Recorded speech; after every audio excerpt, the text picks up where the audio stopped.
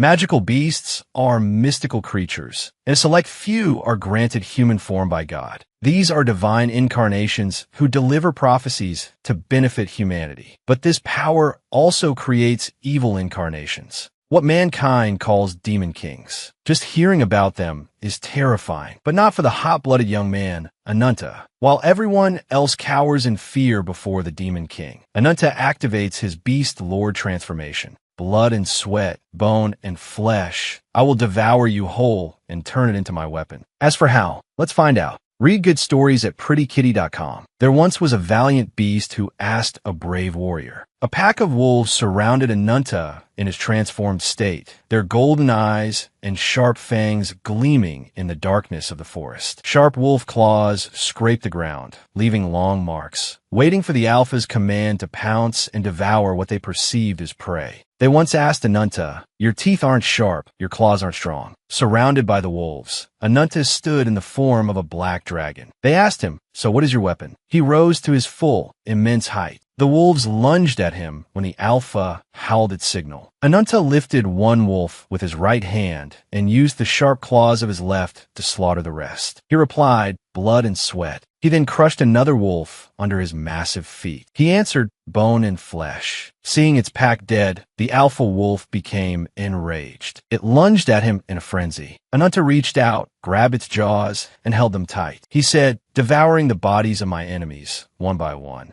Then he bent down and bit into its neck, sucking its blood like a vampire. And thus, they become my weapons. Ananta tore the wolf's jaw apart. He declared, "I will finish you and devour you." Magical beasts are mystical creatures. A select few of these mystical creatures are granted human form by God. These are divine incarnations who deliver prophecies to benefit humanity. But this power also creates evil incarnations, what humans call demon kings. A figure ran breathlessly through the forest. He hoped someone would help him, as he was being hunted.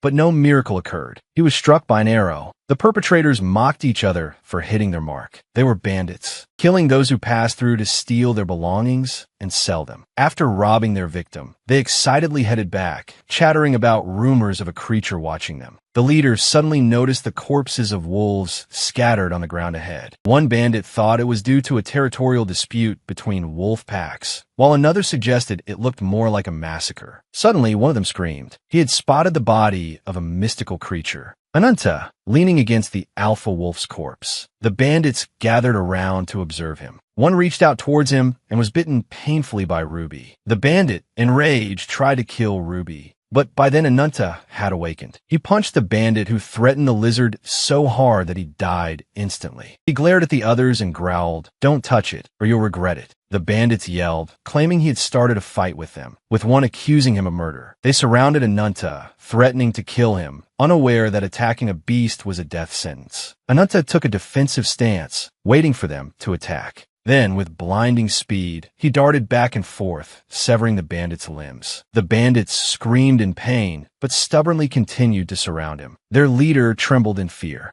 One bandit, unable to bear it any longer, raised his crossbow. Others followed suit, aiming at Ananta. He turned and saw them. The leader yelled, "Fire!" The sharp crossbow bolts flew towards Ananta. Unafraid, he shielded Ruby with his arm, and then activated his power. The bandits stared in terror at the sight. Ananta's back suddenly darkened, red streaks spreading across it like an erupting volcano. Then, the spirits of the beasts he had slain appeared, merging into one. Witnessing this, the bandits cried out in fear, "Demon King." Suddenly, Ananta's blood-red eyes shifted back to their normal golden hue. He retracted the power he had unleashed, then leaned on his hands, breathing heavily. It seemed using so much power had drained him. The bandits tied him up and brought him back to their camp. The leader stared in astonishment at the enormous alpha wolf. He asked his men if Ananta had done this. Ananta advised them it would be best to burn and send it off. But Ma angrily roared. The leader stopped him, approaching Ananta and asking, "Stranger, what is your name?" Ananta replied, "Ananta." The leader asked his purpose, and Ananta simply said he was hungry.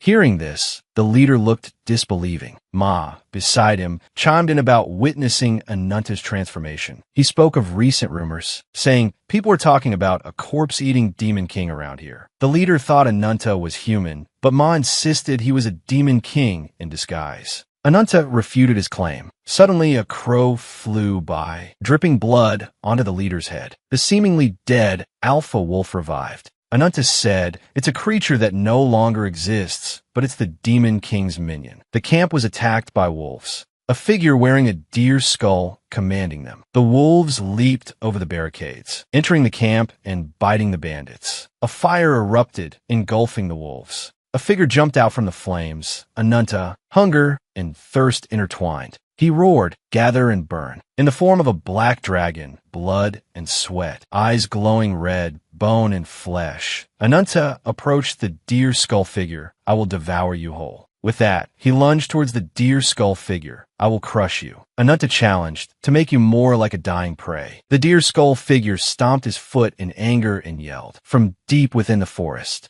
the spirits of beasts rushed out, leaping towards Ananta. However, he caught them by the necks, slamming them into the ground. Then Ananta stomped his foot, somersaulting and kicking the beasts away. He launched an attack towards the deer skull figure, who used a shadow clone technique. He roared and activated his power.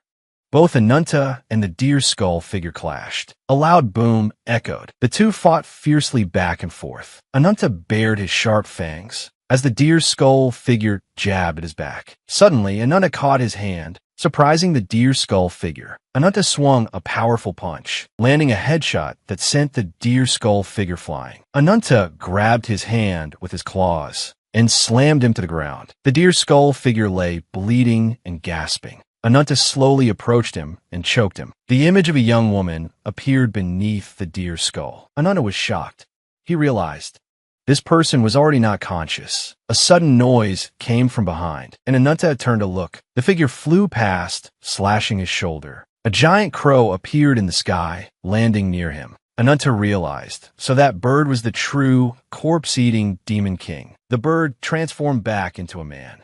He said in disbelief, "Impossible. My beloved shadow puppet has never been defeated." He continued, "I've had my eye on you since you arrived." He questioned Ananta, "Why?" Before he could finish, Ananta pushed the deer skull girl towards him. He said, "Your muttering almost put me to sleep. I'm not interested in your monster monologue." He challenged, "Come on, I'll finish you off." Provoked, the other one summoned his power. "Oh, my power. Grant me control over the souls of the dead." He transformed back into his crow form and looked at Ananta with interest. "If I kill and control you, I'll have a bigger and stronger puppet than the deer and everything else." He then used the shadow manifestation technique. The souls and bodies of the monsters and bandits under his control rose up to fight, surrounding Ananta. The crow yelled, "You unknown entity. Let my bloody army of the dead tear you apart and swallow you whole." A wolf lunged, biting Ananta's leg, while the vengeful bandits stabbed at his body. The crow gloated, "No strength left to fight back, huh?" He then slashed at Ananta with his wing, a truly savage scene unfolding. He reveled, "Ah, let me hear your cries of despair before you die." Ananta remained silent, then suddenly burst into delirious laughter. He activated his power, creating a blinding red aura. The crow was surprised. "What?" Zooming in on his eyes, the silhouette of a monster appeared. "This is..." Ananta unleashed the beast's souls, their claws and fangs bared. He grinned, "Let me hear the roar of the beasts." With that, he opened his mouth wide, as if to devour the crow alive, snapping his jaws around the crow's head. Inside his mouth, the crow must have smelled his breath, choking and gagging. The beast's souls within Ananta, seeing their companion, rushed out. The crow cried bloody tears in fear, then dissolved along with them. The deer skull girl opened her eyes to see Ananta absorbing power, completely stunned. Ananta, as if sensing her gaze, turned his head, his eyes crimson red. Seeing this, the deer skull girl gulped in fear. Ananta walked towards her, much to her surprise. He announced, "You're no longer controlled by the Demon King." The girl raised her hand to her head, remembering, "I had glowing wings." Ananta was puzzled.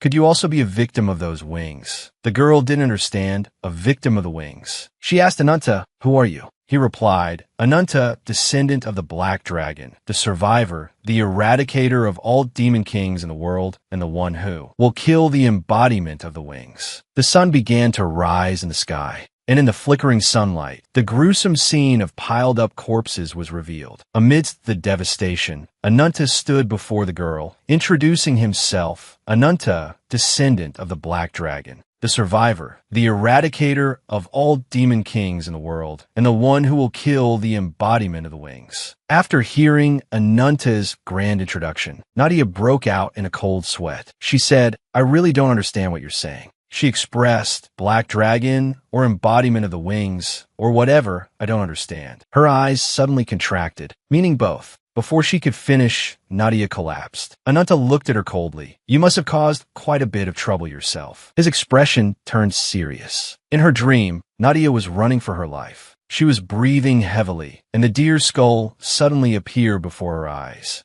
Nadia turned around and, seeing the deer's skull chasing her, ran at breakneck speed. Suddenly, she tripped and fell face first into the ground. When she looked up, she was covered in blood. The deer skull's reflection shimmered in a pool of blood. Nadia looked around in surprise to see corpses scattered around the pool. She let out a few frightened cries, when suddenly the embodiment of the wings appeared, illuminating the dark sky. Nadia turned to look. That face smiled radiantly. The dream ended there, and Nadia woke up. Wyfoot, noticing this, asked, "Oh, you're awake." She stretched and inquired, "You were frowning in your sleep. Did you have a nightmare?" Nadia thought the embodiment. Suddenly, a voice called out, "Ruby." Ananta commanded, "Begin." Ruby gathered fire in its throat, then sprayed it out like watering a plant. The fan-shaped flames burned, those controlled by the Demon King. From the flames, dark shadows emerged, then flew up and turned to dust. Ananta coldly observed the scene before him. Wyfoot explained to Nadia, "Monsters controlled by the Demon King have to be dealt with this way." The rabbit-eared girl ran over and praised Ananta. "You're pretty good at this, huh?" He angrily grabbed her by the neck, making her yelp. He snapped, "Shut up, you gossiping messenger." Wyfoot giggled nervously. He pointed at Nadia. "Because of your stupid information, this happened again." He then threw Wyfoot down roughly. "I'm done. Hand over my payment." Wyfoot cried out in pain, rubbing her back. "You're always so rough." She then turned to Nadia. "Miss, may I ask your name?" Nadia, stunned for a moment, introduced herself as Nadia. Wyfoot teased, "Oh my, I never thought there'd be another victim of the wings like Ananta." Nadia asked, surprised, "What?" Ananta angrily interrupted their conversation, yelling, "Hey." Wyfoot finally remembered what she needed to do, but she still teased Ananta first. So impatient. With that, she took out something resembling a pendulum clock, its face engraved with a rabbit. She pressed a switch, and the lid popped open, revealing something like a constellation circle inside. A large hole appeared where they were standing, while Ananta and Wyfoot calmly jumped. Down the hole, Nadia screamed. She squeezed her eyes shut, fearing she would land on her backside. But nothing happened, so she opened her eyes in astonishment. Before her appeared a city with a giant tree at its center. She asked, "Stunned, where is this?" Wyfoot said playfully, as the saying goes, "A clever rabbit has 3 burrows." "I apologize for the delayed greeting." Then she introduced herself. "I'm a member of Thak, the largest information network on the continent, the adorable, fair-skinned messenger girl." She gestured toward Ananta. "And this is Ananta, an old acquaintance of mine." She continued, "This is Cafes, the largest trading city in the south. The giant tree in front of us is often called the Sacred White Lotus. At the top of the tree is where—" Nadia scowled, interrupting her. "Enough. I'm grateful that you saved me from the Demon King's control, but I don't want to hear your monologue anymore. If you want to continue this conversation, answer my question first. What's your purpose in bringing me to this mysterious city?" Ananta told her to be quiet and follow him, and he would give her the answer. Entering the marketplace, Nadia asked him about the embodiment of the wings.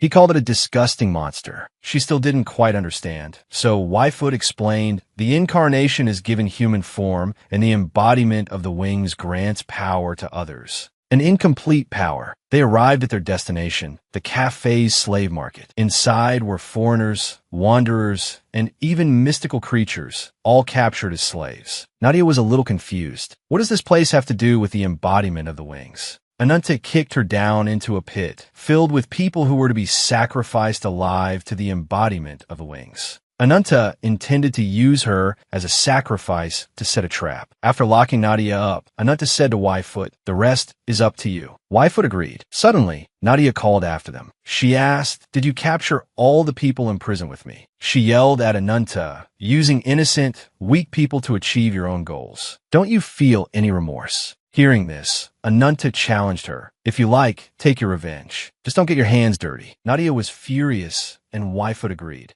Those poor souls. Imagine the pain they'll suffer at the hands of the embodiment of the wings. Yfoot teased Nadia, earning a sharp rebuke. Then, Yfoot called Nadia out, reminding her that she was also controlled by the Demon King and slaughtered countless people. You didn't care about those insignificant lives either. Not doing it intentionally doesn't mean it didn't happen. She told Nadia, our common enemy is that wicked embodiment of the wings. In the corridor of the arena, Ananta sat in contemplation. Yfoot approached him and said, you said a bit too much back there. We didn't do anything to those sacrifices. Ananta asked with concern, how is she? Yfoot replied, I asked Nadia if she wanted to cooperate. She explained, just as planned, the Wings Guardians took them to the White Lotus Temple. Nadia has already been led to the front of the temple. Yfoot continued, offering the sacrifice is the first step to meeting the embodiment of the wings. This way, all our efforts to find him won't be in vain. She said, there's a barrier around the temple, so even the White Lotus Temple's people can't get in. A living sacrifice is required to enter. That problem is taken care of. She continued, if you can touch a branch of the White Lotus, the symbol of the victor, you will meet the embodiment of the wings soon.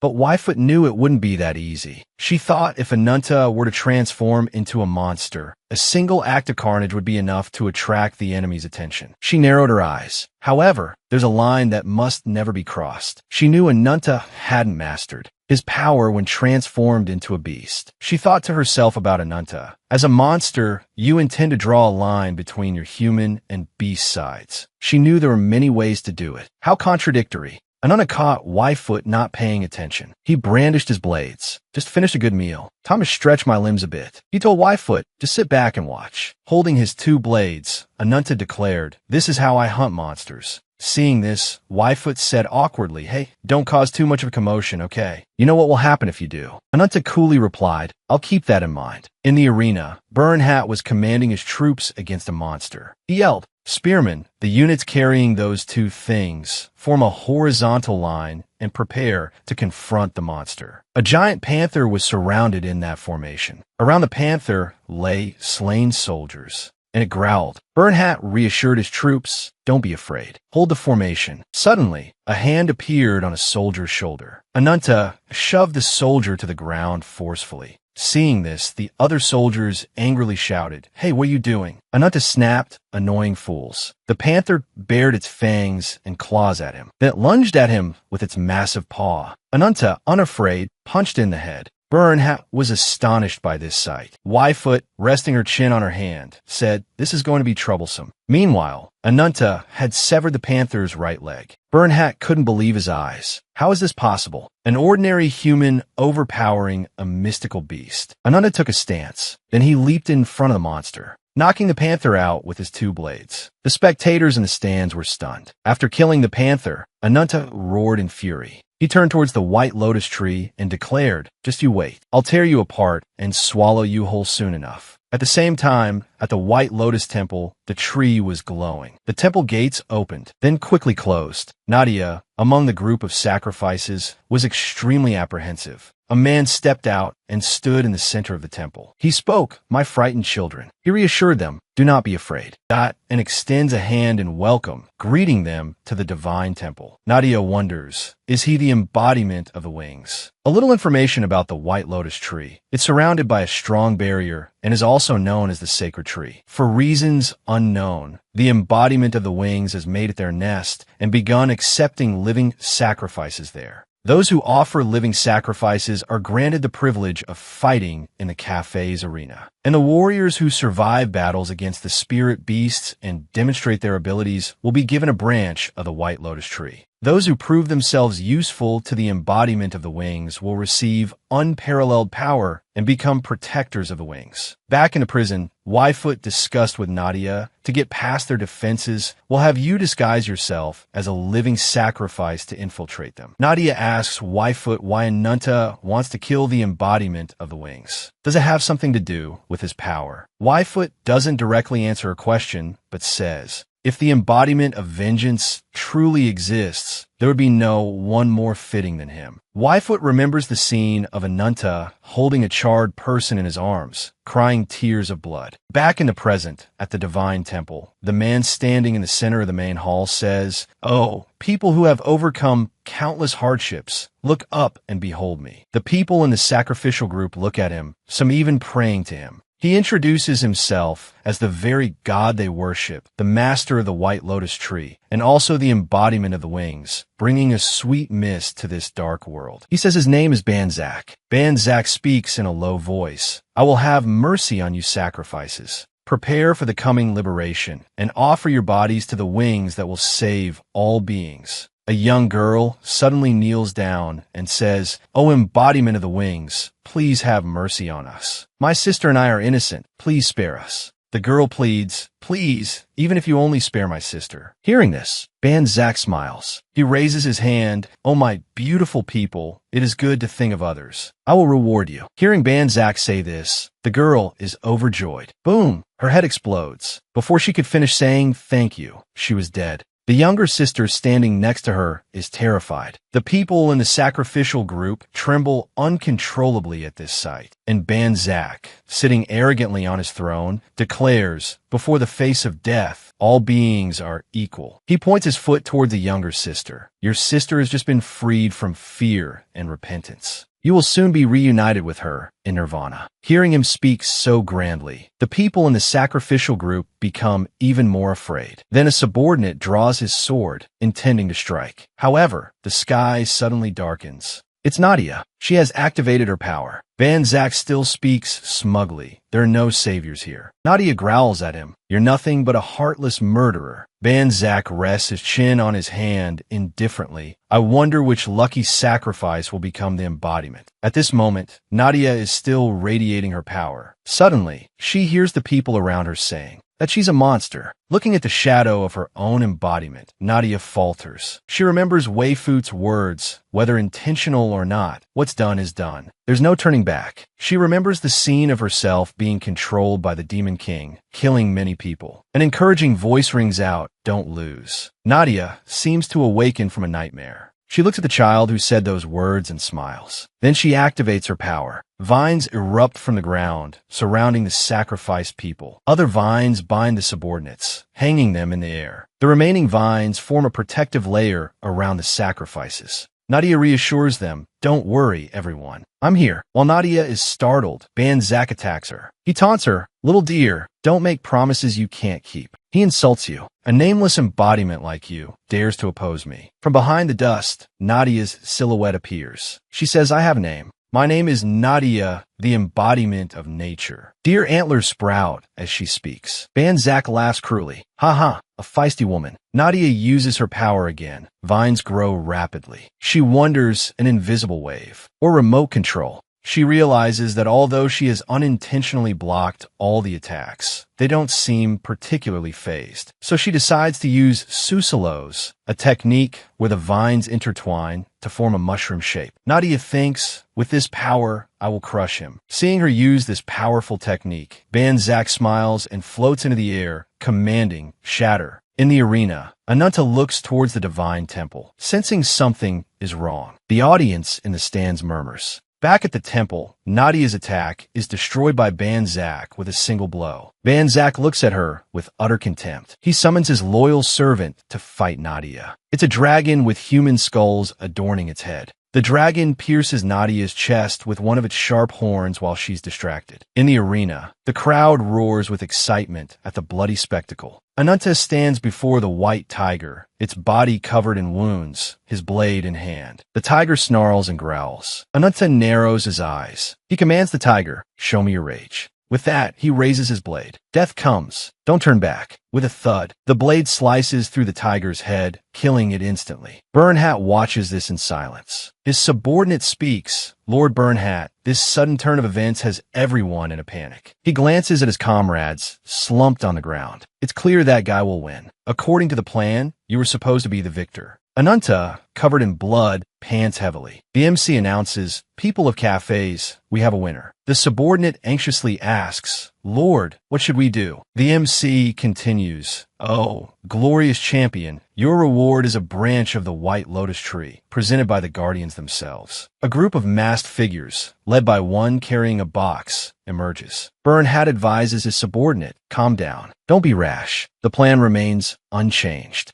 He asserts, "No matter what happens, the White Lotus branch will be ours." The group approaches Ananta. His expression hardens. The box is opened, revealing a branch of the White Lotus tree. He takes it, staring at it with an intense gaze. He must kill the embodiment of the wings, no matter the cost. Elsewhere, at the divine temple, vines have spread everywhere. Inside the protective barrier, two children peer out, observing Nadia's situation. Weakened by the skull-covered dragon's attack, Nadia struggles. She pulls out the sharp horn and kneels on the ground, gasping for breath. The monstrous dragon stands before her. Banzak taunts Nadia, "You said you would do your best to protect those sacrifices. How deceitful." He mocks her, "Look at those pitiful faces. Save them from their fear. That will be merciful." Nadia retorts, "Must I repeat myself? You are no savior." She cries out in anger, "You are a horrific demon, sowing death and fear." Banzak's face darkens at Nadia's words. "Allow me." True, repentance stems from despair. He uses his power. Within the protective barrier, trees erupt from the ground, impaling the sacrifices. Nadia watches in horror as a massacre unfolds. Everyone inside is dead. Nadia cries out in anguish, "No, stop." Vines reach out, digging into the monster's flesh. Banzak glows with a sinister smile. "Receive the blessing of these repentant wings from my servant. Consider it your honor." The branches drain the energy from the sacrifices. Nadia stared, dumbfounded, wondering what could be inside the White Lotus branch. Banzak laughed. "It's quite obvious, isn't it? This is hell, where life and death coexist." He raised a hand. "Unlike the immortal Naga, humans are destined to die. Only I can save your meaningless lives." The monster's power surged through the branches and into the sacrifices. "Look," he said, "your pathetic lives are now nourishing the White Lotus tree. They will create immortal warriors. A cycle of life, reborn as the light that protects the White Lotus tree." The monster roared, "It is coming. The blessing of the wings." "What kind of monster are you?" Nadia demanded. "How many lives have you taken?" Banzak beckoned, and a branch shot out from the ground, wrapping around Nadia. "So many," he replied, "that counting would be pointless." He sneered, "Such a stubborn woman." He asked, "Any last words?" "Go to hell." Nadia spat. Banzak chuckled. Then something black flew towards him. Banzak turned and slashed. The severed head of a sacrifice, drained of life by the White Lotus tree, flew through the air. Simultaneously, Ananta leaped towards Banzak. Banzak's eyes reflected Ananta's image as Ananta thrust the White Lotus branch he had just been awarded directly into Banzak's eye. Ananta landed smoothly. Nadia, seeing him, cried out, "Ananta." He turned to her, a smirk on his face. "You're alive. Lucky you." Banzak realized what had been thrust into his eye. He turned to Ananta. "You're the victor of the arena." He sounded incredulous. "Impossible. You won. I never thought anyone would make it this far." Ananta turned to Nadia. "Hey, where's the embodiment of the wings? Why are you tangled up with this weirdo?" Nadia looked surprised. "What are you talking about?" Ananta said, without his permission, "This isn't enough to enter Aiel's territory." Hearing Ananta mention Aiel, Banzak flew into a rage. "How dare you? How dare you insult Aiel, the great embodiment of the wings?" He transformed angrily. "I'll tear apart that disrespectful mouth of yours myself." Ananta said something to him. "Hey," he began, his voice revealing the truth. "You know he's not the embodiment of the wings, don't you?" A guardian suddenly swung his sword, attacking Bernhat, who stood opposite him. But Bernhat quickly dodged the blade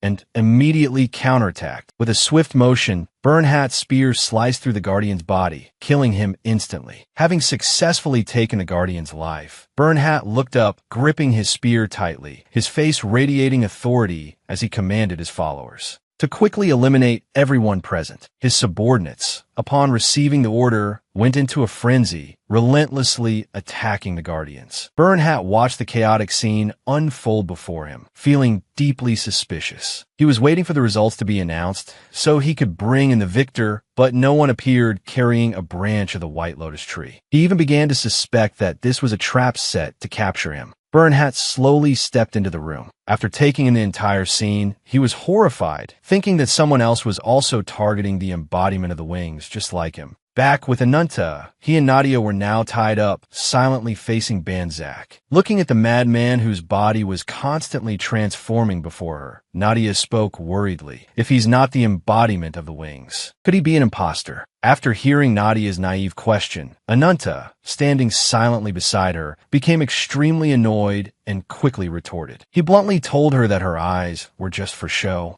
Because for you, the true embodiment of the wings is a highly prestigious title. Its original form is 3 pairs of white wings. Ananta, as if casually, glanced over at Banzak, scornfully saying that for him to be the embodiment of the wings, he didn't even possess a single proper wing. Furthermore, he mocked Banzak, saying he should take better care of his appearance before even thinking about impersonating someone else. Ananta then showed his utter disdain, criticizing Banzak for being all talk. Hearing Ananta's words, Banzak was immediately speechless. Perhaps to maintain some last shred of dignity, he could only put on an enraged expression. He darkly declared that Ananta's nonsense wasn't worth responding to, then ordered his minions to eliminate him. At that very moment, Ananta quickly unleashed his furious power. He slammed his fist into the ground, and the vines binding Nadia immediately released her. After struggling free from the tangled mess, Nadia looked to the side and noticed 2 others also tightly bound by the vines. Without hesitation, she rushed to their aid. Back with Ananta, he relentlessly unleashed devastating blows upon Banzak's minions. And while he was fighting fiercely, a monster covered in skulls appeared and attacked him directly. Seeing the situation escalate, Ananta immediately transformed his entire body, becoming a terrifying fire salamander clinging to a white pillar. He then charged towards the giant monster with lightning speed, delivering a powerful blow to its body. Without a moment's rest, Ananta continued his offensive, launching himself like an arrow towards the monster. Unleashing his energy, he delivered a critical hit, successfully tearing the monster apart. However, just as Ananta finished off the monster, Banzak suddenly transformed and attacked him from behind. Caught off guard, Ananta was immediately pinned to the ground by sharp claws. Banzak looked down at him with a condescending gaze, saying that he had given him a full display of divine power. He then raised his claw, intending to end Ananta's life. However, before the eyes of those present, Ananta managed to block his power, and the 2 began to clash. They relentlessly exchanged devastating blows, and Ananta had an arm severed by Banzak's claws. Just when it seemed Ananta was defeated, he focused all his power and struck Banzak with a final blow. Banzak, not to be outdone, immediately deployed his vines, activating his defense. However, his power was no match for Ananta's, and his vines were quickly cut down. The devastating blow pierced through Banzak's body. At that very moment, another monster suddenly appeared behind Ananta and attacked him, declaring that he would teach him a lesson, showing him the true wrath of a god. Just then, countless cracks appeared in the clear blue sky. As a portion of the sky shattered, a giant hand emerged. Standing within a purple halo with a solemn expression, Byron looked down at the scene below, seemingly contemplating something. Returning to Ananta's battle, after taking a powerful blow from him, the cruel monster began to boast, telling everyone to admire his magnificent wings. However, his joy was short-lived because while he was still off guard, Ananta quickly counterattacked. He seized the opportunity, using all his strength to deliver a powerful blow to the monster's body, catching him completely off guard. The terrible damage from the punch caused the monster constant pain. Seeing the situation becoming increasingly unfavorable, Banzak then unleashed his ability, flinging his hand out to command vines to bind Ananta tightly. The previously injured monster, now fully healed, glared at the bound Ananta with unrestrained fury, declaring that he would tear him to shreds. As soon as he finished speaking, he launched himself into the air. The thorns within his body, like sharp needles, shot towards Ananta at lightning speed. But at that moment, Ananta seemed to unleash all the power within him. A bright red light radiated outwards, and with a bang, Ananta broke free from Banzak's slimy vines. While the monster was still stunned, Ananta zipped past him, throwing all his strength into an attack aimed at the monster's position. His speed was so great that it created double helixes, and with a single blow, he nearly took out half the life of the arrogant monster, who only had time to let out a loud curse. As the thick fog gradually dissipated, he finally saw Anunta's current form. The monster seemed unable to believe his eyes, his expression one of utter shock at Anunta's transformation. Nadia, watching the entire battle from afar, was also surprised, as she hadn't noticed when Anunta's form had begun to change. Seeing that Anunta's movement speed was now faster than the naked eye could follow, Banzak grew worried, wondering if his power lay in regeneration and transformation. If that were the case, he decided he would use his overwhelming power to crush him to pieces. No sooner said than done. Banzak launched a direct attack on Anunta, who quickly adopted a defensive stance. With his agile body and super strength, Anunta skillfully evaded all of Banzak's successive attacks.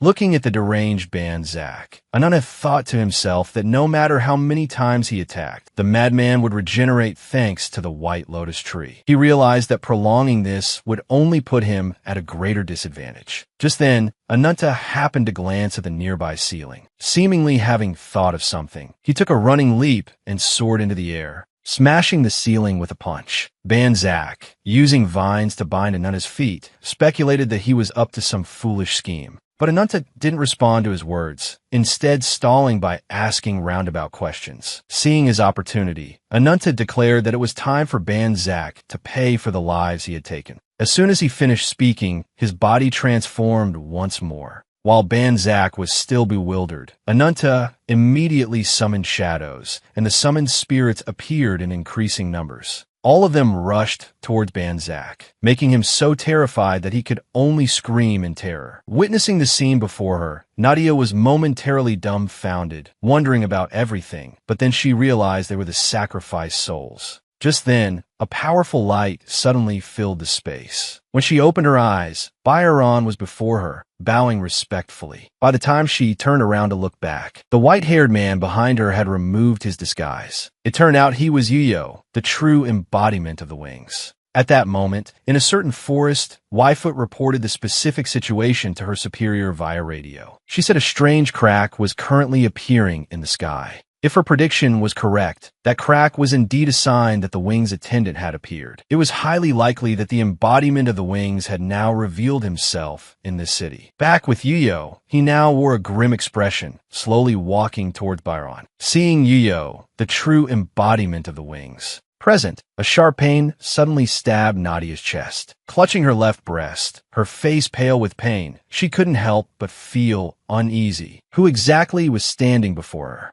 As for Banzak, he seemed to have no strength left, his body covered in serious wounds. Looking up with difficulty at the one who had defeated him, Banzak felt a sudden panic at the sight of Yuyo, wondering why he was here at this time. Facing Banzak's question, Yuyo coldly asked if he still remembered who he was. Hearing this, Banzak showed a look of disgust, saying how could he forget his cold-blooded and cruel former master. Maintaining his indifferent attitude, Yuyo slowly replied that he had stripped Banzak of his wings to punish him for basking in the glory of his delusion. Then, Yuyo calmly ordered Byron to tighten his grip on Banzak's neck, immediately making him gasp for air. Staring at Banzak, now reduced to only his upper body, Yuyo warned him that those wings were only for those who deserved to soar through the sky. After hearing Yuyo finish, Banzak immediately became furious, claiming Yuyo was speaking nonsense. To him, the most vicious and terrifying being was the one who sacrificed thousands, even millions of lives just to create a body for a monster, and he simply wanted to reclaim the wings that rightfully belonged to him. However, Banzak's outburst only made Yuyo see him as a fool, useless, and those who had outlived their usefulness were only fit to be discarded. With that thought, Yuyo slowly exerted his power. A blinding light flashed, and Banzak instantly turned to dust. Anunta witnessed the entire scene, his eyes filled with anger and hatred.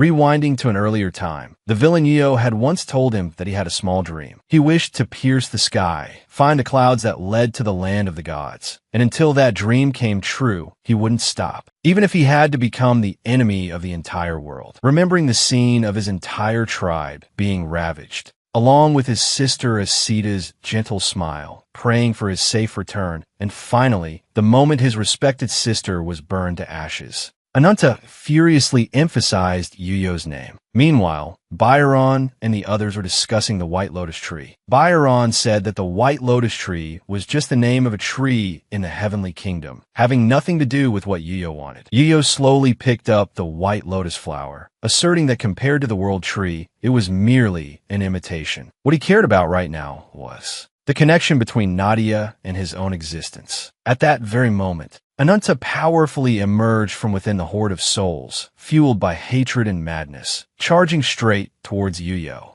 but was quickly intercepted by Byron's agile movements. Ananta, now completely consumed by a terrifying rage, unleashed his full power, landing blow after blow on Byron. The guard, in turn, adopted a defensive stance, ready to counterattack at any moment. While Ananta and Byron clashed fiercely, Yuyo watched Nadia with an expression of intense amusement. The moment he reached out to her, Bernhat appeared, spear in hand, successfully thwarting Yuyo's malicious intent. Just then, Ananta unleashed his power to its maximum. He stood before Yuyo and roared furiously. Looking at him, Yuyo declared with excitement that he was seeing a familiar face again. For Ananta had completely transformed into the black dragon, Azdaha. Looking at his surroundings, Ananta was momentarily stunned, his face filled with bewilderment. He didn't know where he was or why he was there, but above all, he had a bad feeling about this place. With that thought, Ananta decided to find a way out quickly. But even if he escaped, he didn't know where he would go. At that moment,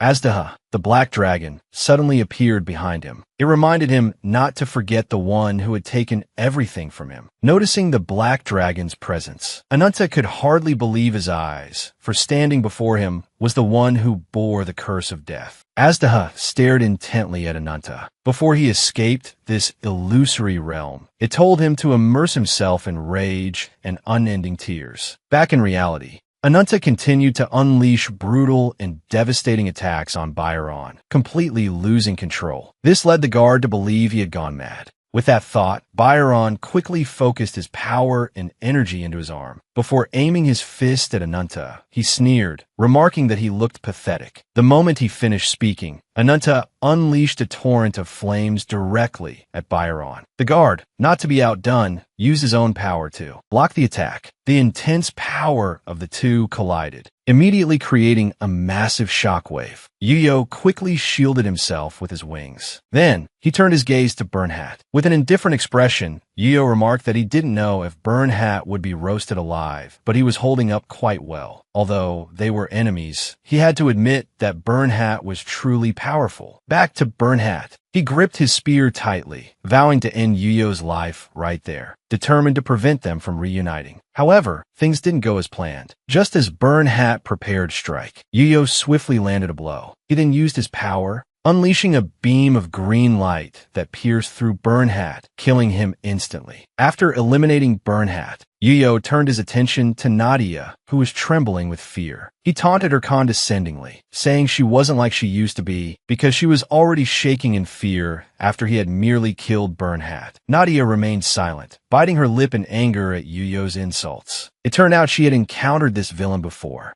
Yuyo now believed Nadia was also a chosen one because she resonated with the branch. This branch was the miracle that weakened the boundary of rebirth but granted superior power. It also represented Yuyo's desire to maintain the sky of this world. With that, he slowly approached his younger brother, who had been born from countless lives, but could only stay in a cage. Hearing that, Nadia, unable to contain her curiosity, asked for the younger brother's name. He simply gave a chilling smile and said his name was Rit. Back to the fierce battle between Ananta and the guard Byron. The two were now fighting intensely. Ananta powerfully spread his wings and shot straight up into the air. After reaching a certain height, he focused all his power and breathed out a large fireball. He shouted the incantation Heavenly Fire Jade, and the fireball immediately shot downwards like an arrow. Yuyo stood below, calmly watching the approaching flames. He thought Ananta was underestimating his abilities. Yuyo slowly raised his hand, gradually displaying his own power not forgetting to say, "Heaven has no place for someone like you." With that, he began to chant, accompanied by a blinding green light. Everything was finally over. This was perhaps the end of the White Lotus Tree, because after the battle that erupted at the White Lotus Tree, due to the intense destructive force from the power of the wings, Ananta, the trump card,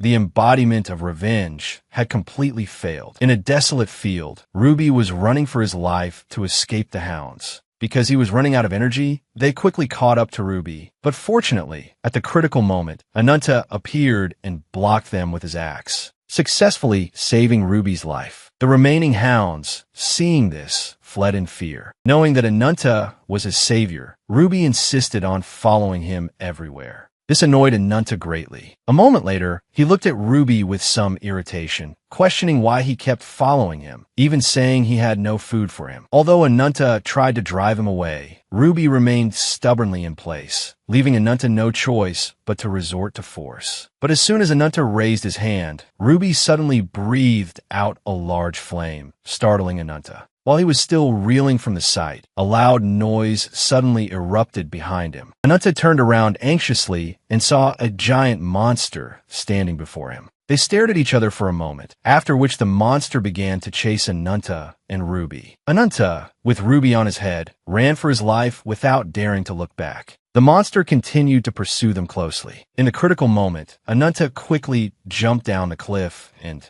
landed safely. He saw a man in a black cloak sitting silently like a statue beside a dry bush. However, Ananta was more focused on the monster. He glared at the creature staring down at him from above. Exasperated, he thought it really wanted to hunt him down. Ananta quickly put Ruby down, gripped his axe tightly, and defiantly declared to the monster that he would make it taste the power of the black dragon's descendant. Just then, Yuyo appeared behind him. He calmly took off his hat and looked directly into the monster's eyes, scaring it away. Afterward, he kindly inquired about Ananta's well-being, and that encounter changed Ananta's life completely. The scene changed. After a long time, Ananta finally returned to his village. The villagers, upon seeing him, showered him with concern, asking where he had been, and also wondering about Yuyo's identity. Just as Ananta was about to explain, Asita suddenly appeared. She sternly questioned Ananta, "You went to the mystical beast territory again, didn't you?" She also didn't forget to ask him about the identities of Ruby and Yuyo, who were standing nearby. After listening, Ananta began to introduce his sister to Yuyo. But just as he finished the introduction, Asita suddenly covered her mouth and coughed violently, a large mouthful of blood appearing in her hand. Seeing the scene before him, Ananta was instantly filled with panic. He hurriedly urged his sister to go inside and rest. Yuyo took in all the events unfolding before him. The scene changed to inside the camp, where the chief politely invited Yuyo to enjoy a meal with his village. Because it was rare for outsiders to visit, he felt he should treat the benefactor who had saved his tribe well. Furthermore, to show his hospitality, the chief allowed Yuyo to stay as long as he liked. This warm welcome made Yuyo happy, and he gratefully thanked the chief. Immediately afterward, his gaze fell upon Ruby, and with just a glare, Ruby was frightened and quickly sought a place to hide. While Yuyo remained in the tribe, Ananta would be responsible for acting as his guide, as per the chief's orders. The chief then looked at Yuyo and, wondering why he had come to such a remote place, immediately received Yuyo's answer. It turned out he was an explorer researching the geography, customs, and deities of various lands. He then pulled out a map, explaining that he had traveled from south to north, journeyed across continents, and learned countless customs and legends. He was currently following the story of the death of the god Hongwa in this desert. More precisely, he was searching for the god named Ajitaha, the first creature granted divine power, also known as one of the 6 great deities. It was an entity both revered and feared, the embodiment of evil, the black dragon Ajitaha. Night fell, and everyone gathered around the fire. After taking a sip of medicine, Asita's health improved. It turned out the medicine was a type of herb with extraordinary properties. It boosted the body's immune system, enhancing overall health. Noticing her improved condition,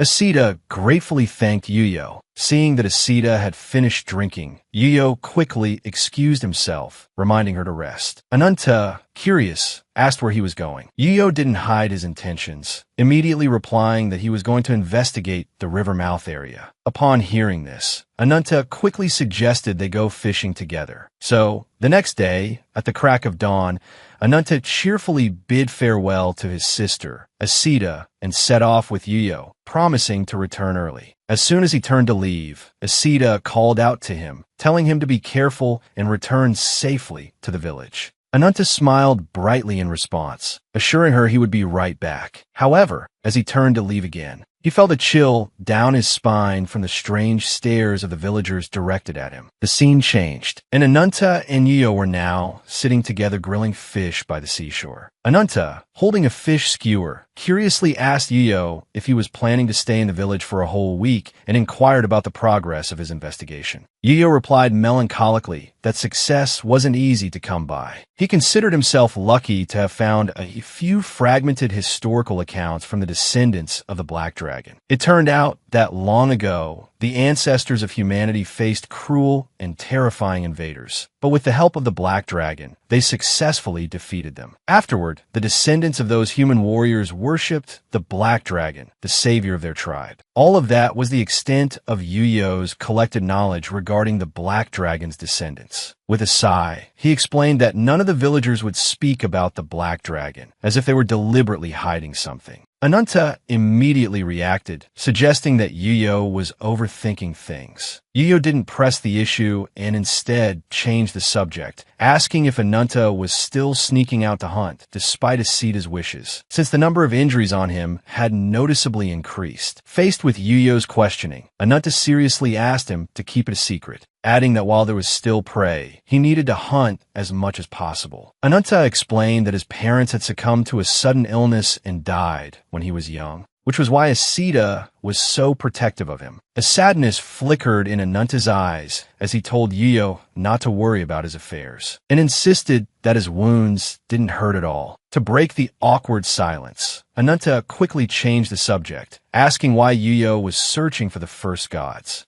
Yuyo simply explained that he sought the Lord's treasure. He revealed that the first gods held the sources of the Lord's power, a power that transcended all worldly laws and human understanding. This treasure consisted of 6 artifacts containing the strength and authority of the gods. Whoever possessed them would surely become a being beyond this world. After hearing Yuyo's explanation, Ananta anxiously asked about the old scale, immediately making Yuyo suspicious, believing Ananta must know something. Realizing his slip-up, Ananta scratched his head sheepishly and decided to tell Yuyo everything. It was a story his sister had told him when he was young. The Black Dragon, in its rage, hadn't stopped at driving out the invaders, but continued its rampage until the entire prairie was scorched. It entrusted one of its scales to their ancestors to restrain itself, then fell into a deep slumber after dividing its power. Ananta's ancestors then built a shrine in the canyon to worship the Black Dragon and assigned the village's elite warriors to protect it, preventing the scale from falling into the wrong hands.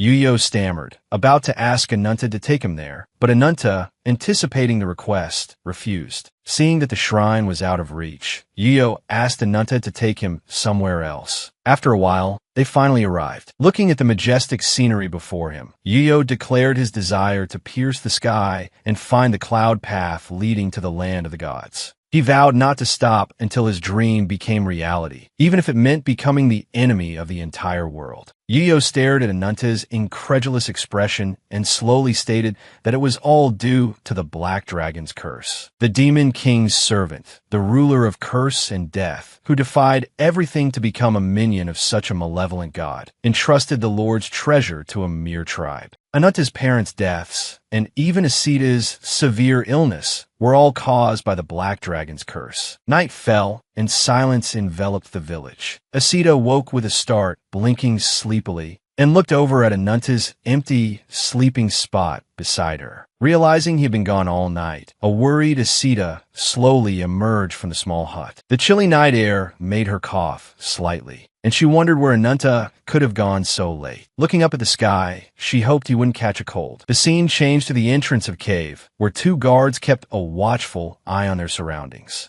Yuyo suddenly appeared in the distance. Noticing his presence, the guards immediately took defensive stances, pointing their spears directly at him and ordering him to halt. Despite Yuyo's clear annoyance, the guards remained steadfast, declaring that no one could enter without permission. Unfazed by their warnings, Yuyo continued to approach. Seeing Yuyo's continued defiance, one of the guards became enraged and lunged forward with his spear. Before he could strike, Yuyo swiftly snatched the spear from his grasp. To the guard's astonishment, Yuyo delivered a powerful punch, taking him down with a single blow. Witnessing the scene, the remaining guard was momentarily stunned. Before he could react, Yuyo unleashed his signature move, swiftly defeating the other guard. Having dealt with them, Yuyo coldly turned toward a large rock behind him and demanded that the person hiding there come out. Ananta cautiously emerged, holding a glowing flower. He silently marveled at Yuyo's terrifying strength. With just a few simple moves, he had easily defeated the tribe's elite warriors.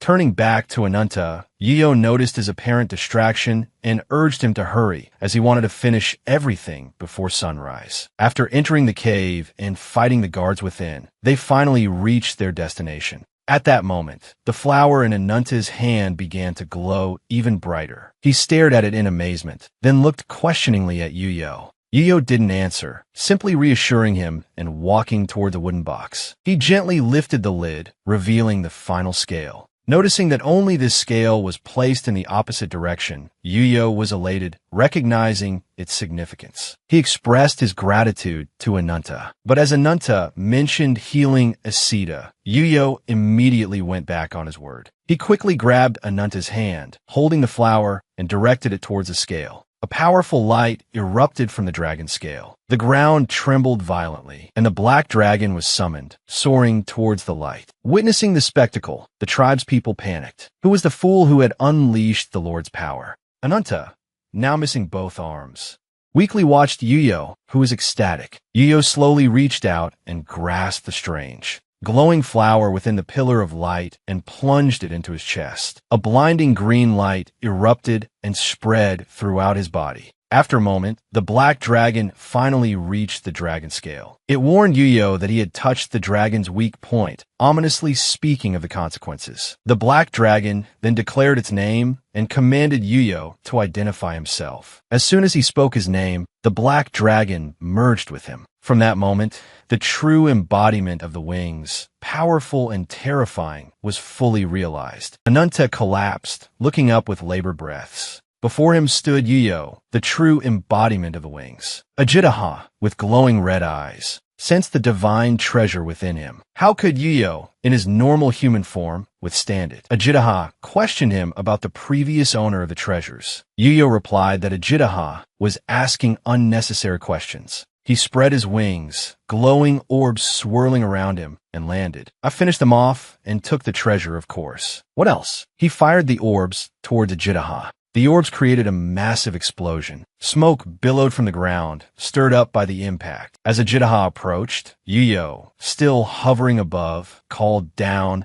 Since it separated the Lord's treasure from its body, its energy has been depleting. A sinister smile spread across his face. Shadow of the divine, I will bury you myself. Ajitaha glowed a furious red. Do you have the strength to do so? It challenged. It opened its maw and unleashed a torrent of red flames towards Yuyo. He beat his wings, dodging the fiery blast. With a furious expression, Ajitaha beat its wings powerfully and soared into the sky, rocketing towards Yuyo with incredible speed. Yuyo flew evasively, fireballs swirling around Ajitaha as it pursued him relentlessly. With a powerful flap of its wings, Ajitaha launched the fireballs at Yuyo, taking him by surprise. He reacted quickly, using his light technique, summoning a large concentration of light to intercept the incoming attack. The two forces collided, resulting in a tremendous explosion. Ajitaha, its eyes still burning red, glared at Yuyo and growled. It beat its wings harder, enveloping itself in a crimson aura. With a mighty thrust of its wings, a surge of red energy shot towards Yuyo.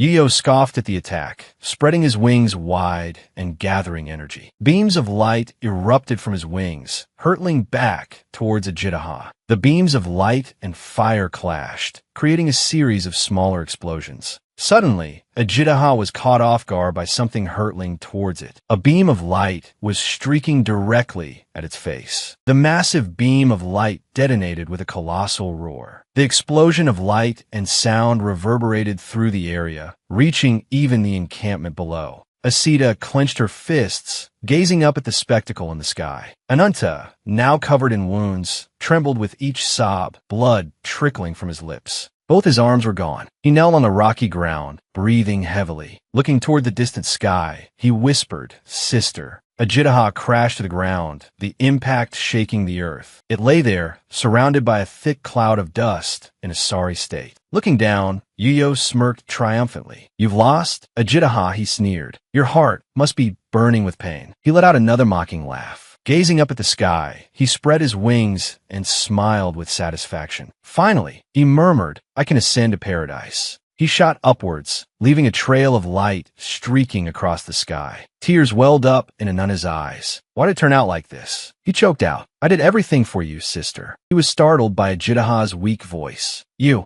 helped this embodiment of the wings." Tears streamed down Ananta's face, his body shaking uncontrollably. "Forgive me," he pleaded. "Everything I did was for my sister." Ajitaha's eyes glowed red. Facing its impending death, it was not pleased. Its entire body blazed crimson. "I will tear you limb from limb." With its last reserves of strength, Ajitaha struggled to rise. It beat its wings, bathed in a fiery red glow. As its wings unfurled, it lifted its head towards the sky and roared. Ananta, his face streaked with tears, looked on and whispered, "Demon King." Ajitaha beat its wings powerfully and began to ascend, soaring upwards. Ananta's eyes widened as he watched Ajitaha fly towards their village. It unleashed a torrent of fire upon the village below. The village was engulfed in flames, people screaming and fleeing, but to no avail. His sister was consumed by the inferno. The flames raged, punctuated by cries of agony.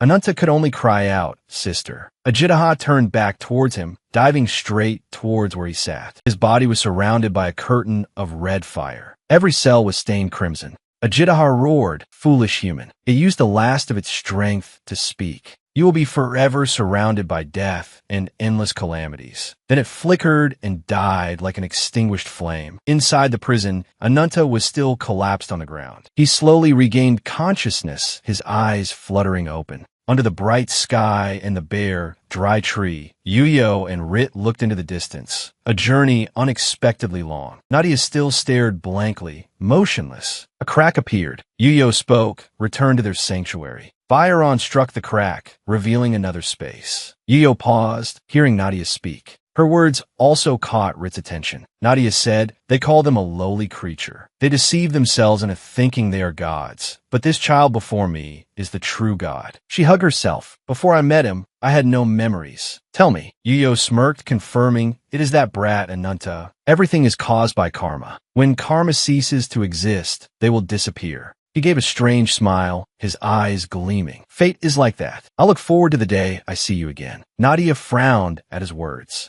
At that moment, Regisa in Haza was bathing. She draped her vibrant red hair over the edge of the bath. "Mo and Scan arrived to report. News has arrived. Lord Bon Hat has returned from the southern surveillance outpost." She slid out of the water. "It's been a while since I've heard such good news." Stepping out, she added, "Luckily, if it were bad news, I wouldn't know what to do." Mo draped a robe over Regisa. Scan continued the report. According to the information received, an embodiment and 2 humans accompanied him. She asked, "An embodiment with wings?" Mo replied, "It would be best for your highness to see and judge for yourself." She smiled contentedly. At a large fortress on the mountain, Bon Hat and his entourage entered. He was with Nadia. Much like Ananta, he claimed to have a deep-seated grudge against the embodiment of the wings. Therefore, he invited them to the organization's headquarters. Outwardly, he used the excuse of fighting together, but clearly, what he wanted was Ananta's power. And after the battle ended, the rabbit girl disappeared without a trace. Nadia walked with a determined expression. She could have gone elsewhere, but somehow, she chose to come to the Northlands to meet someone. That person was Duke Bon Hat. He had arrived. Inside the room, everyone was assembled, standing in a neat row. Rupa glanced in the direction they were moving, while Takin stood with his arms crossed and eyes closed, announcing Her Majesty, the Empress. Regisa entered with MO and scan. Nadia watched, frowning in thought. That person is the Grand Princess, Monguk Vanquaria of the Warrior Kingdom, a militia organization that holds a grudge against the embodiment of the wings. Regisa sat on her throne, a hearty laugh escaping her lips, portraying the image of a powerful woman. Bonhat bowed respectfully, greeting Regisa, and she returned the greeting, congratulating him. She asked him to recount the results of his expedition. According to the original plan, to reach the Cafeus Temple, we eliminated a group of arena participants and disguised ourselves as them. There were some unexpected incidents, but in the end, I successfully infiltrated the temple. There, I met the embodiment of the wings, Yiyo. Everyone turned to look at the mention of his name. Regisa prompted him to continue. Bonhat calmly continued. Immediately afterward, I engaged Yuyo in battle, but shamefully, I was defeated. Hearing this, she frowned and reproached him. So you returned empty-handed, humiliated like this. He looked uncomfortable. Victory and defeat are part of a warrior's life. No matter how many times I lose, one day, these hands will personally end him. She chuckled at his attitude, then burst into laughter. That's the Bonhat I know. Only now did Regisa notice the person beside Bonhat. Nadia bowed her head in greeting and was introduced as the embodiment of nature, part of a group searching for the embodiment of the wings. Bonhat respectfully informed Regisa that Nadia was their new ally, bolstering Leviathan's forces. Thanks to her assistance during the expedition, he was able to bring her back to meet Her Highness. She inquired about the others. Mo spoke up, explaining that while he referred to them as people, they were merely a savage man and an ordinary young woman. The woman had offered to cooperate in exchange for their care and protection. Her daughter's health had improved considerably and would soon be placed with a local family. The savage man was currently receiving treatment at a medical facility, his condition showing some improvement, but he remained in a critical state, deeply comatose and unresponsive. Mo suggested that if she wished to use force, they could bring him along as well, but she declined. Regisa stepped towards Nadia to greet her, extending her hand.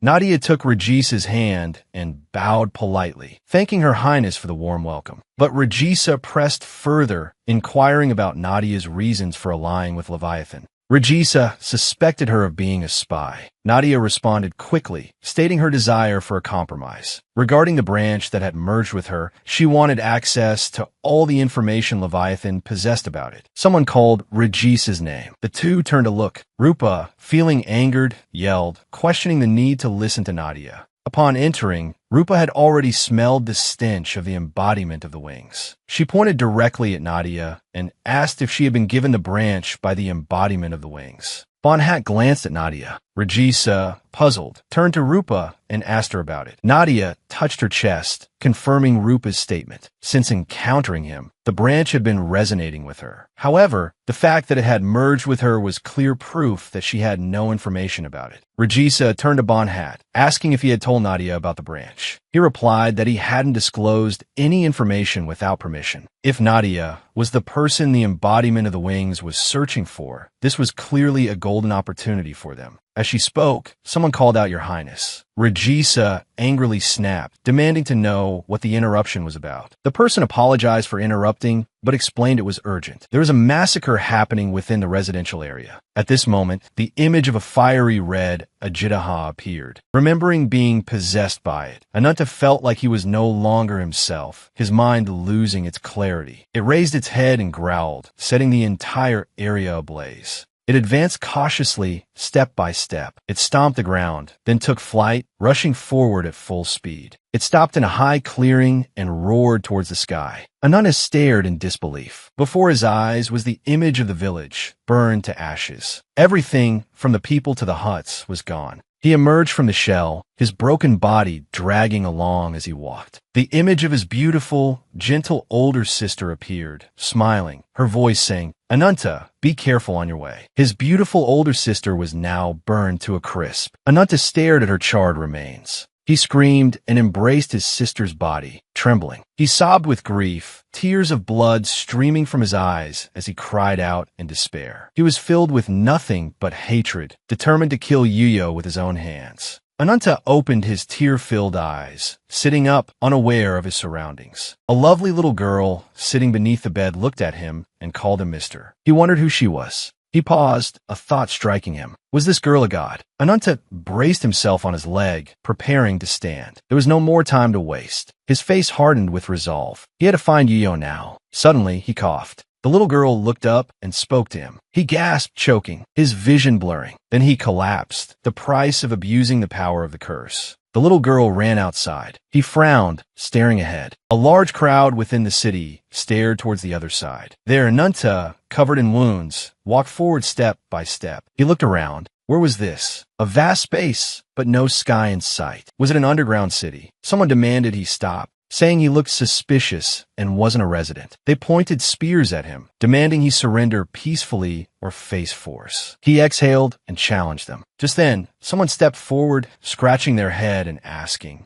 if anyone had seen their child. Ananta looked at the symbol on the person's hand. He had memorized a symbol earlier, one that would help him find the embodiment of the wings. Those belonging to his faction would surely bear this symbol. Ananta reached out and touched the person. Suddenly, a spear point appeared right before his eyes. The person swung their blade at Ananta, eyes flashing. They didn't like being touched from behind. Ananta also swung his fist. The person sensed his strength and quickly retreated. He wouldn't get past them today. He winked. Formidable indeed. He looked ready to die. A fiery red aura enveloped Ananta. How could he possess such an aura? Ananta asked about the symbol on his right hand. He glared at him, clenching his fists, and demanded to know if he had any connection to the embodiment of the wings. But the man said nothing, instead grabbing his blade and charging straight at Ananta. Ananta quickly dodged, though slightly startled. He swung his blade, launching a continuous flurry of attacks, but Ananta evaded them all. Ananta pressed close to the wall, watching him. The man swung his sword and declared, "If you want something, take it with your own strength." With that, he swung his sword, using static discharge claw.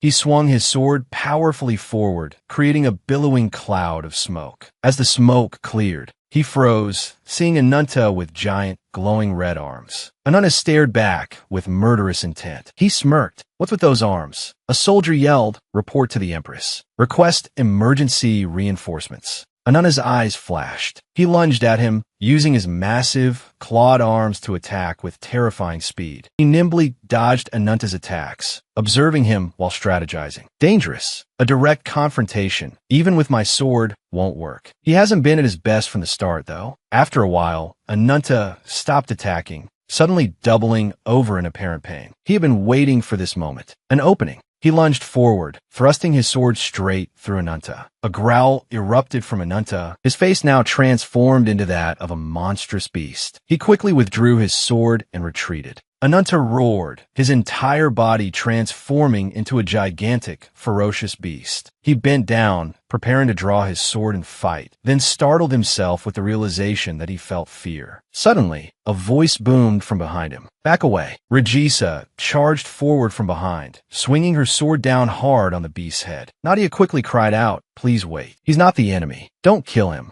Regisa, her expression stern, said coldly, "If he harms my people, I will not spare him, no matter who he is. You ugly monster, I will finish you right here." Ananta, in his monstrous form, suddenly began clawing at himself. A horrifying sight. The soldier stared dumbfounded. He's choking himself. The monster crashed to the ground. Nadia anxiously watched Ananta. Regisa approached and saw the monster had reverted back to Ananta's form. She was utterly astonished. What was this? This guy, Regisa, and 4 others sat around a circular table in the room. Skin stood beside her, reporting, "As per your command, the savages have been imprisoned in the dungeon, and the embodiment of nature is also under the surveillance of the royal army and has received your order to remain and wait. We are monitoring their every move." But chaos still erupted. Emo, standing beside him, added, "Rumors spreading throughout the fortress was only a matter of time." Regisa spoke, "I believe everyone is aware of the situation. We will now begin the leadership meeting. The main topic is the upcoming arrangements for the man named Ananta. The final decision will be announced after gathering input from everyone here." Rupa, chin resting on their hand, said, "How long do you intend to keep such a dangerous individual in the fortress? There's no need for discussion. Just eliminate him." O chuckled, "Don't be so tense, Rupa. He seems interesting. Why not use him to our advantage?" Takin crossed his arms, frowning. "Shut up, O. I'm not interested." Rajisa asked Bonhat, "Do you know anything about him?" Bonhat politely replied, "I do, your majesty." Rupa slammed a fist on the table, angrily shouting, "Are you kidding me? Bringing a monster into the fortress without any warning. What were you thinking, Bonhat?" Bonhat's face darkened as he responded, "His presence alone has caused unrest within the fortress. Regardless of what anyone says, I was determined to bring him here. Empress Rajisa, I didn't expect his power to be so unstable and terrifying, but it's true that he has a vendetta against the embodiment of the wings. If we can harness that power under our command, he will be an invincible weapon. I implore you to consider allowing him to join the Ribolt forces." Rupa slammed the table and stood up abruptly. "Rajisa, are you going to listen to that nonsense? Hey, you fought him, didn't you? Why didn't you just finish him off properly?" O sat with his legs crossed, resting his chin on his hand. "It's a bit cheeky of me to say this after starting the fight, but Bonhat is right. This guy will be useful to us. If we had both gone all out, we both would have been crippled." Rupa's eyes widened in surprise. "What?" Rajisa spoke, bringing the messenger with the rabbit feet.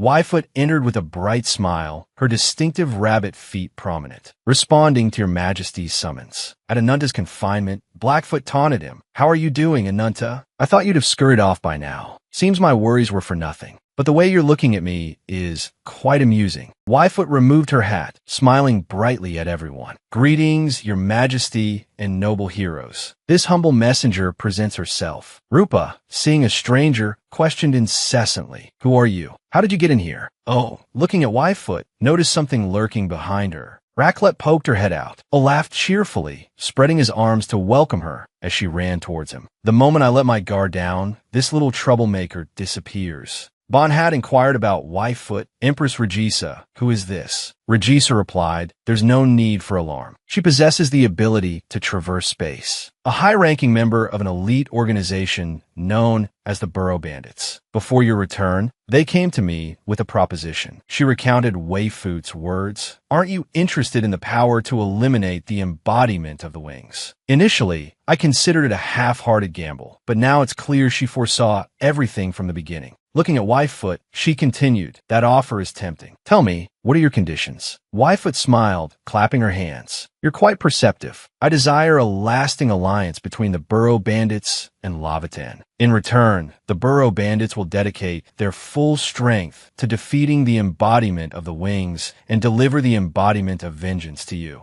What a load of garbage. A loud voice boomed, startling Yfoot. Everyone turned their eyes towards the source of the voice. "So it's Ananta," he sneered at Yfoot. "You've caused this much chaos, and you still dare to speak down to others. I don't need any treaties or agreements." Ruby, nestled comfortably in Raclette's arms, perked up at the sound of Ananta's voice and scurried towards him, climbing onto his shoulder. He pointed at himself defiantly. "The one who will finish off the embodiment of the wings is me." Rupa seemed to ignite, their hands morphing into claws. "That criminal should stay locked up. Give me the order, Rajisa, and I'll deal with him right now." Rajisa didn't appear to be in any hurry. "Calm down, Rupa. I want to understand the situation clearly." Her eyes scrutinized Ananta carefully. "Interesting. Every scar on his body is a testament to the battles he's endured. The murderous aura emanating from him is formidable, far surpassing anyone I've encountered before. The embodiment of slaughter." Yfoot approached Ananta. "Everyone, this is Ananta, the Earth Kingdom's strongest card." A question arose in her mind. Is this guy really the embodiment of vengeance?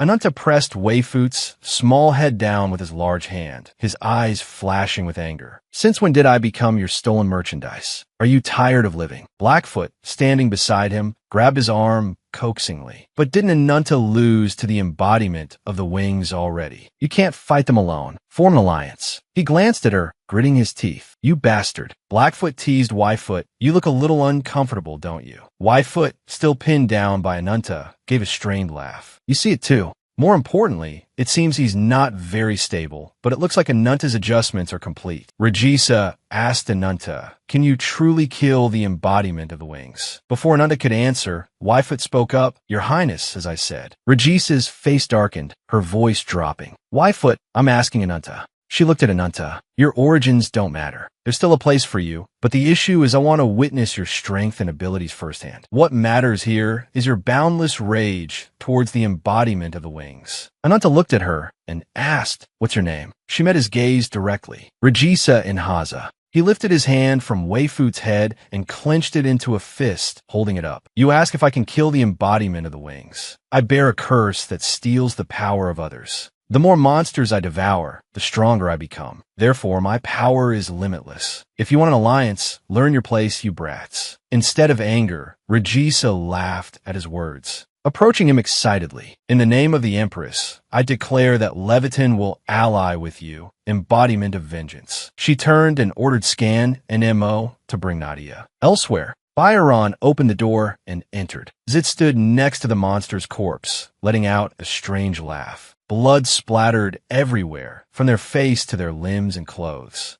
Wearing a winged coat, grinned slyly. This is just a celebration for our third member. Byron knelt and bowed their head. As you commanded, everyone is assembled. Zwa ordered, open the door for me. Byron immediately used their power, causing sharp ice shards to erupt around them, revealing an incredibly dark space before them, filled with growling, frenzied monsters. Zwa looked down from above at the abyss-like place teeming with screaming monsters, their eyes and voice cold. Don't forget, you've all been abandoned by God, haunted by evil spirits. You've lost your humanity. There's no way for you to return to your original forms. Be sensible. Suddenly, they spread their bright wings and proclaimed, O misguided ones, those scorned by the world, and those tormented by injustice. Is this death a worthy end to your sacrifice? Is this truly the meaning of your existence? He plunged down, landing amidst the monsters. I am not of this world. I am the one who will transform these layers into a bridge leading to the land of God. Show me your strength. Whoever endures to the end will receive the grace of the wings. The monsters understood his words. They went berserk, tearing each other in a gruesome spectacle. Blood splattered everywhere. He remained standing there, neither dodging nor flinching, but laughing grotesquely. Back with Regisa, Nadia was brought in. Her eyes widened as she saw Ananta. And Yfoot too. Yfoot raised her hat and greeted her with a bright smile. Lady Nadia, it's been a while, hasn't it? Nadia looked at Blackfoot and asked, who is that? Regisa reassured her, don't be so tense. I've ordered the other commanders to withdraw so you can be comfortable. Nadia glanced at Ananta, thinking he was clearly unstable just a moment ago. Was it just a coincidence? Regisa continued, I just had a conversation with Ananta over there. You too. I hereby declare that both of you are officially members of Leviton. Ananta furrowed his brow, looking displeased. What did I say? I was joining sides with you. Byron quickly persuaded him. It's just a temporary alliance. It's all right. We need your strength to capture the embodiment of the wings. And since it's a temporary alliance, you can also use our help. Isn't that convenient? As for Nadia, if you want answers, you must cooperate with Leviton from this moment forward. The road ahead will not be easy. I just hope you're ready to receive the answers you've been searching for. Nadia's gaze was resolute. I made my intentions very clear. Please tell me about the branch embedded in my body. Regisa spoke up. Mistin. It also has another name, a branch of the world tree. That's what Byron's report said. During the battle at Cafeist, you must have witnessed how a brutal creature became a god, right? Nadia immediately thought of Zit. That child. Regisa continued. The true nature of the branch blessed by the wings is usually a catalyst for evolution. From a vicious creature into a god. Byron added, you were also affected by Yuyo, which is why you became a god. Specifically, someone who was inherently born with the blood of the embodiment of the wings. Your current form is the result of the branch's power. Perhaps your original form was some kind of demon. Nadia's face paled. She stammered, no, that can't be. If the embodiment of the wings truly possesses power equal to the supreme being, why would they use it on a demonic creature instead of God? The branch also has the power to turn a god into a demonic being. Regisa grimaced, explaining to Nadia while recalling her childhood. I witnessed the day my homeland, Valkyria, crumbled into dust. Valkyria's god was transformed into a demon by the embodiment of the wings. Ananta, still frowning and with his usual disagreeable attitude, spoke up. That doesn't sound convincing at all. According to what you've just said, this girl might as well be a follower of Yuyo or some other evil spirit. No matter how you look at it, she's just a fool who can't even kill a bug. Byron said to him, that's precisely why she's special. Perhaps she's the being closest to the world's cloud layer that Yuyo is searching for. Ananta's eyes widened. The world's cloud layer. Regisa replied, indeed. Our royal family has quite a few legends about the world tree's branches. The world's cloud layer is the dimensional rift that appeared simultaneously with the birth of the world tree. The embodiment of the wings is always intended to invade the supreme being's world through that rift. That's why Yuyo constantly tries to create a being capable of becoming a sapling for the world tree. However, the power from the branch is immense. Ordinary creatures can hardly withstand it. Those who can wield that power are very few. That's the crux of the matter. We are here to locate the branch in Yuyo's possession. With your help, that we will subdue the royal guards who have been transformed into demons. Regisa rose from her throne, gathered everyone, and declared powerfully, they are currently present here. Commander O of the 3 stars, Commander Rupa of the 4 stars. I order you both to advance to the land of Vesa. The soldiers below raised their fists and responded in unison, understood. She placed her hands on the sword planted firmly before her, her appearance radiating authority, her voice resolute. In the name of the vanguard, establish a friendly forward base in that local area for me. Our objective is to drive out the evil spirits that have seized the land of Vesa. I wish you all a successful campaign. 3 days prior, Wyfoot sat talking with Nadia. This is Valkyria's secret fortress in the northern continent. This place houses 500 elite warriors under the command of the queen and a small number of mercenaries under Bon Hat's command under their protection. Thousands of commoners have been able to settle down and make a living. Those commanders all possess power equivalent to gods. Leviton can be considered the most powerful resistance organization among the forces opposing the wings. Ananta was defeated in the battle at Cafeist. Strengthening our side would be better. Nadia added, from Leviton's contact to the meeting with the queen, it seems this was all their scheme. Wyfoot continued, right, but Nadia not escaping was unexpected. Oh well, at least we've gained a powerful ally. Ananta's power is a double-edged sword. It can bring the strength and power of demons. But if he doesn't immediately accept that power, he'll lose his mind and transform into a monster. The two looked over at Ananta and Blackfoot sitting nearby. Nadia asked, but who is that? Wyfoot replied, this is Blackfoot, also a member of the UC organization, like me. She has the power of hypnosis to suppress the rage within Ananta, but it's only a temporary solution. Hunting demons quickly to quell the curse is what's necessary. Speaking of which, Nadia, would you like to make a pact with us? Nadia, surprised and slightly suspicious, asked, hold on, what pact? Wyfoot smiled amicably and extended her hand. Please help Ananta subdue the embodiment of the wings. In return, we Burrow Bandits promise to guarantee your safety, Lady Nadia. Within you, Lady Nadia, is a branch that can attract the embodiment of the wings. At that time, he will surely reveal his true form to you. Nadia responded frankly, I don't agree. I just want there to be no more living sacrifices. I don't want to just stand by and watch, so there's no need for any exchange. She extended her hand. To protect the innocent from being sacrificed to Yuyo, Wyfoot, I will cooperate with you. Wyfoot scratched her head and chuckled awkwardly. This isn't exactly a pact, but she took Nadia's hand. Good. Negotiation successful. Wyfoot stood up excitedly. Now, I'll tell you about the upcoming plan. Queen Regisa will use Ananta's power to reclaim Valkyria's ancient capital. They're probably preparing to retake Phok Vang, a cursed land scattered with corpses. The ruler of that land, called Vesa, is, Nadia immediately said, the embodiment of the sacred Ali Khan. Wyfoot replied, yes, he's the unicorn, one of the 6 primordial gods, and also a servant of the god who protects Valkyria. According to the queen, Ali Khan turned into a demon not long after encountering the embodiment of the wings. Ananta's voice rang out, succinctly and short. It's revenge against the monster that ravaged an entire country. A simple task even an idiot could understand. Ananta approached the two, clenching his fists as if ready to kill. Hey, little informant, take me to the next hunting ground. Wyfoot sighed at him. All right. Why are you so impatient? The expedition will take place in 3 days. The alliance consists of 2 2 Levitan commanders with a total force of 100 men. Yfoot opened a dark portal. Fokvang's coordinates have been confirmed. You can go whenever you want. Commander O stepped forward, hands on their hips, and winked. Not bad. Ladies, not bad at all. Rupa clenched their fist, brimming with energy. Don't anyone die out there, right? It's way too early to be visiting Valhalla.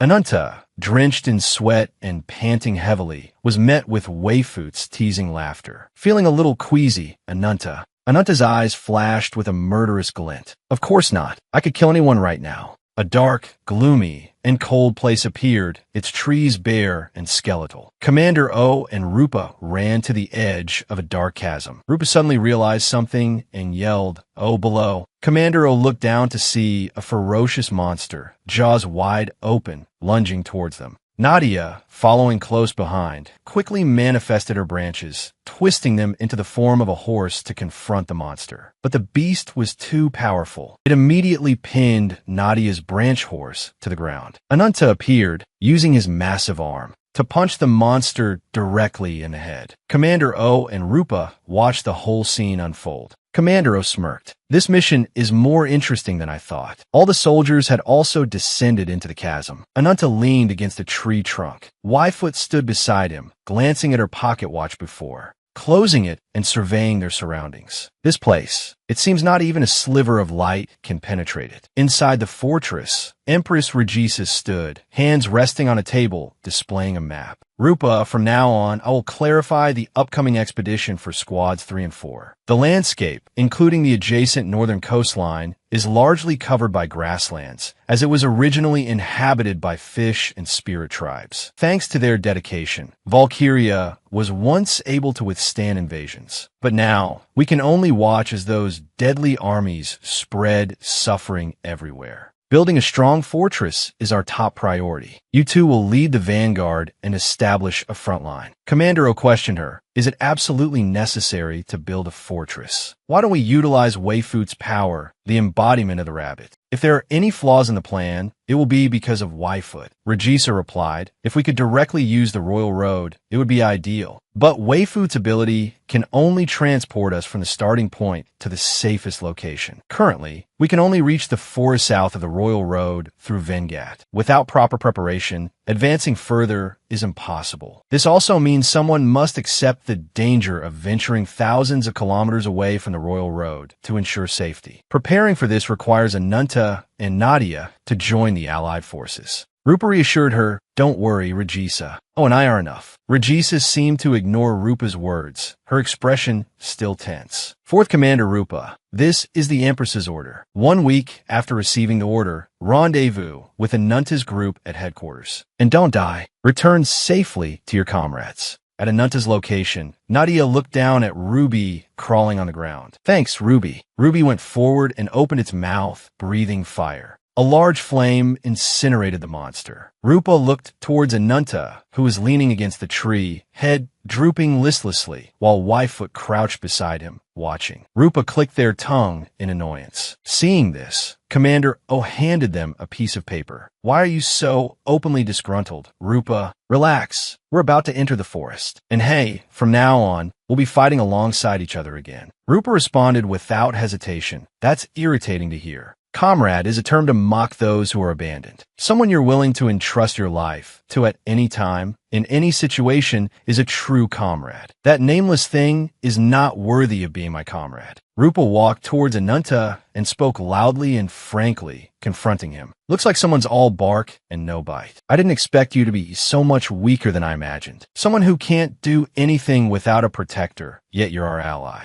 How curious. Ananta frowned. Just get to the point. Rupa continued unabated. It seems Empress Regisa is quite taken with your abilities, but I'm not. You can't even control your own power. Even if you defeated a god once, can you truly restrain yourself in a fit of rage? Nadia, cradling Ruby, approached and asked in surprise, really? What happened? Rupa replied. He looked like a bomb about to explode. Ananta, unable to contain himself any longer, stood up and strode. towards Rupa. I told you to just say what you wanted, he said loudly. Rupa, now practically incandescent with fury, retorted, I want you to stop running your mouth. You bastard. You and your pack can just get lost. I'll let Regisa know you were too afraid to stay. She extended her claws, her eyes flashing crimson. If you don't agree, I'll tear you apart right here. Ananta, equally enraged, prepared to transform, his eyes blazing with murderous intent. Shut up before I. Blackfoot held out a hand, a strange scent emanating from them. That's enough. Rupa suddenly found herself standing alone, surrounded by the bones of monstrous creatures. And then she saw Empress Regisa. Blackfoot had used a hypnotic spell to cloud Rupa's mind. Ananta, stop right there. Ananta, still furious, protested. She provoked me, and you wanted to stop. Blackfoot continued to influence Rupa. Do you really want to escalate this further? He grunted, then suddenly widened his eyes and shoved Blackfoot away. As a colossal serpent, jaws gaping terrifyingly wide, lunged towards him and Rupa. The serpent snapped, its body coiling around a tree. Commander O, his face etched with worry, yelled, Rupa. Then, turning to his soldiers, he ordered 10 men, follow them. Now!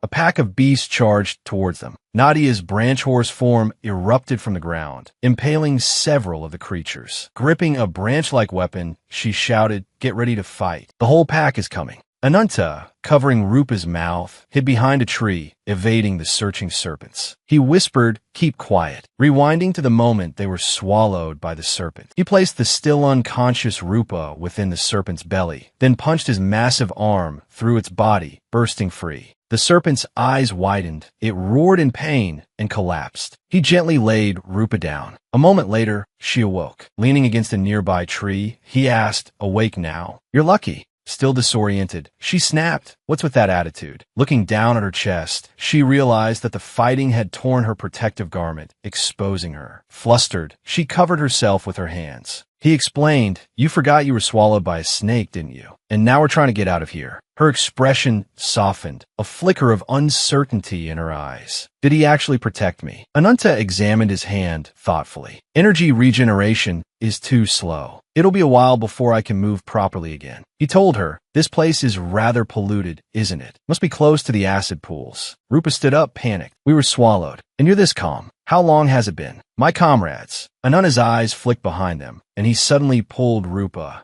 down close to him. Startled by the sudden movement, she asked, what are you doing? He covered her mouth. Quiet. Ananta scanned their surroundings. Colossal serpents were searching for them. They were surrounded. Is this the serpent's territory? More importantly, why do I feel so uneasy? Are they demons? No. Or are they divine? Rupa pulled Ananta's hand from her mouth and whispered, are you going to fight them? He continued to observe the serpents cautiously. No, like you said, I can't fully control the curse yet. Without Blackfoot, unleashing my full power could easily lead to a sudden rampage. But I don't want to be their next meal either. We have two options. Take the hit and fight them, or try to avoid a fight and get back to the Alliance. It's your decision. Rupa immediately continued. The third option is to break through the encirclement and follow the original route out of the forest. Even just a sniff tells you. We're surrounded by countless snakes searching for prey. If we charge out now, we'll be cornered. Even returning to the reinforcements will only lead to unnecessary losses. Ananta asked, do you have a more viable option? Rupa's face flushed slightly, a hint of reluctance in her expression. I don't like this, but get on my back. She knelt down so he could climb on. Ananta, not understanding her plan, just stood there. What are you doing? She didn't bother explaining, simply saying, don't ask questions, just do it. Her eyes flashed a vibrant red, like a predator preparing to hunt. Hold on tight, don't fall. She transformed into a wolf, carrying Ananta on her back, and ran with terrifying speed. The pythons, sensing the movement, roared in unison. She lunged, snapping at one of the snakes, severing its body in two, blood spraying everywhere. She continued running forward, the pythons in hot pursuit. Ananta yelled, we're almost shaking them. Rupa called back, we're almost out of the forest, just a little further.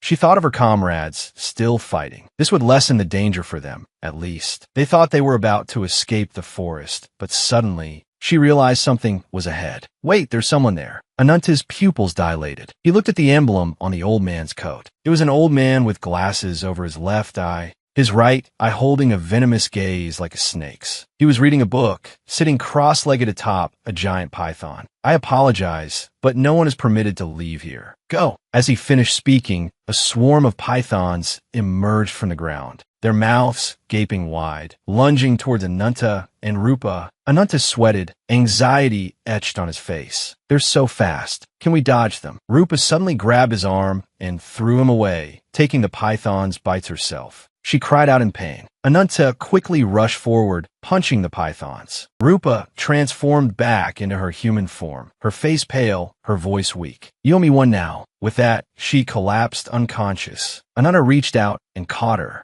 The old man closed his book, his tone mocking. "Trying to protect your companion. Futile." Ananta was enraged, his power surging outwards. Holding Rupa close, he gritted his teeth. "Do you want to be beaten to death?" The general's horse roared in terror. Commander O, having drawn his sword, stood ready. The moment the general's horse lunged, Commander O pierced it through the chest with a single stroke of his sword. The mighty beast collapsed, its life extinguished. Despite having slain the monster, Commander O showed no sign of joy, his expression instead filled with worry. Just then, Nadia arrived, staff in hand. Seeing the fallen general's horse, she sighed in relief. It seemed her side had suffered minimal casualties. Commander O, with a scowl like he'd just run into his ex, approached Nadia. Ananta felt something wasn't right. The way they attacked. It seemed these monsters weren't targeting them. On the contrary, they looked like they were trying to escape a predator. Ananta recalled the previous horrifying scene, which reminded him of the giant snake that had swallowed the two people earlier. Amidst the tension, Blackfoot appeared out of nowhere, heading towards them. "Commander O," they said, their tone admonishing, "stop chatting." The two froze for a moment, as if they had time for idle chatter. Blackfoot was the one who needed to get a grip. Commander O was being polite. If it were him, Ananta thought they'd be getting an earful. Blackfoot declared that their current mission was to find Ananta as quickly as possible before everything descended into chaos that even they couldn't resolve. Elsewhere, in the stillness of the night, something hurtled towards the ground. A closer look revealed it was Ananta carrying Rupa. Both were gravely wounded.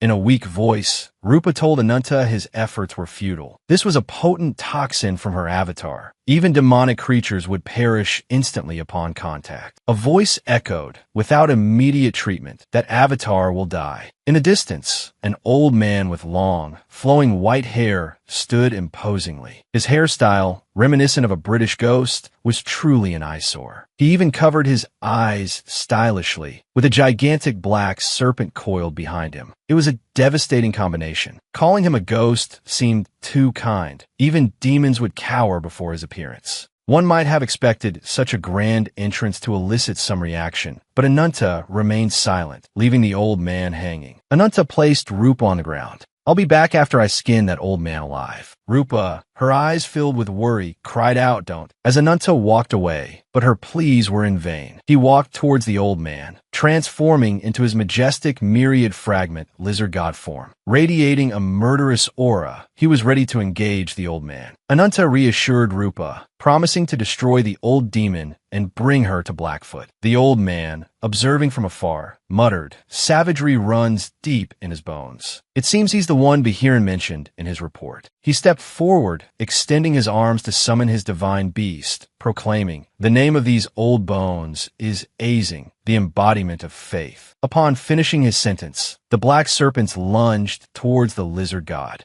But a moment later, the serpent's shattered remains were scattered everywhere, leaving only the lizard god's fury. The white-haired man calmly observed its movements. Just as it was about to attack, his true form, the black serpent, was revealed. But the lizard god was too fast, injuring a part of the black serpent's tail. It seized the opportunity to attack the old man. It thought it could defeat him, but it seemed it had never heard the saying, "The older the ginger, the hotter it bites." Even I could see the flaw in the old man's tactics. Yet this so-called super VIP pro lizard god fell right into his trap. Just as it was about to reach him, the revived black serpents coiled around its body. The white-haired man chuckled smugly. Speed, strength, precision, all perfect but still not enough to fight me. This old man's age seemed directly proportional to his narcissism. I've seen plenty of handsome and beautiful narcissists, but this is the first time I've encountered a white-haired one. Rupa struggled to crawl towards the ongoing battle. After a few steps, another figure appeared, blocking her path. It was Lagatha. Rupa wondered why she would risk her life fighting for others. Lagatha cheerfully replied, "Comrades are people we can trust and entrust our lives to anytime. Moreover, if it's for Rupa, Lagatha is willing to sacrifice her life." Rupa's eyes welled up with sorrow. She berated herself for being useless and asked Lagatha to promise to return safely. Ananta would return unharmed. Given the situation, Lagatha couldn't fulfill Rupa's wish. It seemed she wouldn't be able to keep her promise this time. Entering the battle, Azing raised his hand to attack, but in an instant, it was severed. His eyes widened in astonishment as the severed hand fell to the ground beside a ferocious wolf. The wolf burned with fighting spirit, while the blue dragon remained bewildered, unable to comprehend what was happening. It couldn't even see anything. What was going on? But that didn't matter anymore. The immediate concern was the battle at hand. It was too late. A dark figure lunged forward, tearing Azing apart from all sides with blood-red claws. His body was now covered in wounds and drenched in blood.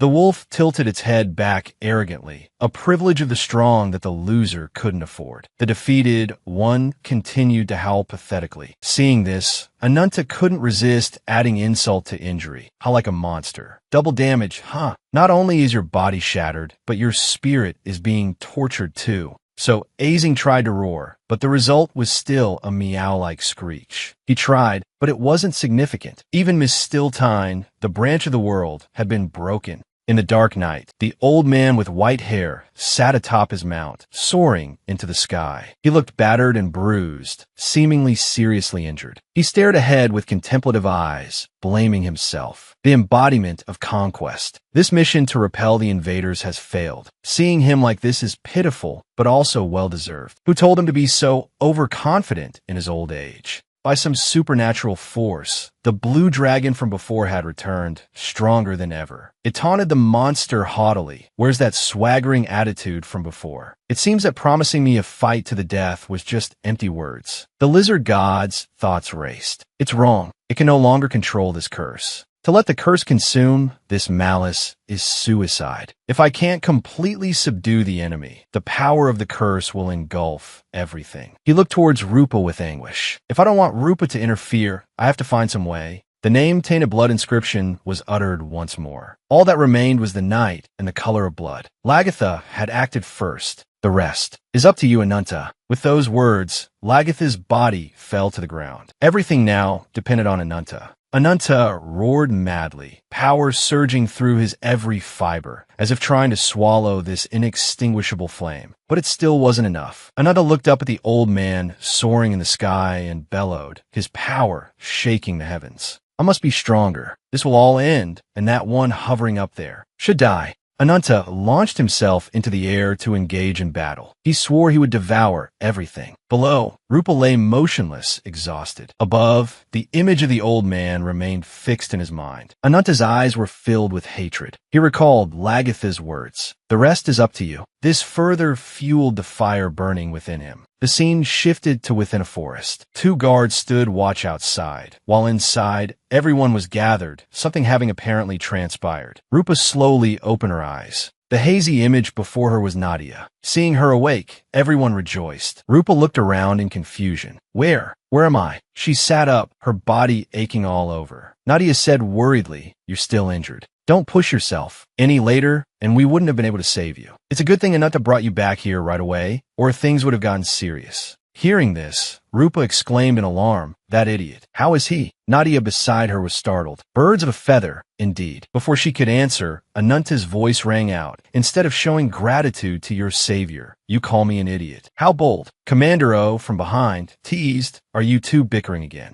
Rupa frowned at Ananta. "Your body. How are you?" Ananta retorted coldly, "Don't worry about me. Worry about yourself first. Stay put and don't think about anything stupid. I don't want to be further indebted to you." "Oh my God, he's so bossy." "But I like his bossiness." Rupa was speechless. What else could she say? He was almost fatally wounded, and yet he couldn't speak a kind word. She was utterly annoyed. Nadia started to speak, but Rupa cut her off, calling her an idiot, silencing her. They truly are a match made in heaven. Their personalities are evenly matched. Commander O spoke to everyone, saying Rupa would recover soon after some rest, as their recovery abilities were exceptional. He bowed his head, sincerely thanking Ananta and expressing his gratitude on behalf of his comrades. Ananta simply grunted in response and remained silent. Nadia asked if he had fought someone acting under Zuyo's orders. Ananta frowned, irritated, and replied that it was an old man named Azing who possessed the power to summon snakes from his own shadow. However, the snakes were mindless clones, capable of only simple actions. Recalling the scene, there were no corpses around, suggesting their goal was to drive away intruders rather than kill them. Ananta speculated they likely captured those attempting to enter Pasa territory and were ordered to return to their master immediately. Nadia still couldn't understand their purpose. Ananta lowered his head and shook it, admitting he didn't know either, but he could clearly feel Azing's branch taking root within him. Blackfoot chuckled and agreed, saying Ananta's curse had recently stabilized significantly, with just one vial of herbal elixir having such a potent effect. As she spoke, she moved closer and embraced Ananta, who looked genuinely horrified, unsure what she was doing. She teased him, wondering what he would become if he absorbed the entire branch. Nadia reacted with a look that clearly said, "Are you having fun yet? Because I'm not. He won't be your husband no matter what he turns into. And can you tone down the cloying act?" Ananta pushed Blackfoot away, saying, "Get lost. I'm already taken. And what's this about the 6 Sephoros being the embodiment of naivete?" Commander O, overhearing the mention of Sephoros, wondered what it was. Ananta explained that the Sephoros were elites chosen to protect the embodiment of the wings. It was a title given to the 10 strongest individuals, granted power from the branch, and top warriors known as the 5 disciples of Zuyo were responsible for overseeing the others. Azing's appearance suggested that one of Zuyo's 5 disciples would also emerge. The power of a top-tier Sephoros was described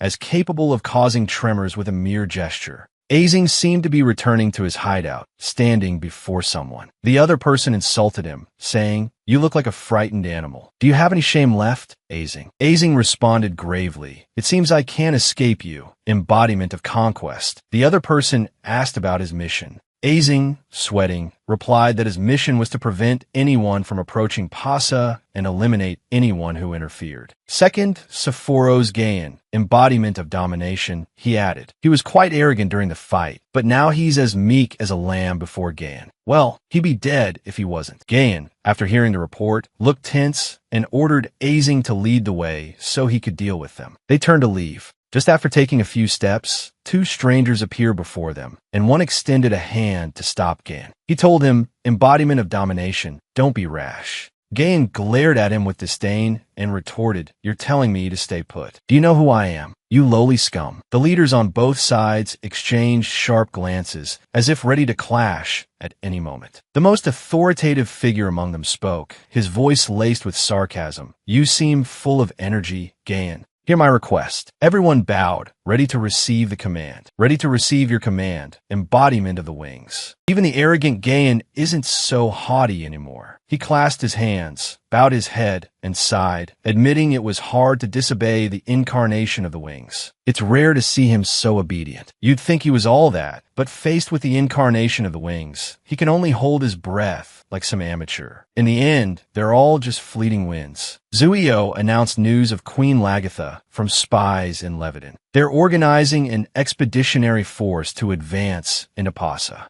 Gaian began to mutter, questioning the meaning of life, wondering if that was truly her objective. Zuyo admitted he wasn't sure either, guessing she might be following the old trails he left behind. He even waxed philosophical, mimicking on Huan Hoa Hong by adding a futile effort to exploit that flawed creation from the branch, hoping to reclaim the other branches. Asin bowed and pleaded with Zuyo to entrust him with the task, vowing to personally annihilate those insignificant humans. It's the first time anyone's volunteered to serve capital so unconditionally. Zuyo frowned and asked Asin if he remembered Banjiak. Asin, slightly bewildered, asked, "You mean the one who once held the 10th position of Koyingwin?" "Correct. Him. A human cursed by the black dragon, Ajitahaka. And the one who defeated Banjiak is currently in Leviton. A formidable figure who faced both him and the incarnation of the wings and survived. Now appearing alongside the incarnation of conquest to issue a warning is even more astute. Gayan, looking rather perversely curious, asked for his name. That look, he's probably already crafting some domineering CEO fantasy. This guy is interesting. And the answer, of course, was none other than Ananta. Asin, filled with resentment, thought about Gayan. He is the incarnation of domination, the strongest spear, and Byron, the most unyielding shield, an unparalleled pair. No wonder they are among the supreme powers of Sephoros and the most formidable adversaries, because this guy has never shown any loyalty to Lord Zuio. Yet being assigned the 4th or 5th position would be more than enough. But why would Lord Zuio entrust him with this mission? Lost in thought, he was startled when Zuio called his name. Asin, do you know what this is? Asin flinched, looked at the object in Gayan's hand, and replied, "It's a flawed branch embedded in a crocodile's heart." Gayan explained that compared to what they possess, this branch is merely an inferior material. But isn't that better? With this, we've practically completed Lord Zuio's task. Gayan responded to Asin's words by coldly flicking the branch into the deep lake. Asin, enraged, yelled, "What are you doing?" Gayan ignored his outburst and laughed heartily, giving him a look full of amusement. "I told you, I said I'd do it myself. I will personally conquer them. They really are birds of feather, all talk." Last time, old Asin was also flexing, then lost and ran back to Big Brother. Now it's Gayan's turn. This team is strong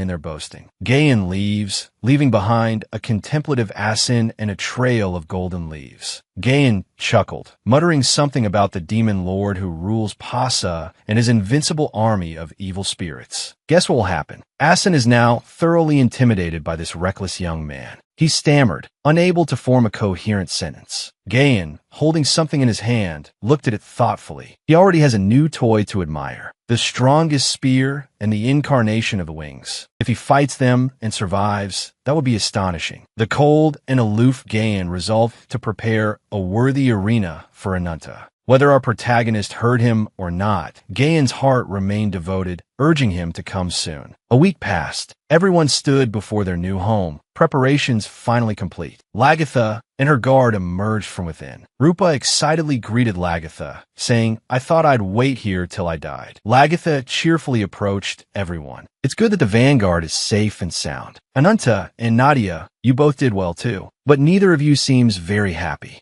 Lagatha then turned and called to Scan and M.O. "Are you sure no one is missing?" M.O. looked up and replied, "All 50 of Her Majesty's royal guards, also serving as the defense force, are present." Ananta asked Lagatha, "Hey, how does it feel to set foot on your homeland, even though it's been completely devastated?" Lagatha's smile faded. She silently turned and looked out into the distance. "Honestly, you'd be better off keeping your mouth shut, Ananta. Every time you speak, you leave me speechless." Lagatha was lost in thought, about to voice her feelings when Blackwood cut her off. "According to the previous report, you should already be aware of the current situation. A week ago, a light emanated from the direction of the royal capital. It's likely a sign that another branch's power has emerged. The 6th of Sephoros revealing themselves, along with the appearance of this new power, feels like it's all been orchestrated by the enemy. The current situation has far surpassed our initial predictions. Even if you wanted to use my power for this emergency, it would take at least 3 days for me to arrive. Knowing that, do you still wish to proceed?" Lagatha fell silent again, then raised her voice. "My brothers and sisters, this is the land where we were born and raised. But it was stolen from us by the incarnation of the wings, forcing us to leave many years ago. I swore to my fallen comrades,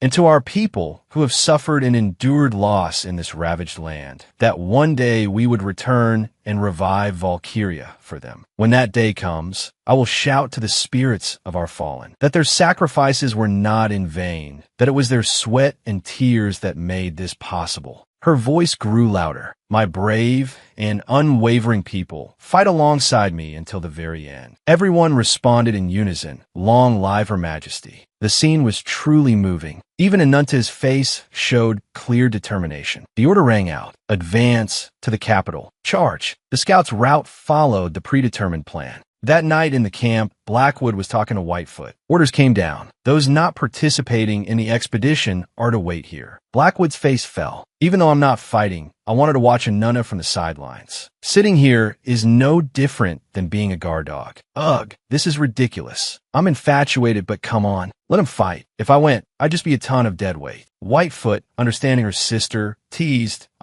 so someone's upset about not being part of the expedition. But I think she's just sad because she can't see Ananta. If he were here, she'd probably forget all about the expedition. Whitefoot then offered comfort. Ananta's rage is more stable now. You don't have to worry, and you don't need to go to the front lines. Regardless of the outcome, my power is a lifeline for everyone, including the Queen. We need to be protected, or rather, not protected, but monitored. The way they're guarding us, it seems they still don't fully trust us. Blackwood still didn't understand how her sister could be so sure, especially since they hadn't done anything. Besides, the success or failure of the Queen's expedition is still unknown. Whitefoot smiled enigmatically. The success or failure of this expedition is irrelevant to us. It doesn't matter. The key is Ananta. I want him to become stronger, even if it means destroying everything. From the void, an arrow hurtled at the speed of light towards the black serpent. Boom! The arrow pierced its head. It roared in pain. Then, Mo and her comrades successively cleared out the inhuman black serpents.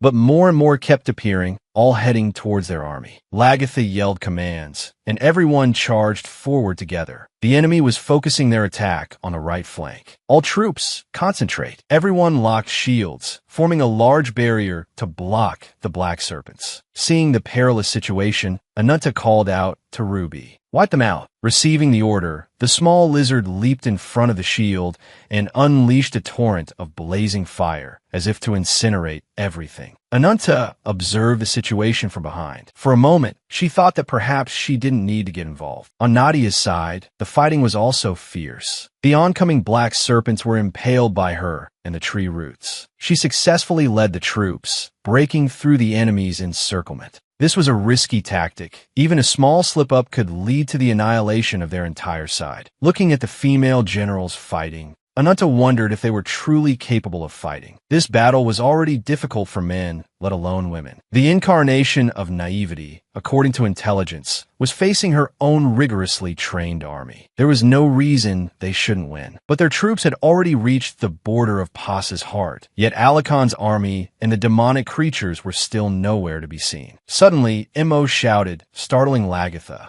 She reported that they were approaching the Vigris watchtower. Waiting to greet Lagatha's army was none other than the old man, Asin. He grinned savagely, looking down. Welcome, you who dare to defy the incarnation of the wings. Let me see how miserable your end will be. With lightning speed, he caught Sky's ambush arrow. But Sky decided not to continue the assassination attempt. Now is not the time to discuss the ending. Asin's face hardened with determination. Soon, you will witness the wrath of this old man. He then summoned his true form, which carried something incredibly horrifying. Even Lagatha paled at the sight of it. Sensing the danger, she quickly ordered everyone to hold their defensive formation. Immediately afterward, Asin released the horrifying thing into the midst of Lagatha's army. Upon landing, the slimy substance wriggled and began to form savage Alikons. Their mouths babbled incessantly in something that wasn't even human language. How the hell is anyone supposed to understand that? Lagatha, panicked, quickly ordered a retreat to preserve their lives. The Alikons were merging into one. The slime quickly overwhelmed Lagatha's troops. Mo fought fiercely, warning everyone not to touch them. The slimy mass churned and rolled together.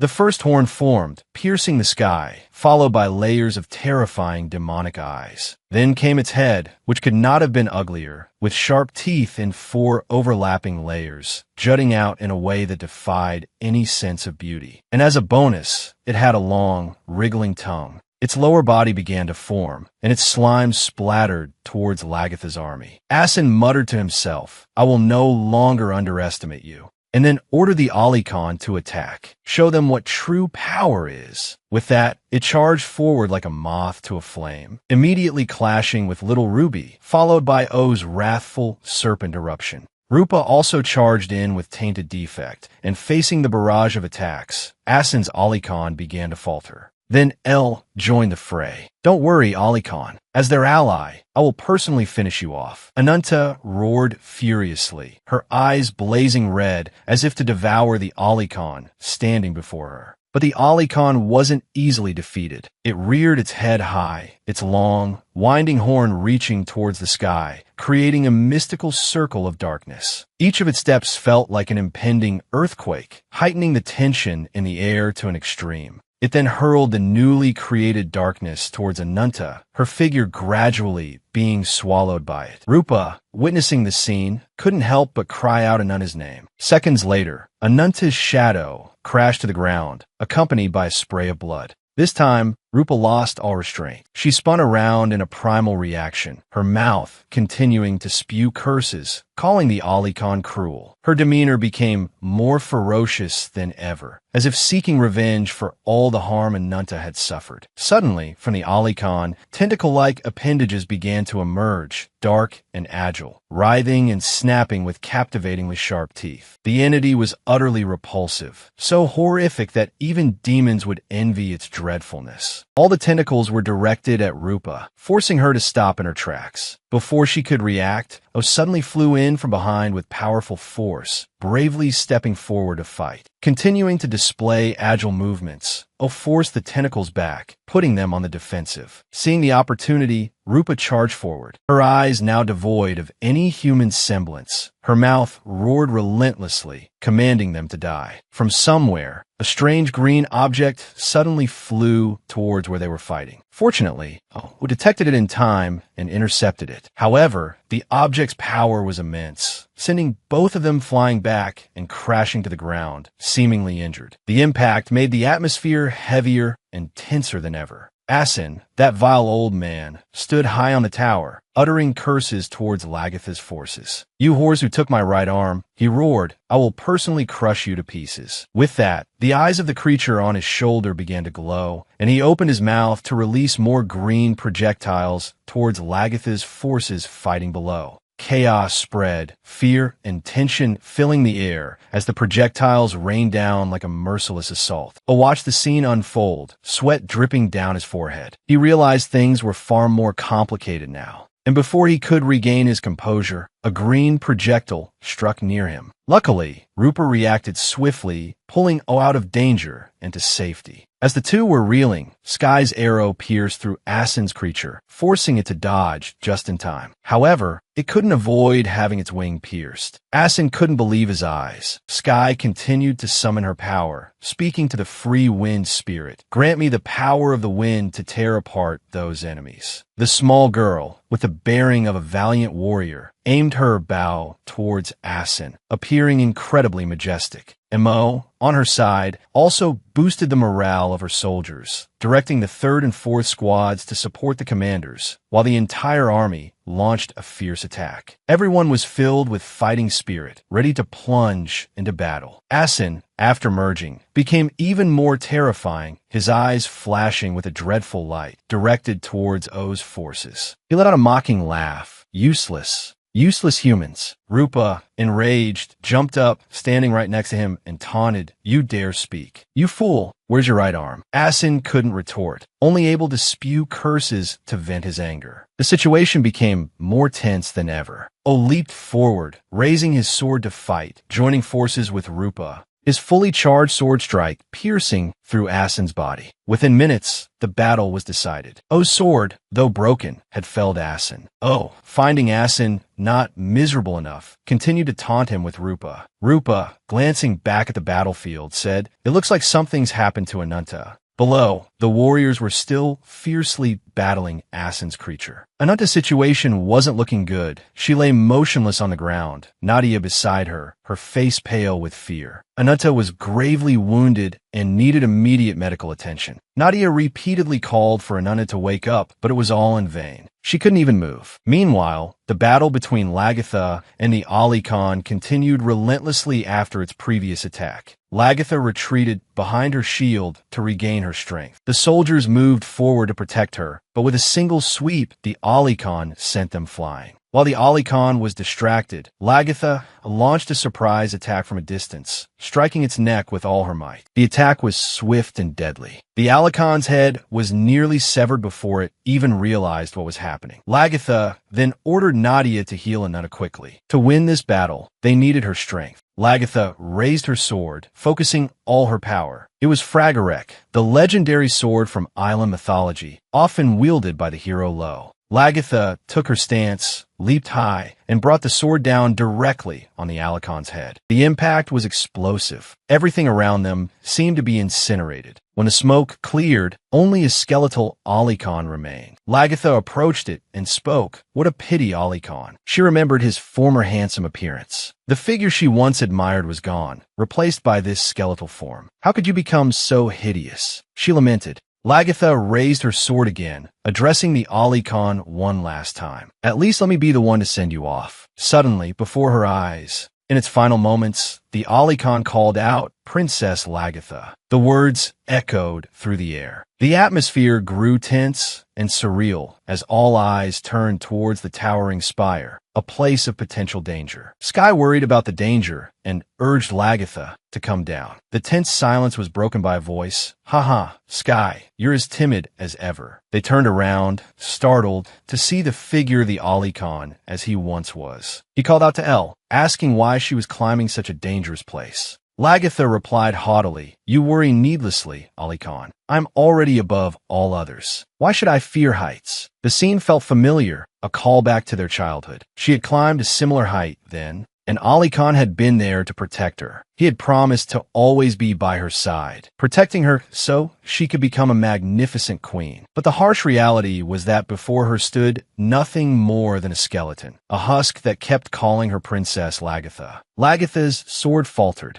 She hesitated, her heart softening. The memory of his former self was too strong to ignore. The Alakon's mind seemed to flicker back to awareness. He raised his hands, questioning, Is this my form? He didn't even recognize himself. Lagatha, in a moment of vulnerability, wondered if Alakon had regained consciousness. Could he still recognize her? As his mind struggled to return, a voice echoed within him, urging him to wake up. Images of carnage flashed before him. The massacre Zuio had orchestrated. His invasion, the merciless slaughter of all who resisted. Alakon had been exhausted from the fierce battle, further weakened by Zuio stealing what was essentially his life force. Everything had descended into chaos. Lagatha and her warriors had fought a desperate battle, but it was all for naught. Zuio had successfully conquered their land. Alakon's body suddenly stirred. Lagatha, momentarily caught off guard, allowed Alakon and the demon controlled by Zuio to merge, the demon seizing control of him. Tentacles sprouted, attacking everyone around them. Even Nadia and Lagatha were ensnared.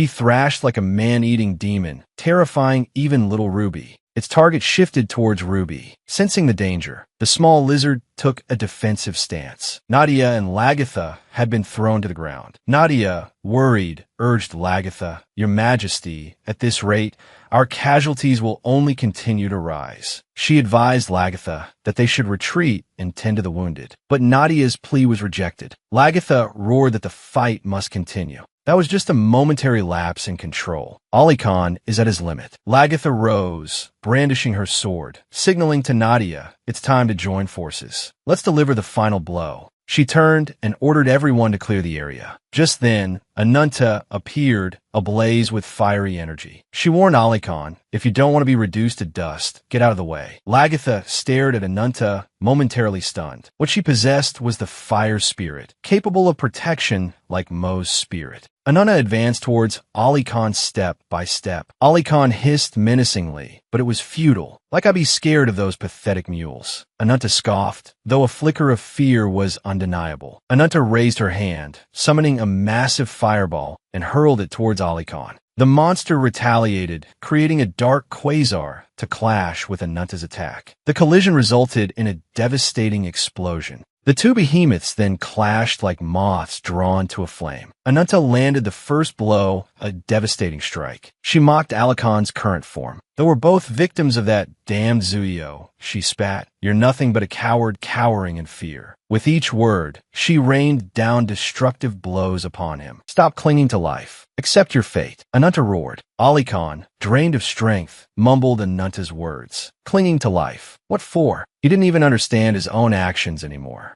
Nadia strained, using her power to restrain Alakon's body. At that moment, Alakon seemed to surrender. A blinding light pierced the sky, radiating a powerful shockwave. It was Lagatha creating the radiant light. Raising her sword, she declared, "In the name of Queen Lagatha Enza of Vanria. Now, my friend, rest in peace." The light struck Alikhan directly. The brilliant light consumed Alikhan's soul, everything fading into nothingness. He had seen such beautiful light in his past, when he was with El. They had watched the sunset together. He had vowed to always stay by El's side. But that was just a cherished memory of his past, a stark contrast to his current reality. Alikhan's form dissipated. Lagatha remained, lost in sorrowful reminiscence. "But it had to be done," she murmured. "Can't blame him for his actions. Only Zuyo's wickedness is to blame." In the final moments, Lagatha couldn't hold back her tears. Ananta, finally regaining her senses, was bewildered. "What has happened? What was that outburst?" she asked. Ruby seemed to have done something. Lagatha, overcome with grief, collapsed to the ground. It was understandable. After all, he was her childhood friend, someone who would have once given his life for her. Nadia approached, trying to console Lagatha, but her words offered little comfort. "Mourning the dead is what one should do," Lagatha replied. "There's nothing difficult about it." But Nadia didn't think so. Behind her were soldiers still fighting. One wrong move could cost all their lives. "We have to keep fighting, so their deaths won't be in vain." Roars echoed across the battlefield. It was Ruby punishing that cruel old man, Asin. Her cries carried the resentment of the soldiers who were fighting and had fallen. Because of him, so many innocent lives were lost. So he shouldn't expect a peaceful death. Even hearing that, Asin's face remained smug, truly infuriating. His expression only fueled Ruby's rage. She was actually quite calm. "If it were me, that old geezer would be dust by now." He looked at Ruby with a sinister smile. According to him, a trap was already laid out, waiting for her. As he finished speaking, a beam of light shone down from above, and Gayan stepped out from within. A message quickly spread. An enemy was approaching from the royal road. All eyes turned towards Gayan.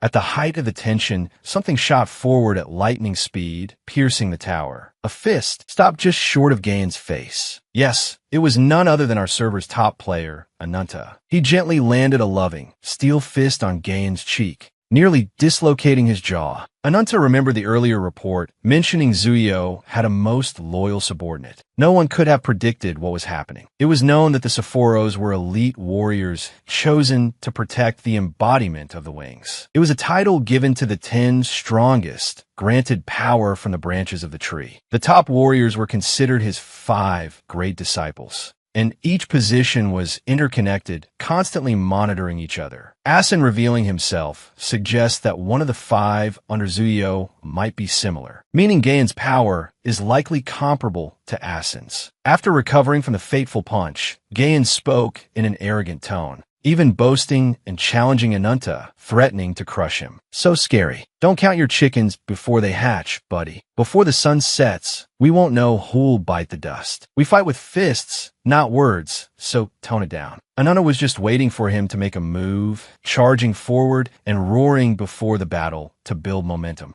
The two clashed, and both were genuinely surprised by the impact. From Ananta's perspective, Gayan wasn't a pushover. He seemed to have extraordinary regenerative abilities. Gayan pulled back his hand and unleashed a mountain piercer on Ananta, followed by a great mountain toss. But he was sorely mistaken. It wouldn't be that easy. "Come and get it." Ananta called Ruby from behind. Their combination was pure perfection. I could feel the heat all the way from Vietnam. Strong as he was, he still followed procedure. First, he let out a few roars to wage psychological warfare. Surprisingly, this tactic worked. Gayan was completely stunned, staring at Ananta. Lagatha also watched Ananta intently. His current state was almost godlike. Ananta unleashed a torrent of fire towards Gayan, leaving him practically paralyzed. Nothing left to do but cry. He hadn't even reached the top yet, and he was already about to fade away. Seeing this, Nadia also used a few skills to help. In moments, everything was incinerated. Ananta stood tall and proud, while Gayan was just a blackened figure obscured by the thick smoke. Gayan went mad, screaming, even acknowledging Ananta as a formidable opponent. The audacity. He's about to be wiped out, and he's still delusional about being on the same level. After completing the task, Ananta let Ruby rest. She had worked hard. Now it was time for the top pro Ananta's solo performance. He steadily walked towards the punk Gayan, Gaian had also changed his appearance into some kind of TT beast form. At first glance, he looked quite impressive. After that blow that nearly sent him flying, Gaian still wasn't giving up. So, here's my enemy again, he thought. He even wanted to fight Ananta until she submitted. Seems pretty confident, huh? You better watch out, or he'll get beaten so badly his own parents won't recognize him.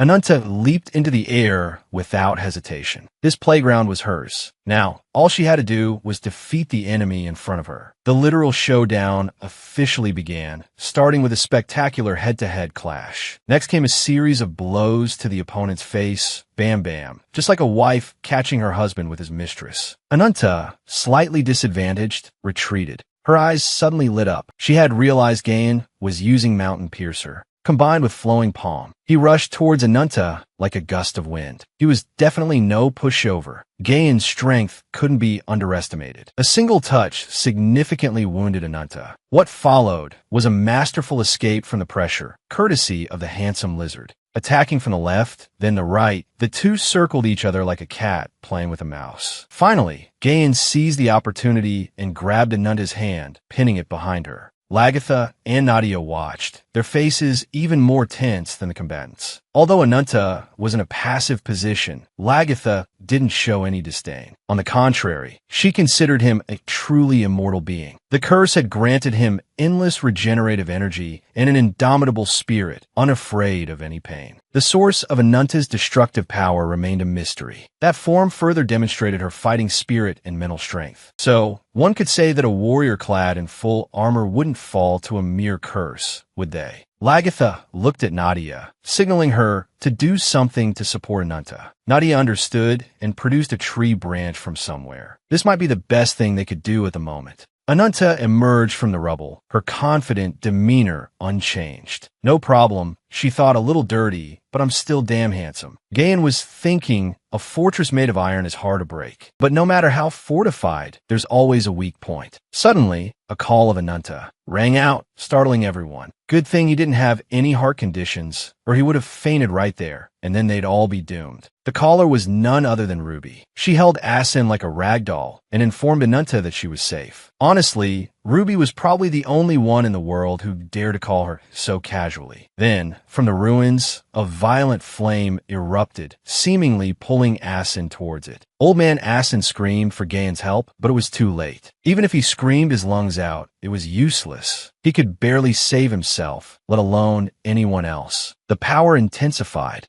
and the cracks in the tree branch began to mend. Ananta's eyes suddenly changed, her entire appearance shifting, becoming more violent, though some weird whiskers sprouted. Ananta arrogantly challenged Gaian. He might have luckily won the first round 1-0, but this second round he might be tapping out. Lagatha was also a bit surprised by Ananta's incredibly cool new look. The power radiating from Ananta seemed to be a predator's power. Gaian, in his beast form, looked at Ananta with mild surprise. He even sneered, mocking Ananta for absorbing Asin's power. Then, he used the same old Mountain Piercer move, trying to tumble with Ananta. In the critical moment, Ananta used her tendrils to block Gaian's attack. Then, she used the remaining tentacles to carry Ruby to safety, signaling everyone to evacuate to a safer location. Gaian was getting closer and closer. Next up is the second clash between these two youngsters. Gaian, using his steel-like body, tried to land a punch from above on Ananta, but she saw his intention. She quickly transformed. Those tendrils all sprung up and wrapped around all of his limbs. With a move like that, how could he fight? A voice suddenly appeared in his mind. Why are you letting yourself get distracted? In a battle, never take your eyes off your opponent, not even for a second. The words echoed in his mind, suffocating Gaian. Seeing her opponent distracted, Ananta seized the opportunity and lunged forward. Gaian tried to react, but it was insignificant. The result was him taking her pounce head on. In that moment, memories from the past came flooding back. It was a beautiful sunny day. Gaian, while strolling around, encountered a wild boar, and so it was immediately devoured by our Gaian. Back then, he arrogantly mocked the boar's weakness, wondering where he could find a worthy opponent. He was as cool as a cucumber. Turning around, he then encountered a huge guy. Usually, these big, loudmouth types only have a tough exterior and a boastful mouth, but are useless in a fight. And yes, true to form, after some trash talk and declarations of dominance, the battle began. At first, when he clashed with the guys Fa Duong Thuong, Gayan hadn't used his full strength and was pushed back. The guy thought Gayan was just putting on show. But oh no, he was still young and naive. From within the swirling mist, Gayan's figure slowly emerged. They exchanged friendly glares. The guy also revealed his true form, a giant crocodile. Confident in his larger size compared to Gayan, he continued to boast and threaten for 3 whole days. Under Zuio's watchful eye, Gayan defeated the guy. The crocodile, initially so loud-mouthed, now had a big mouth alright, but it was swollen from the beating. It lay motionless on the ground, with Gayan standing beside it. Zuio was somewhat surprised by this scene. He hadn't expected to witness what was unfolding before his eyes. He was also a bit taken aback, because it was the first time someone had taken a branch from his loyal subordinate without a scratch. Gayan turned and asked him about the wings. Zuio confirmed his identity and also inquired about Gayan's name. After the name Gayan was uttered, he officially became the chosen one of the heavens. While they were distracted, the crocodile woke up. It opened its massive jaws, roaring and attempting to swallow Gayan whole. But Gayan wouldn't be taken down so easily. The crocodile wouldn't accept a peaceful resolution. It had to provoke Gayan into anger. And so, a punch was delivered straight into its mouth, literally creating a large hole in its jaw. In the end, Gayan didn't hesitate to offer a few compliments, so the crocodile could happily depart to meet his ancestors. But all things considered, the crocodile was indeed very strong. It was the first time in Gayan's life that he had encountered such a worthy opponent, and he would use his own strength to defeat his crocodile friend. That was the sole truth bestowed upon him by the heavens upon his arrival in this world, and he would become the epitome of dominance. Zuio, from above, expressed his amusement at Gayan's thought. He revealed that the pinnacle of the world that Gayan sought to surpass was right before him, for he was Zuio, the embodiment of the wings, the one created by the heavens. Gayan looked at Zuio's lofty and superior demeanor with amusement. He swore that Zuio was the enemy he had to defeat at all costs. Zuio, unaware of Gayan's treacherous thoughts, extended his hand and cast a spell. Gayan was enveloped in an awakening light. Countless Bagua formations appeared above, forming ropes that bound Gayan and suspended him in midair. Zuio urged Gayan to surrender, to submit to him. If he did, Gayan would witness, alongside him, the opening of the atmospheric layers at the call of the heavens. Gayan, trapped, refused to yield. He believed he hadn't been truly harmed and couldn't accept defeat. Zuio coldly commanded the formation to tighten its grip, carving this defeat deep into Gayan's flesh and blood. Zuio intensified the light, searing Gayan's wounds into his very soul. He claimed this was necessary for Gayan to become a great pillar of strength. He also placed a curse upon him. He hoped his own subjugation under Zuio would reach the heavens. Ananda noticed something amiss with Gayan, a lingering effect from their first battle. The way Gayan shielded his left eye, though subtle, was revealing. This weakness gave her an idea of how to defeat him. Outside the battle, everyone wore grim expressions. Within, a maelstrom raged, throwing everything into chaos. Gayan swore he would destroy Ananta. Physical pain etched itself onto his soul, a screaming agony, coupled with an iron-clad body, impervious to harm, his pride and joy. Ananta recognized this as the power of his true form, stemming from his branch, the very ability he had always been ashamed of after using it to kill someone. This time, he would stake his life on these wings once more. Gayan scoffed, believing Ananta was no match for his mighty wings. His form suddenly upgraded to a super VIP Pro version. He challenged Ananta, claiming this was her only chance to test herself against the world's pinnacle. Ananta, with her stoic demeanor, retorted sarcastically. Did she need him to tell her that? He was already getting worked up over a few scratches. Didn't he know to be prepared to be torn to shreds when facing an enemy? He was just paving the way for her. She, Ananta, would be the one to defeat Zuio. With that, Ananta's dark serpent tendrils lunged forward, only to be obliterated by Gayan. But it didn't matter. That was just the appetizer. The main course was about to begin. Ananta charged, but was struck by Gayan's claws. Undeterred, she pressed on, but after a fierce exchange, she was slammed to the ground. Her attacks couldn't penetrate his armor. Realizing the situation was dire, Ananta transformed. and with a boom, a miniature Quetzalcoatl emerged. One of them would be the predator, the other, the prey. She had defeated countless powerful foes, overcome all their tricks and schemes, indifferent to their fate. As for him, the one who devoured and hunted his enemies, whose souls could never merge, she would kill him to ascend to new heights. With that, Quetzalcoatl lunged, but before making contact, Gain impaled her through the neck with his claws. The others were evacuating the soldiers, everyone worried. Ruby looked at Anunta, reluctant to leave, but under Asin's urging, she had no choice. Seeing everyone evacuated, Lagatha felt some relief. The remaining matter was Anunta's battle. Nadia focused on her spellcasting. She could feel the branch embedded within her resonating with Alakon's. These branches contained immense power, enough to transform their wielders. If they couldn't handle it, they would go mad, consumed by their own strength. Because of this imperfection, the branches have difficulty maintaining their shape, but Alakon's branch still contains a great deal of power within. If she could unleash all of the remaining power now, the ultimate spear could pierce any shield. With that thought, she immediately set to work, using her staff to merge with Alakon's embedded branch. Nadia called upon Alikon, asking to borrow the power of D-Razo to protect her loved ones. Indrashtra was ready. The emitted light was so dazzling that it caught Tayti's attention. In that single moment of distraction, he was seized by Quetzalcoatl. A familiar voice echoed in Tayti's mind, distracted again. Even if you lose everything, you must continue. Quetzalcoatl, having gained the upper hand, taunted Tay. Even if this body is tormented and shattered into pieces, I will not die. Nadia was preparing to execute a spectacular throw. It was truly earth-shattering. The arrow pierced straight through Quetzalcoatl's head. It's over. Not even jumping into the Yellow River will wash away this sin. From a position of advantage, he plummeted to the depths. Tay was taken aback and laughed, taunting Quetzalcoatl. Your trump card is useless now. It's so hard to find a worthy opponent, and yet, before the fight even began, I was betrayed. Reduced to a skeleton, Quetzalcoatl still struggled to rise and confront Tay. But Alakon's power erupted, and the meteor began to form. Gayan lay there, weakly admitting defeat. He had lost with a fatal wound. Anunta had won, defeated, yet still laughing. Anunta was puzzled. She couldn't see any reason for joy. Why are you laughing like a maniac? What's so funny about dying before achieving your goal?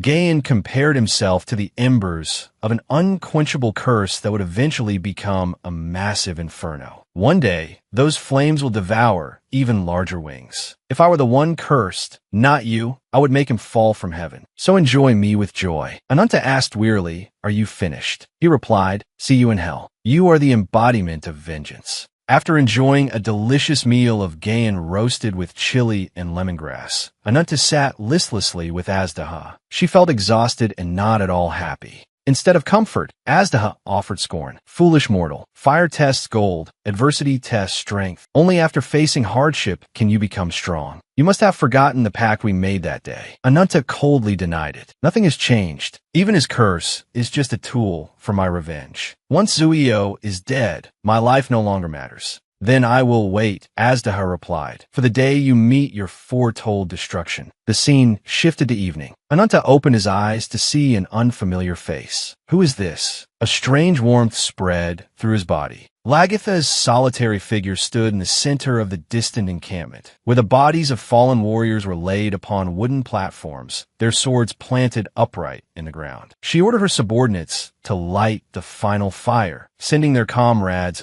off to the afterlife. In the blazing fire that lit up the night, everyone's heart was a cold, reluctant farewell. Ruby couldn't hold back her tears. Nadia turned and looked towards Anunta, who was not far behind. She walked towards him and said, I sense you understand now. Anunta, dazed, asked how much time has passed. Half a day has passed since you defeated the enemy. After recovering and tending to the wounded, we held a mass funeral for the victims of the battle. Unfortunately, less than half of us survived. It truly is remarkable that we survived such a fierce battle. If it weren't for Anunta's efforts and everyone's sacrifices, they would never have won. Moreover, the curse residing within him has grown suspiciously stronger. With his current power, no matter how strong the incarnations are, they can't guarantee they could defeat him. Anunta interrupted Nadia. That's enough. I have more important things to do. Ananta looked at the small lizard crawling towards him. Ruby, I believe we have something to discuss. The scene shifted to another location, the first seat of Sephiroth. Leviathan, the incarnation of the abyss, pushed open the door and entered the room. She called out for Byron.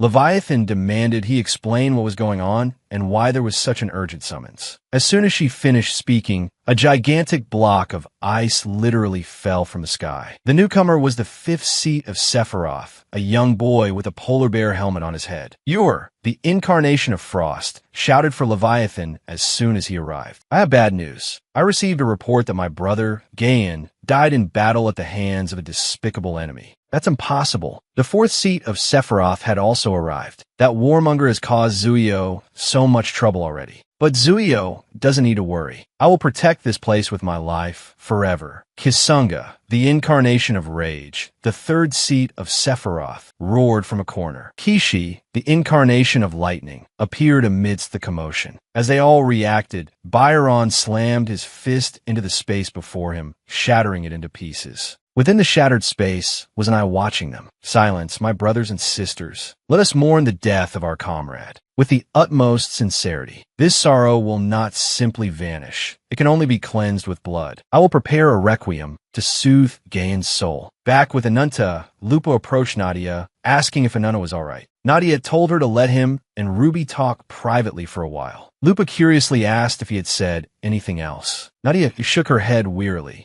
Remembering Ananta's past, he had once knelt before his sister's body and sworn that he would definitely return one day, begging her to wait for him until then. He would return with Zuio's heart and offer it to her. Back in the present, Ananta, with a nostalgic expression, spoke to Ruby. The day my sister died, the death of her and the other villagers. I truly wanted to believe it wasn't my fault. If it weren't for you, Ruby, I probably wouldn't have been able to maintain my sanity. Since that day, I've buried my heart in hatred for Zuio. I've constantly suppressed my emotions, except for my thirst for revenge. If it weren't for you, I wouldn't have been able to endure it all. I hate all the incarnations of this world, including Zuio. Why was it my sister who died, and not me? I've always searched for the answer to that question. Tears silently streamed down Ruby's face. She trembled as she spoke. Zuio, Asidekato, they're all the same, wielding power according to their desires and standards. It's all to avenge the disgust of the incarnations.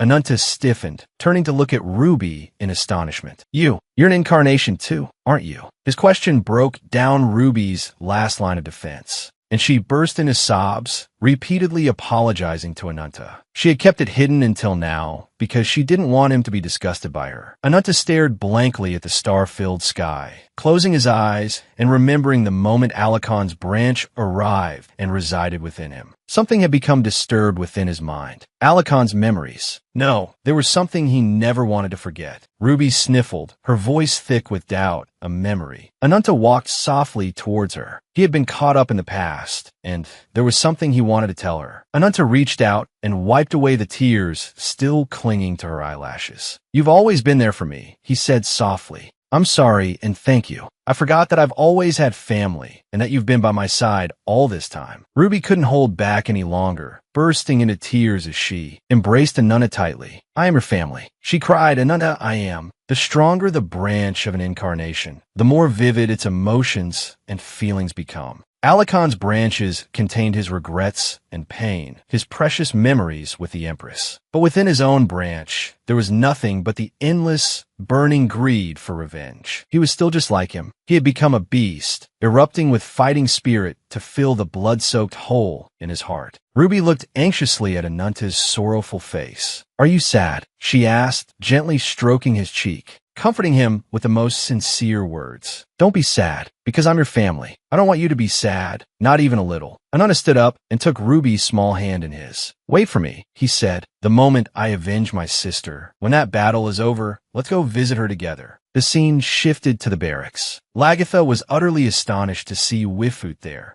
I don't recall anything happening. Clearly, There hasn't been an official dispatch ordering reserve troops. Wifut interrupted her. Forgive my rudeness, Lord, but a grave situation has arisen. They are fiercely competing for the top position. Where's Anunta right now? Nadia, standing in the distance, was also taken aback by Wifut's sudden appearance. Lagatha's close warrior couldn't contain herself any longer, angrily snapping at Wifut. Just what is with this blasphemous attitude of yours? The warrior's funeral rites haven't even concluded, but Wifut was determined to get her point across. This matter directly concerns the Leviathan fortress. My power has its limits. I can only teleport to the safest location at the destination. Blackfoot, standing beside her, took out a pocket watch adorned with a rabbit and examined it. The safety of areas within spatial translocations is likely under constant surveillance. My little sister is very timid, so even my power reflects her personality. Lagatha roared furiously. Then how in the world can you possibly think the fortress isn't safe? Wifut responded to Lagatha's fury. The sole criterion my power uses to assess safety is this. For someone completely incapable of combat, what impact could a threat to their life possibly have? There's a very high probability that Leviathan's secret fortress is now under enemy occupation. Long ago, when this world was still a blank page, a colossal wave shook the very fabric of this universe.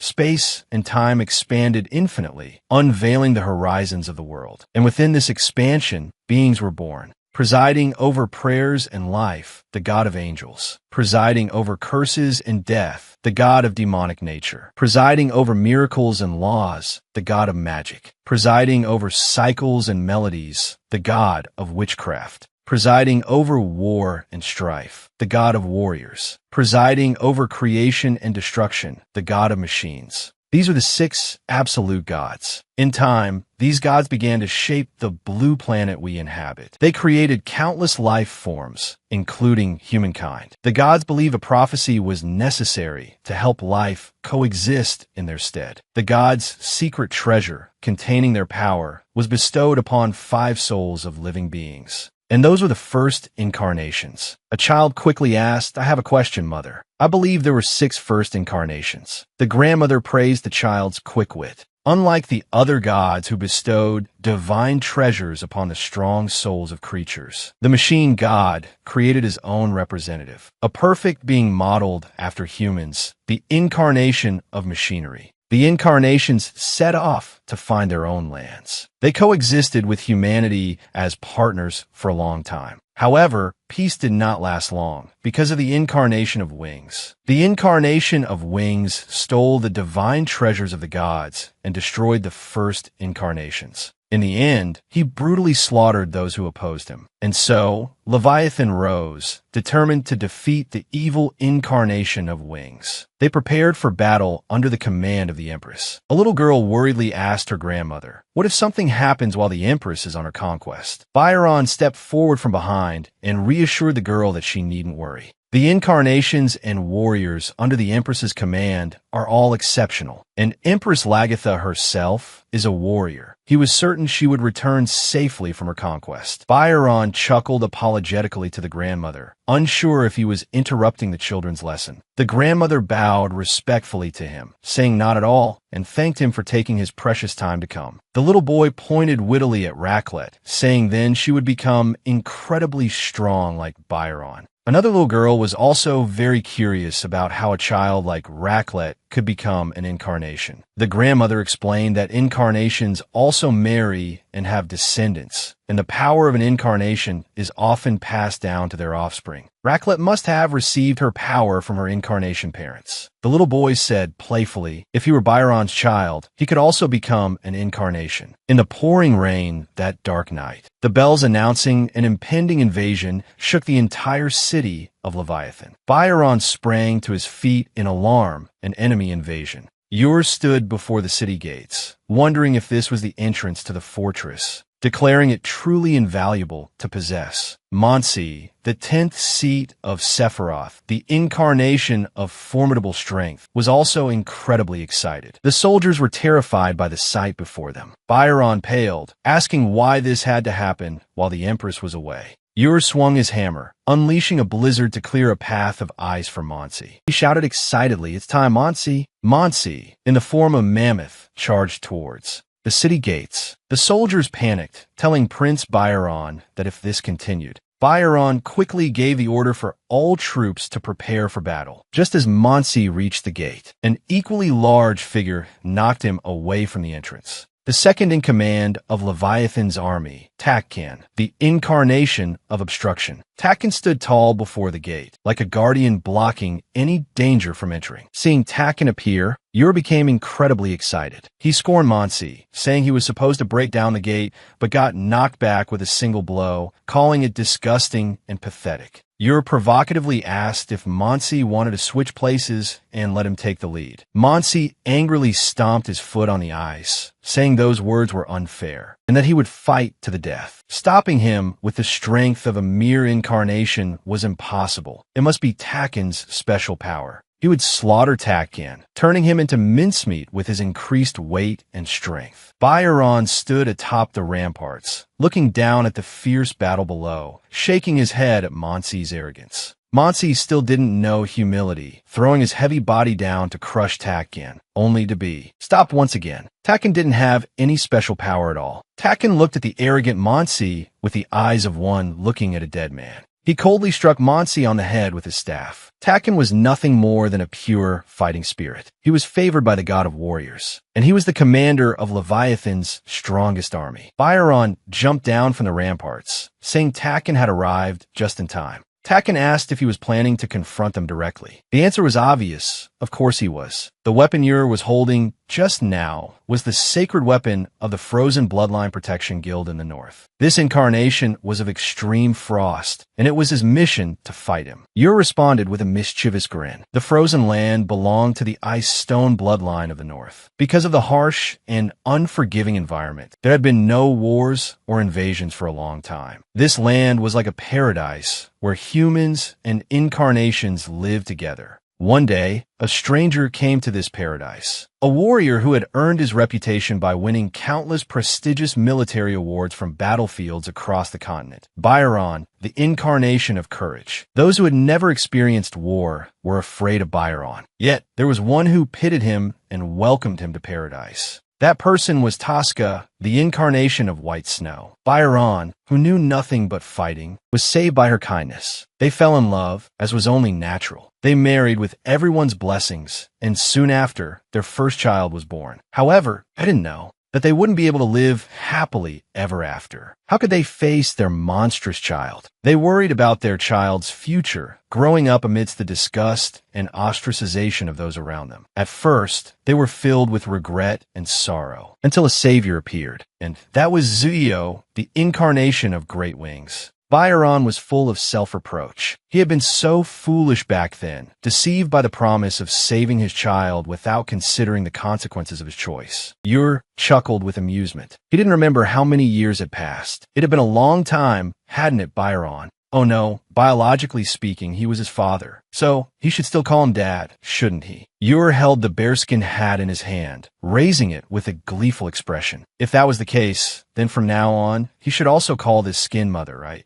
Byron didn't hesitate or say another word. He immediately attacked Ur with his blade. He angrily warned him not to dare insult his wife. Ur, with a cold expression, parried each of his attacks. How disappointing. This was why he was called the incarnation of strength. Byron's blade froze upon contact with Ur's stone hammer. He launched further attacks, sending Byron flying back. Ur watched with amusement as he struggled to defend himself. Shouldn't he be proud? He was once just a monster, but he had become this strong thanks to his and Tosca's power. Byron spoke softly to the enraged Takkan beside him. Don't worry, I won't fall until the battle is over. Ur laughed mockingly. Who knows? Fighting is fun, but duty always comes first. And inside the city, the people were being massacred by the 9th seat of Sephiroth, Manita, the incarnation of brilliant light. The 8th seat of Sephiroth, Akira, the incarnation of silence, was also present. Inside the deepest shelter of the Leviathan fortress, soldiers were urgently evacuating the citizens. An old woman also helped the soldiers. "Everyone, please be careful and follow me." While everyone was distracted, Rackless stopped, staring blankly at the ceiling of the shelter. She had noticed something unusual, and at that moment, Mania, Akira, and Kisola jumped down, blocking the group's path. A direct ambush. The scene shifts back to Byron. Seeing Yure's triumphant smile, he realized something was amiss. So from the very beginning, the invasion was all a diversion. Yure was utterly exhilarated. He guessed right. He slammed his ice hammer into the ground, unleashing a blizzard, erecting a crystal palace, its icy walls trapping both of them inside with him. Takgan, with a grim expression,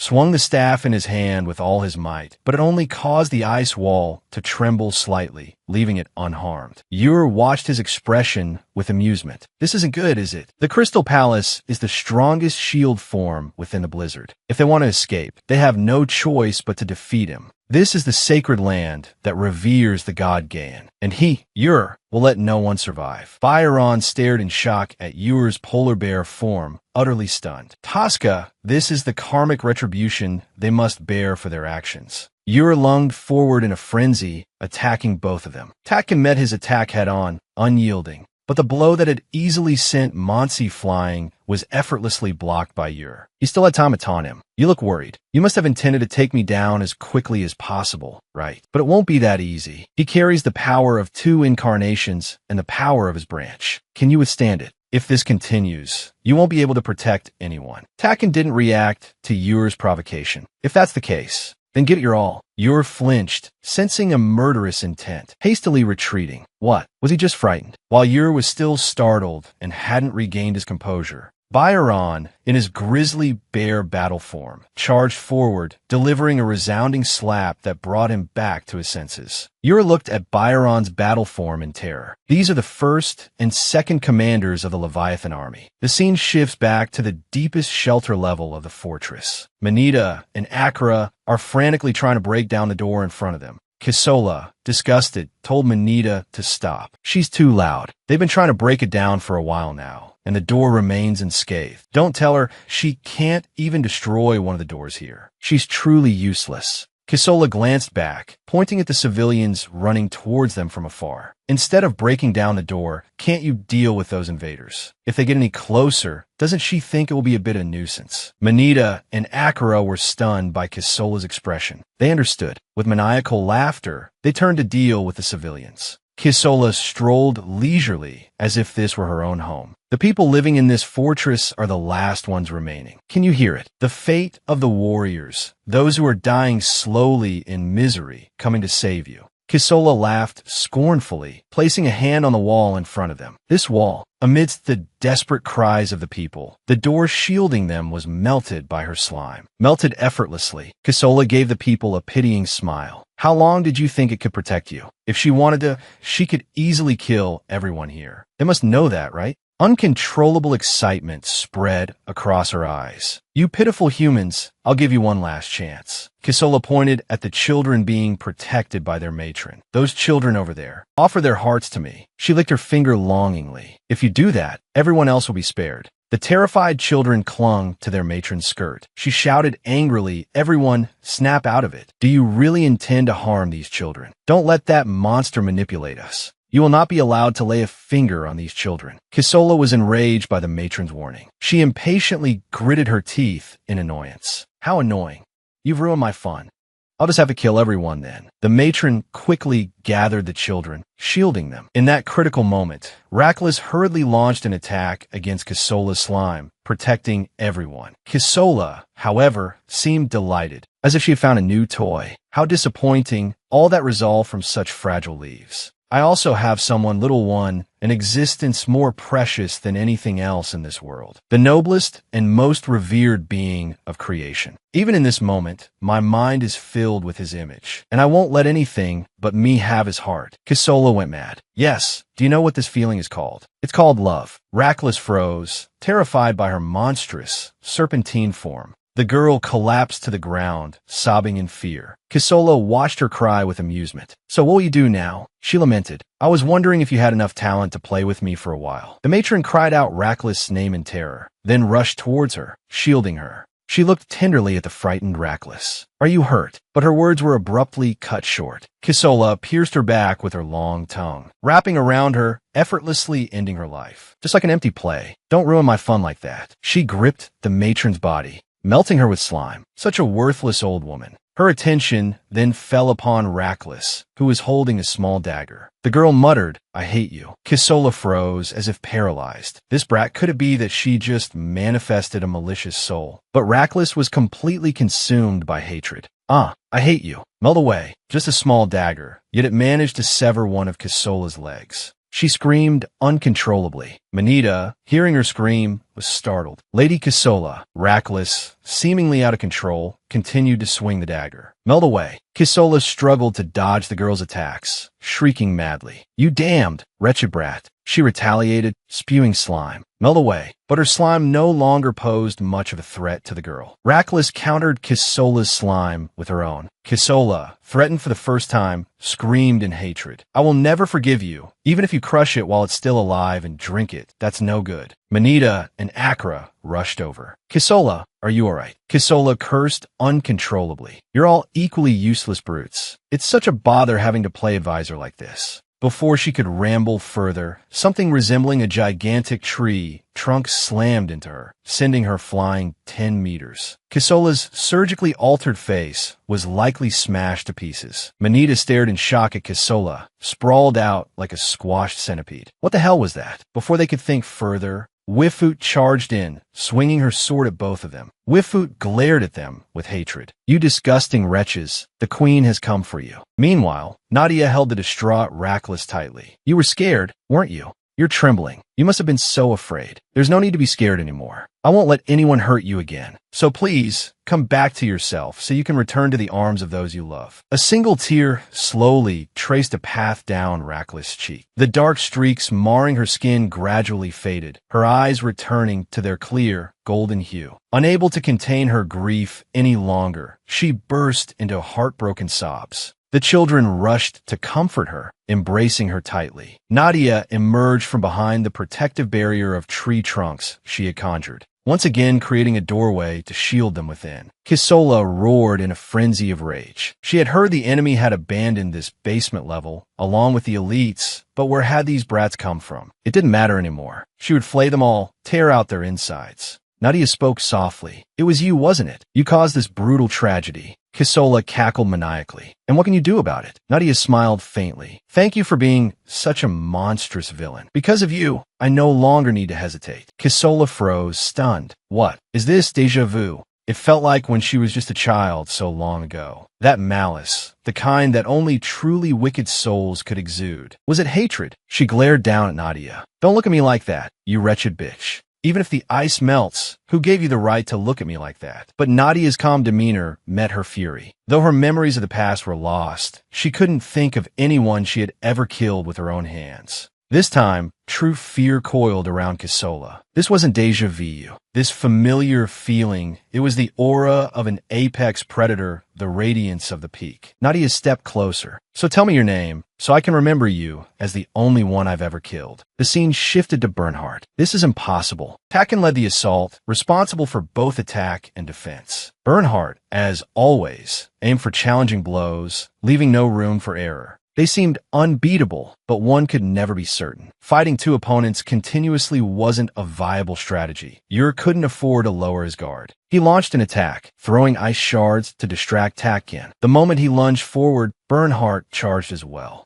Ur blocked the older man's head with his bare hand. A basic combat principle. "I'll take you down one by one, starting with the weakest." But Bernhardt reminded him, a basic combat principle is to never give up. "So I'll teach you a lesson, Savi Bernhardt." But his triumph was short-lived. Takken used his ice-encased arm to choke him. Ur roared a warning. "If you think this futile resistance will work against me, you're mistaken. No one can defeat me." But his arrogance was quickly extinguished as Ananta's flames incinerated his crystalline armor. Before Bernhardt could comprehend what was happening, Ananta scoffed, having this much trouble with a single enemy. Pathetic. Lupa waved a greeting. Before they could exchange more than a few words, Ur interrupted. Leviathan reinforcements. He encased himself in a layer of ice. You dare to chat while I'm still here. How disappointing. Bernhardt, observing Ur's transformed state, cautioned Ananta. He's the fifth seat of Sephiroth. He's not an opponent to be trifled with. But Lupa reassured him. Relax. Ananta isn't that weak.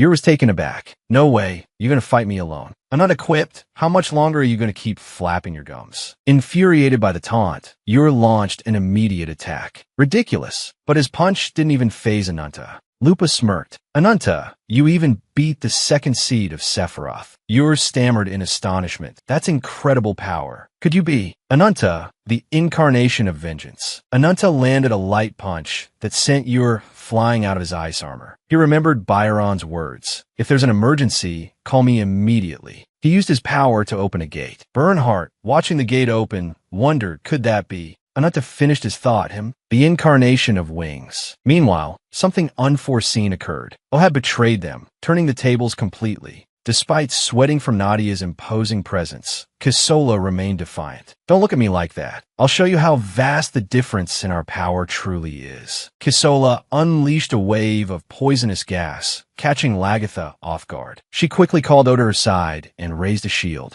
This is my undivided form. Suffer and die in my venomous tide. But Nadia calmly pierced Kisola's bluster. You're drowning in fear and humiliation. Every attack Kisola launched was blocked by Nadia. Frustrated, she could only curse, damn it. Her corrosive poison had no effect on Nadia. Fine then, I'll tear you to shreds with my bare hands. But before she could lay a finger on Nadia, she was pulled into a dark, inky void. Kisola was bewildered. What is this? She collapsed, reverting from her giant centipede form as if all her strength had drained away. No. This is ridiculous. Nadia had intended to overwhelm her in direct combat. Lagatha, sweating, looked at Nadia. So that's your original power. O spoke up. It seems you've won. Then, when no one expected it, O plunged a sword through Nadia's heart. While Lagatha was distracted, Mania and Akira subdued her. Kisola burst into triumphant laughter. Lagatha cried out in disbelief. Why? Why would O betray us? O simply offered a cold apology. Someday, the truth will come to light. Lagatha was stunned. This can't be. Even now, I can still sense your anger towards the incarnation of wings. O replied calmly. That's how I was able to fool you so easily. To distract your all-seeing eyes. Your anger towards the incarnation of wings couldn't have been a lie. Mania gloated, stomping on Lagatha's head. Silence, little queen.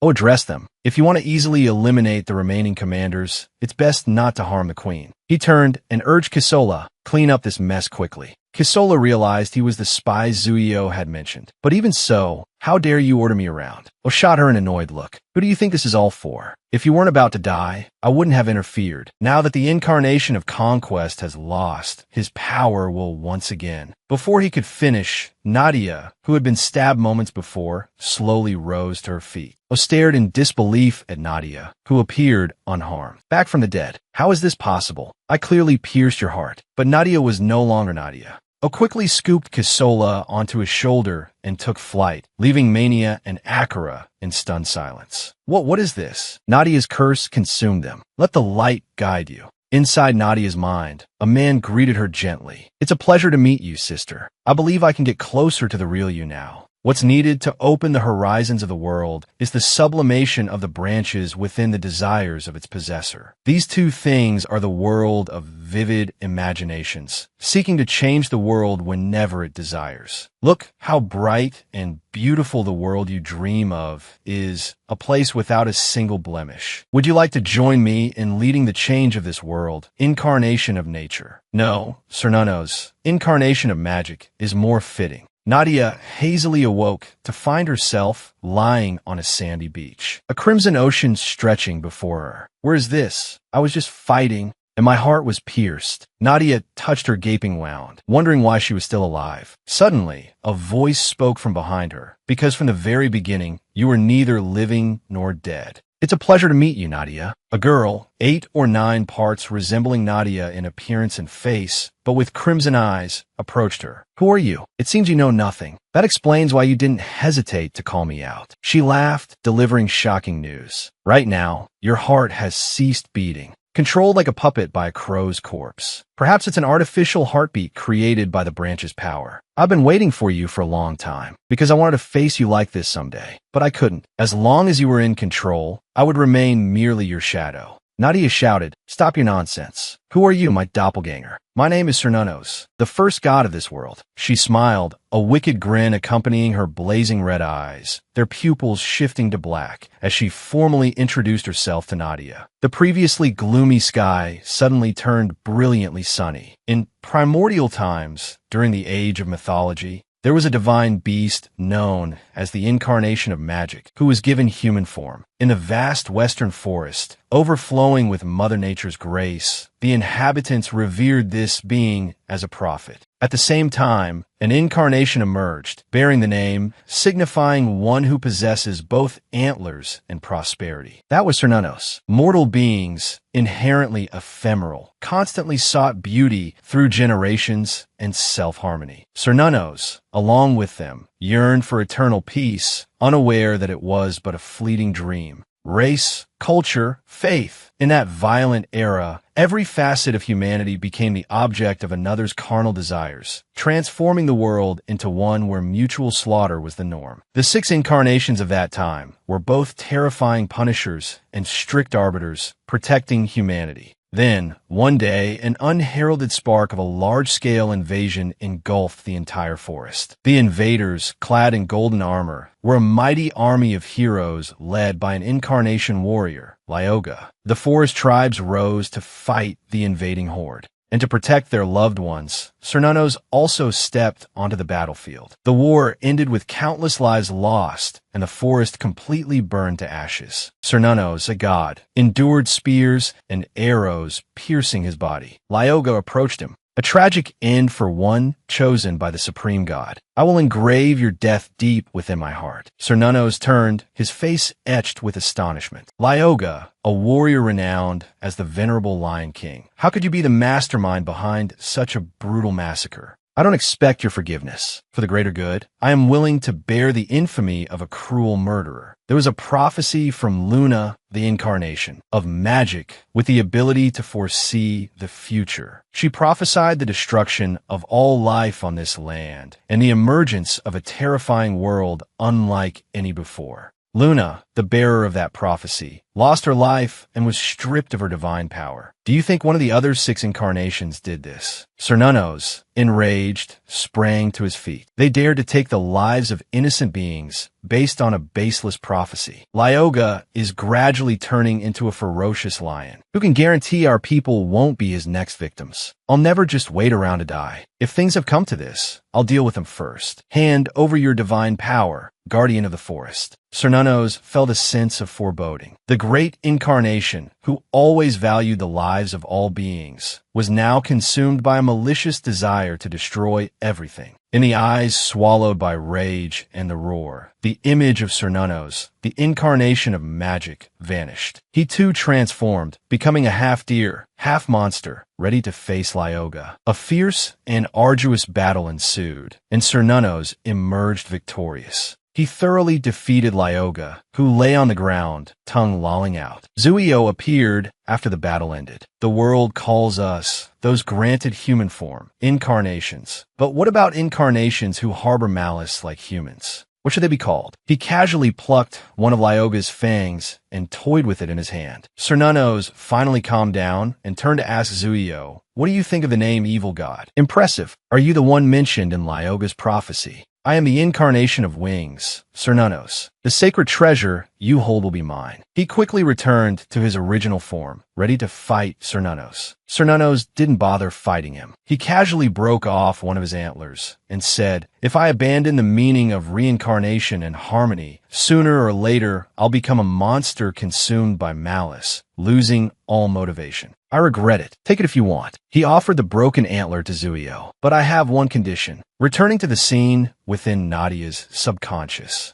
"That day, I made a pact with the incarnation of wings. If you can gather all the sacred treasures, one day he will give me a branch. I want to expand the atmosphere of this world, covering this land with a surreal world and return it to the primordial world I cherish. But there was one thing I didn't foresee: your appearance. You extinguished my malice. We're like two sides of the same coin, ruling this surreal world together. You are the representative, another version modeled after me. Nadia, who had been watching silently, finally spoke, so that's why I always have that dream. A dream where I'm always running from an unknown monster inside me. I'm still scared thinking about it. But I don't know why, but I feel like that monster is unhappy. The reason you want to change this world, even borrowing power from the branch, it's because you regret that you couldn't protect what was precious to you. If I truly am a part of you, then I also have a responsibility to bear this burden. That's why I will fight against the malice with you and protect what I need to protect, along with the countless people on this land. Sir Nunnos chuckled. It's good to be so determined if you have the strength to do it. But the one before you is one of the 6 strongest incarnations in history. The ice wall has collapsed. Everyone, evacuate. As people scattered, searching for shelter, Byron stood above, looking down at the destruction he had caused. He turned to face Anunta, who was in her black dragon incarnation form. He held out his hand provocatively. My fists have never feared anything. The ground beneath the orange-haired figure suddenly cracked and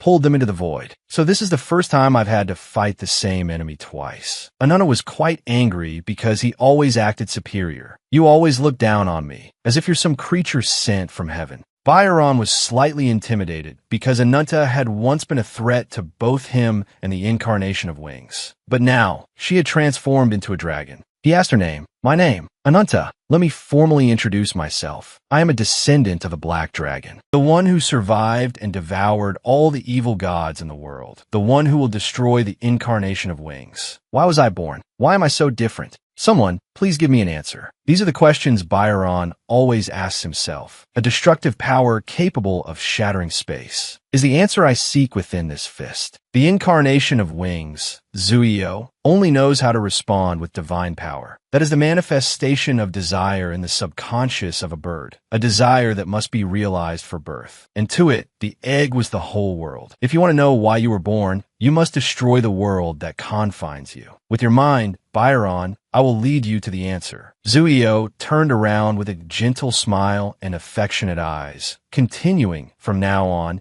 you will be the strongest spear protecting me, the incarnation of destruction. Before unleashing his ultimate move, Byron remembered his master's words. Use the mirror of disaster, the true length of justice. A punch of lightning and light shot straight towards Anunta, piercing her. Rupa, holding a miniaturized ruby, stood in a corner, constantly calling Anunta's name. But unexpectedly, after the lights subsided, Anunta was unharmed. Aside from being charblack, I'll destroy everything that gets in the way of my strongest spear, won't I? Did she activate her strongest barrier around herself? Because Anunta's entire body was black, it was impossible to tell if she was injured or not. Sharp claws sprouted from her hands as she lunged forward to fight. Byron raised his arms to block, the earth-shattering impact forcing him back 8 meters. Rupa was surprised that Anunta could repel Byron. Just then, Takkan and Bohan arrived to check on the situation. Your Majesty, is she safe? Don't worry, Queen Lagatha is in the fortress with Owen Nadia. Suddenly, a flash of light from the castle froze all 3 of them stiff. The light vanished, and someone's wings appeared, carrying a person away. It was O. He shattered the ice and escaped. Seeing this, Bohan hurriedly ran after him. We must find Queen Lagatha immediately. Hori, Daken.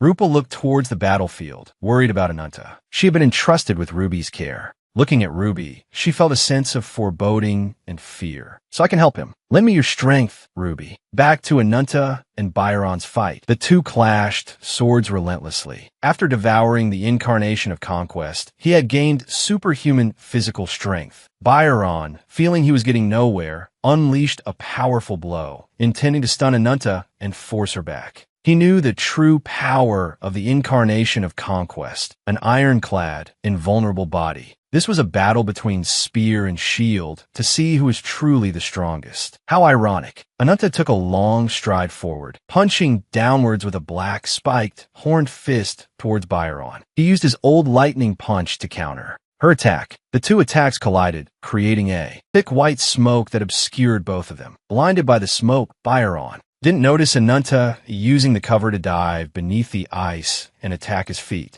However, he quickly dodged just as she emerged from the ice. She wouldn't let him escape, attacking relentlessly. Remember this well. Ananta is the name of the one who defeated you. A powerful attack from Ananta shattered Byron's outer armor. He cleverly used his arm to protect his face. That single blow was enough to directly impact his heart. The ring on his head cracked, but Ananta immediately sensed something was wrong. Byron quickly regained his senses, and a massive blue light flashed, turning into an explosion that shattered the surrounding ice. At the entrance to the rabbit holes, K-Foot stood before crossroads. This will be our last resort in case Whitefoot and I are in danger. At the cost of permanently losing an ability, we can freely teleport to any two locations regardless of distance. Similar to an emergency escape. She continued, speaking to Lagatha, each of these rabbit holes can only hold 3 people, so a maximum of 6 people can travel this way. Since we must reduce our forces, please choose carefully who you will bring with you. I've decided. The main entrance is the path to both the fortress and the deepest shelter. To protect everyone, we must secure an escape route from the fortress. The internal defense team will consist of me, O, and Nadia. This team will stop any enemies trying to infiltrate the fortress and care for the wounded. The external response team will consist of Ananta, Rupa, and Ruby. Ruby was startled that, as a gecko, she also had a mission. Lagatha explained, the enemy has definitely focused all their forces on our main army to break through the defenses at the fortress entrance. So I think this final battle will definitely require Ruby's strength. Finishing her explanation, Lagatha assigned tasks to Scan and MO. You two will stay behind and care for the wounded soldiers. This battle will not be easy. Everyone, be prepared. Everyone went into the 2 rabbit holes as assigned. After everyone entered, the holes closed. The clock was broken.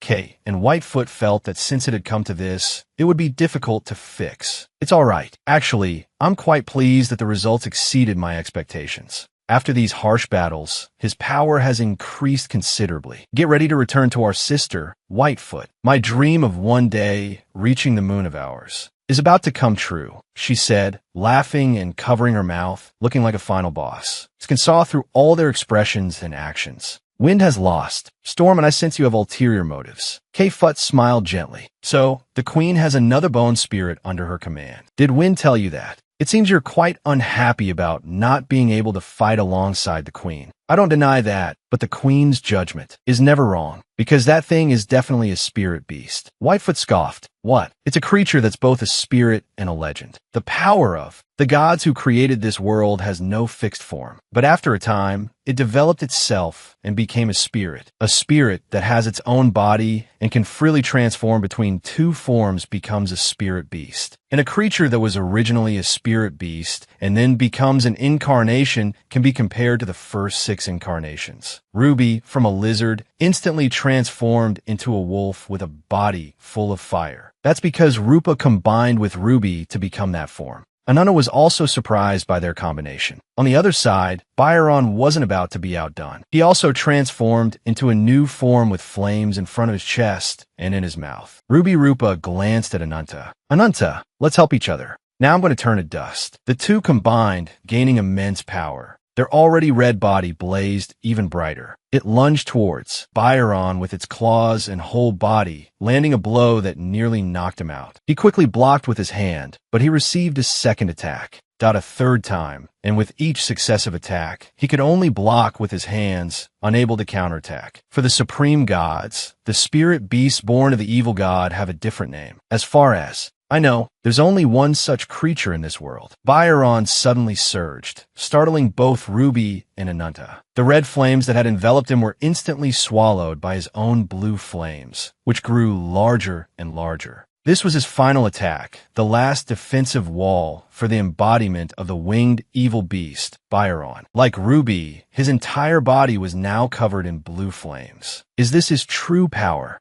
Ananta had only watched and listened, making no judgments. A warrior like you, why choose to follow Zuio? Do you realize you've chosen the wrong civilization? Byron intended to explain, but he seemed to have forgotten how to use his mouth. Despite claiming to have forgotten, his next words were that if Ananta wanted an answer, he would show him the power of his fists. Well then, let's get down to business. Shall we see who destroys the other first? Without a word, they both accepted the challenge. both preparing to throw a punch when a blinding light tore through the battlefield. The final pieces of the world's atmosphere were now in place. Zuyo ordered Byron to get out of there and return to their pantheon. He scooped up Nadia and took to the sky. Rupa and Ruby were shocked by Nadia's current appearance. In truth, Cernunnos was possessing her body. A stream of black blood trickled from her eye, worrying Zuyo. Cernunnos explained it was because her willpower was so strong, it was proving a bit difficult. But her weak heart would soon shatter into pieces and become one with him. Ananta and Byron, about to clash, were interrupted by Zuyo's departure. Rupa and Ruby, looking at the person who both was and wasn't Nadia in Zuyo's arms, were bewildered. Even Ananta didn't recognize her. What exactly did that guy do to her? The black dragon within Ananta didn't seem to care much. But whatever, the cursed mortal has fulfilled his pact. Now, succumb to this all-consuming rage. A surge of red and black energy enveloped the battlefield, accompanied by Ananta's earth-shattering roar. Cernunnos immediately recognized the aura of the black dragon and asked Zuyo who it was. That's Ananta, a foolish human obsessed with revenge. I never thought he'd be this troublesome. You want to kill me? Preposterous, a pipe dream. Even if this world collapses, you won't get your way. He spread 6 pairs of wings, launching 6 orbs directly at him. The attack quickly pushed back Rupa, Ruby, and Ananta. Byron, standing off to the side, sensed something approaching him and quickly jumped back. Ananta had fully transformed into a gigantic black dragon. He only incidentally clipped Byron with his tail. His target was Zuyo. Inside Ananta's mind, the black dragon continued to tempt him. Cursed mortal succumbed to this all-consuming rage. Ananta paid no heed. Don't spout nonsense. My rage is at its peak. My only thought is to destroy you. Interesting, the little chick has finally grown its wings. This barren and desolate land is just a boring place, quite fitting for someone like you, whose only desire is to burn everything to ashes. Those who should bare their fangs at others are the ones facing a formidable foe, unlike any you've encountered before, and you are currently being consumed. Driven into a frenzied state by the curse, you and he are sworn enemies. The incarnation of the twin wings. Ananta recalls their first encounter when he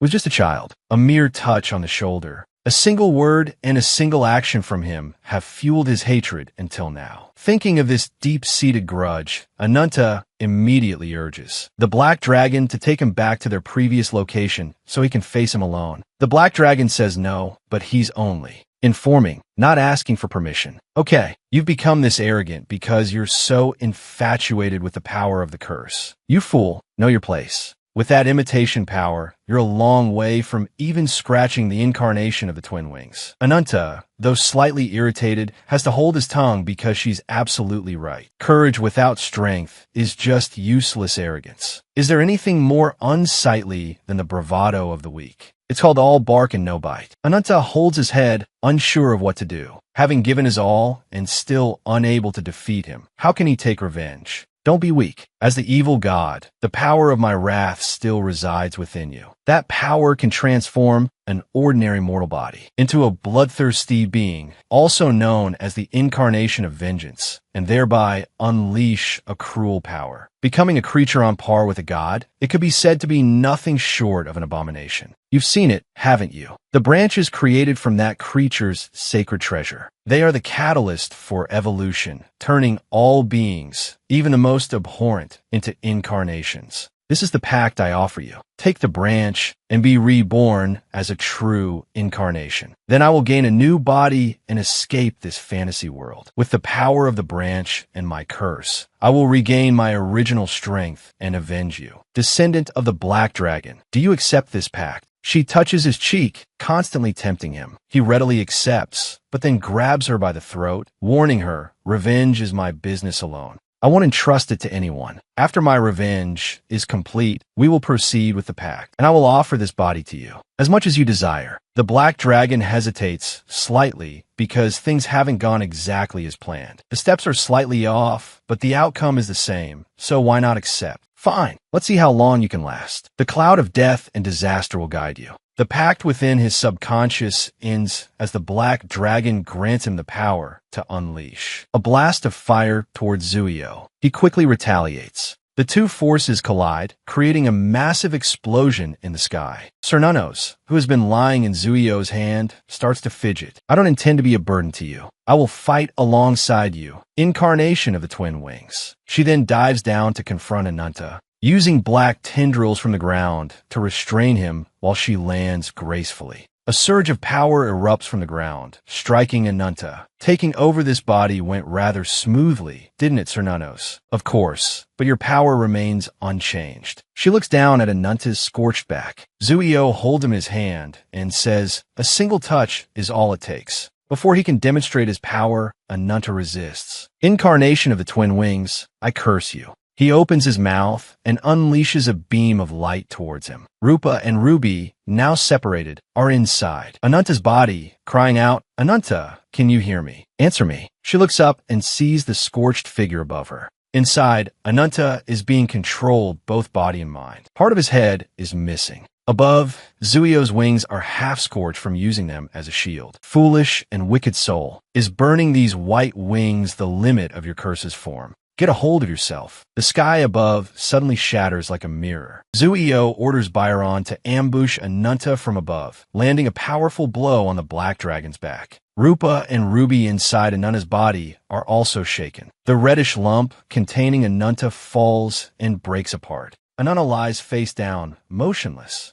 Seeing this, Rupa struggles to her feet to help him, but Ruby is faster, transforming into her human form and rushing to Ananta's side. I will protect you, no matter how many times you collapse from exhaustion. Ruby stays by Ananta's side, using her healing powers on him. The muscles in his arm gradually recover and return to their normal shape. Outside, Byron, Zuio, and Cernunnos gather before the black dragon's body. Cernunnos observes for a moment, then says, the incarnation of vengeance, the one I've been observing for so long in Nadia's soul. He is our enemy, but also just someone grieving the loss of a loved one. Letting him rest peacefully would be the victor's mercy. Zuio pauses, hearing Cernunnos' words. He's been silent, making Cernunnos and Byron wonder. He usually talks so much. Why is he so quiet now? Zuio feels something isn't right. He slowly raises his hand. His fingers are darkening, the blackness spreading down his palm. Could it be the black dragon's curse? Suddenly, a surge of power erupts from the black dragon's body, forcing Byron to dodge. The light forms a powerful beam. Before they can react, a large hole appears in Zuio's head, surprising even him. From the energy beam, an arm rips open a path. Ananta, restored to his original form, though slightly smaller, is ready to fight. Cernunnos isn't worried about Zuio's head, more surprised that Ananta hasn't fallen yet. Byron is about to charge forward, but is stopped by a fox monster. Zuio's wound heals, and as soon as he recovers his eye, he immediately challenges Ananta. On the ground, he's furious at being repeatedly provoked. You dare look down on me. Blackfoot and Whitefoot report on the battle to their comrades. The current situation at Leviathan Fortress is as follows. Today, the incarnation of the twin wings appeared among those attacking Leviathan Fortress. The incarnation of vengeance has entered a second battle with the incarnation of the twin wings. As Whitefoot finishes the report, Ananta and Zuio prepare for a deathmatch. Ananta transforms into his half-dragon form and takes to the sky to face Zuio, who is on the ground, fuming at being constantly toyed with. You dare mock me. Seeing his comrade enraged, Cernunnos intervenes, fearing further reckless actions. That power is a demonic curse that turns its target into a monster. If it continues, they'll be consumed and unable to return.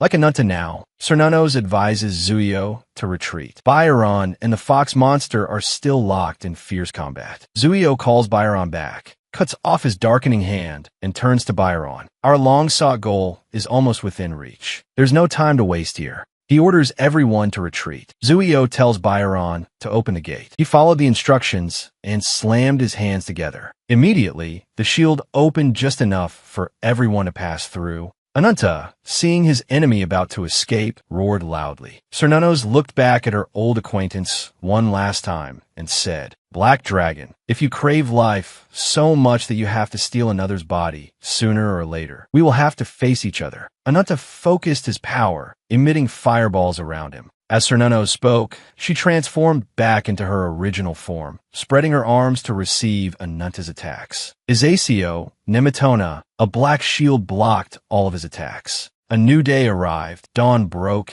as usual, and a figure approached the place where the battle had ended. The biggest result of this battle is the confirmation that the Black Dragon's curse has tainted the incarnation of the wings. The extent of the damage the curse has inflicted on him is still unknown, but based on his reaction gathered at the scene. Blackfoot held up his phone to report the situation to everyone. It can be estimated that he is significantly weakened. The opponent's swift retreat is proof of this. Next, I will report on the damage. The number of Leviathan's combat troops is estimated to be around 3,000. The estimated mortality rate is about 97%, with approximately 90 survivors. The number of Leviathan's combat personnel is estimated to be around 400. The estimated mortality rate is about 99%, with 4 survivors and 1 traitor. Blackfoot received orders from his superiors to assess the current situation of Ananta, the incarnation of vengeance. At this time, Ananta had returned to his original form and was sitting pensively on the cliff in front of Blackfoot. Beside him was Rupa, constantly worried about him. Blackfoot confirmed that he was safe. Ruby wanted to rush over and comfort him, but someone grabbed her and picked her up. Taking down the opponent and forcing him to retreat is good enough. Seeing him like this, Blackfoot didn't try to comfort him further. It seems like he feels that way, huh? Ananta, Ruby in her arms suddenly transformed into a human form. She intended to run to Ananta, but was held tightly by Whitefoot. Ruby, displeased, said let go. Ah, so cute. Are all divine beasts such adorable creatures? Blackfoot also put Ruby down and turned his gaze towards him. Ananta, why don't you enjoy it a little? It was hard won, after all. Victory, what remains here, is only the lament of those robbed of hope, those who have lost important people. As he spoke, images of the victims of this war kept flashing through his mind. While I haven't taken anything from him yet, next time I will definitely end this battle. Seeing him dwelling on it, Blackfoot hugged him tightly. Honestly, you're so stubborn. Sometimes expressing your deep-seated emotions is important too. This action made Rupa blush and Ruby furious. You've worked hard. Ananta, she whispered in his ear, only to be elbowed aside by Ananta. Whitefoot also arrived in time to prevent any unnecessary incidents. Blackfoot is right. Ananta's achievements cannot be underestimated. From defeating the second-in-command of Sephiroth to facing the Wings Guardian head-on and then severely wounding him, though Nadia's change was too sudden. But in any case, this desperate counterattack, something no incarnation has ever attempted, only a human like you would dare to carry out. Ananta wasn't particularly pleased hearing the accomplishments Whitefoot recounted. I'm not interested in flattery. Just get to the point. Whitefoot continued to smile at him. Leviathan's core forces still remain. We need to prepare a new base to gather our forces and prepare for the enemy's second attack. Rupa didn't quite agree with building a new base at this time, because Leviathan no longer had a fortress large enough to protect the civilians. If we can't avoid being discovered by the enemy, there will be casualties no matter what. Whitefoot also anticipated this outcome, so she prepared the data beforehand. We propose an ideal location suitable for all survivors. Is Blackfoot's headquarters. Furthermore, in return for Ananta's contributions, we will reveal to you truths about the incarnation of the wings that you never knew. This information successfully piqued his interest. Ananta looked towards Whitefoot threateningly. She knew there would be consequences if she spouted nonsense.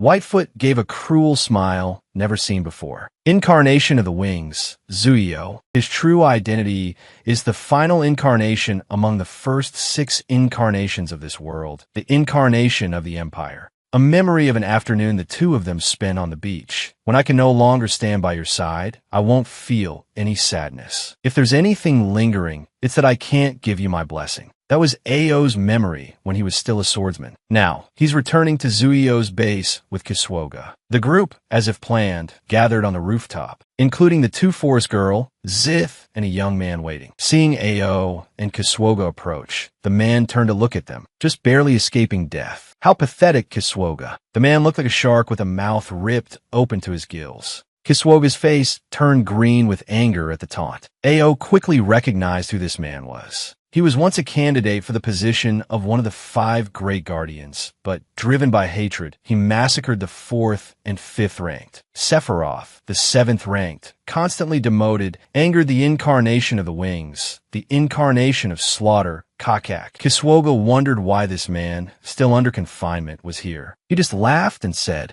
still asking, because it's time to rearrange the ranks. Just then, the barrier behind him shattered. Zuio and his group had returned from the battle. Seeing the wound near Zuio's eye, Kiswoga's face paled with worry. That wound is. However, she only received a cold stare from Zuio, so she fell silent. This invasion was meant to appease Gain's soul. Although it was supposed to be a one-sided massacre, those under Sephiroth's command faced death. Even one of the 5 great guardians was severely wounded by the enemy and forced to retreat. Sephiroth's reputation has plummeted. Kiswoga, directly implicated, had been silently praying in a corner. Cernunnos, seeing Zuio being a bit harsh with his subordinate, intervened. Kiswoga, meeting a familiar face, was surprised. Cernunnos explained, she merely clashed with me unintentionally. Isn't further punishment too cruel? His words left Kiswoga speechless, grinding her teeth in silence. Zuio agreed with Cernunnos' point, finding it reasonable. Sometimes, rewarding instead of punishing leads to the growth of the collective. From now on, I will reorganize the ranks. Acknowledging the accomplishments of the spy, I appoint Ao, the incarnation of swordsmanship, as the 6th Sephiroth. Use, the incarnation of the storm, is dismissed from the 5th position. Kakak, the incarnation of slaughter, is appointed as the 5th Sephiroth. As for the vacant 2nd position, I appoint Cernunnos, the incarnation of magic, as the 2nd Sephiroth. My brethren, the time for a new chapter in history is approaching. Our journey to invade the land of the gods beyond this world. As soon as the final preparations are complete, we will put an end to this long journey. Back with Ananta's group, a large, bright golden sphere appeared, with some rabbits waiting as 3 beams of light emerged. Ananta, Rupa, and Ruby were transported somewhere. Whitefoot emerged with a smile, welcoming them and introducing the place as Blackfoot's headquarters. Welcome to La Bizathoth. Rupa reminded her that Legitha and the others hadn't arrived yet. Whitefoot advised her not to worry about it, though it was a bit troublesome. After gathering the Levitian remnants under Blackfoot's leadership, we devised a plan to bring them to La Bizathoth. Anana wondered how Whitefoot managed this, considering her powers were lost. Whitefoot confirmed this, explaining that while Acubes guided them, Blackfoot's special teleportation magic made it possible. The reason I invited you first is because of the leader's request. Whitefoot led the 3 of them to the library to meet Cezina, who was busy searching for some books. Ananta found Cezina somewhat familiar. This woman seemed familiar from the past, as if she were the same person as those rabbit women. However, Whitefoot, calling her elder sister,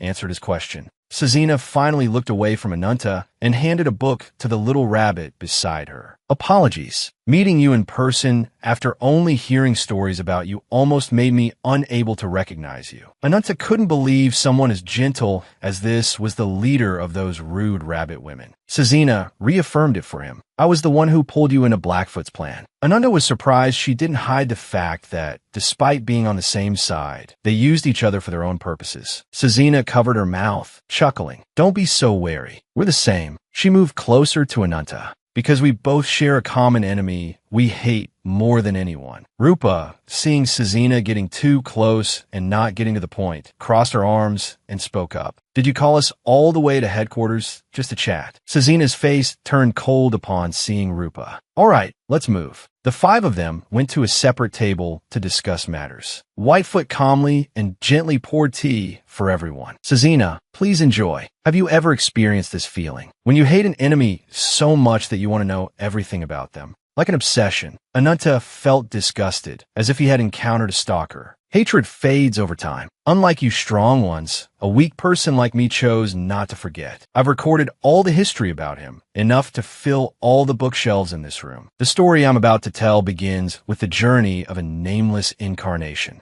On a vast and boundless desert, a person rode a camel, traveling hopelessly. The camel's body was riddled with arrows, so after A few steps, it collapsed, but the camel's fall didn't cause the rider to fall with it. The person looked ahead and saw a figure slowly approaching. To see a world in a grain of sand and a heaven in a wild flower. Hold infinity in the palm of your hand and eternity in an hour. In a room full of machinery, a robot stood in the center. Its mission was to convey the ultimate fundamental principle and bring widespread benefits to the human world. Questioning the creator, what is the purpose of implementing the ultimate fundamental principle? An independent logic system, separate from the outside, maintains the overall system, aiming to analyze in detail the consciousness and concepts of organic beings. To create emotions and an ego for the incarnation of the machine, that is how the nameless incarnation operates. The nameless incarnation looked at the woman in front of him, holding a knife pointed at him, and found it meaningless because,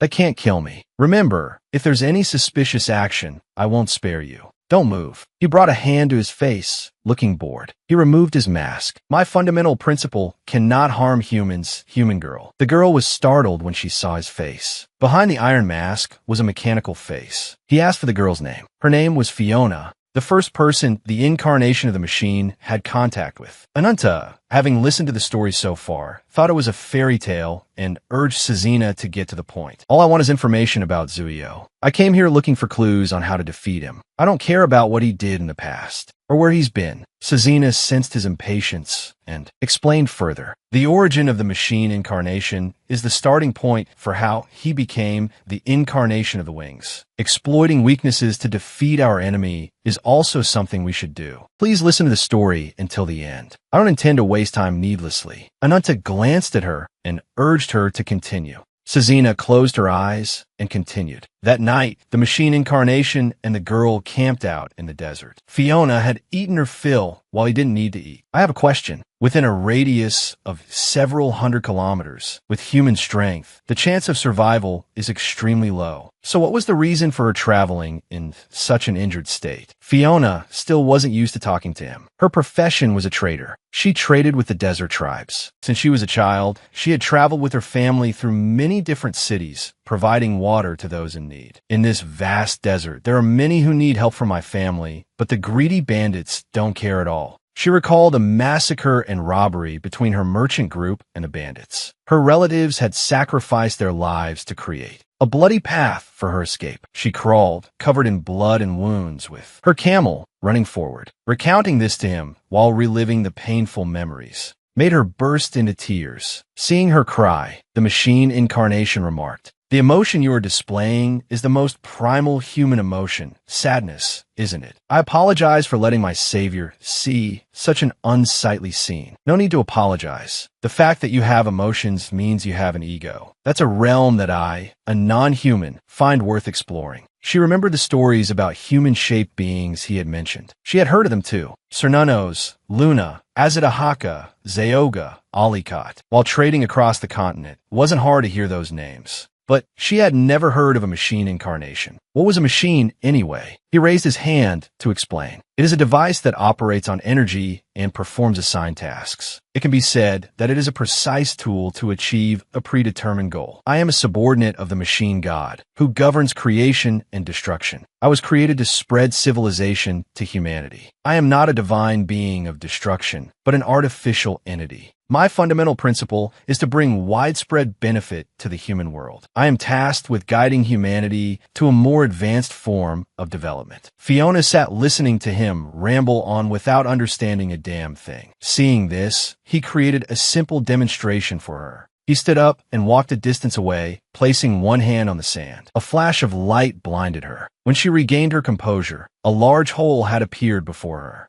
"Look here. If there's no water source, we just create one." Immediately, a huge stream of water flowed upwards from the bottom of the hole. With groundwater detection methods and seawater desalination technology, the desert people will never lack water again. "Fiona, I will help you bring benefits to the people of this land." What happened before her eyes was truly miraculous. Although she still didn't fully understand what he was saying, she understood some of it. "You truly are my savior. To the unfortunate souls lost in the darkness, God will appear and become the light. But to the souls living in the light, he will appear in human form. 1 year later, in the desert city of Ocean, on a special archipelago filled with boats and beaches for merchants, a group of people were waiting for Fiona's ship to dock. Look, Chief Fiona's ship is arriving. After receiving the dissemination of civilization and technology from the machine incarnation, the desert region became remarkably prosperous in a short period. Fiona, you've tapped into water sources to create fertile oases, and trading desalinated seawater has yielded significant profits. In just over a year, you've become the leading merchant in the desert. The ocean archipelago is always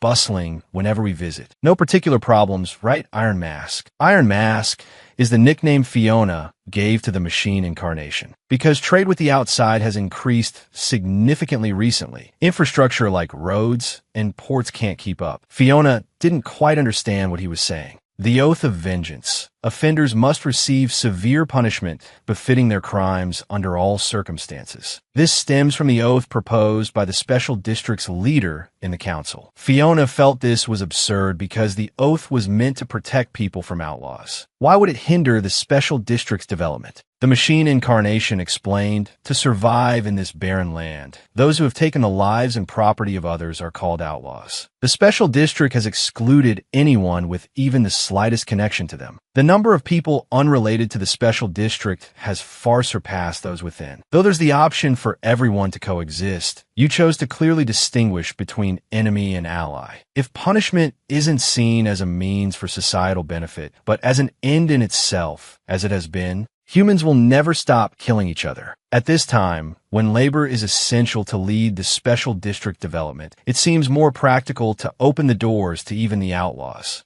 accept them, and use them as a workforce to expand the production base. Fiona abruptly interrupted him. I'll pretend I never heard that. I'm always grateful to you. It's thanks to you that this land has been able to develop over the past year. Not just me, but many people here are indebted to you. I won't rely on you in the future, but if you extend a helping hand to them, who will understand the resentment of my deceased family. The machine incarnation didn't understand the issue. Because the dead cannot speak nor produce any meaningful results in human society. What mattered to him were only the living people he could observe. His words infuriated Fiona. Those who take the lives of the innocent without a shred of hesitation are not human. Fiona couldn't forget the pain of losing her family because of the outlaws, the machine incarnation, unable to understand the human heart. Before Fiona could perceive the simmering rift within him, the machine incarnation's concerns were soon revealed. The outlaws had gathered into a group and waged war. Someone's up ahead.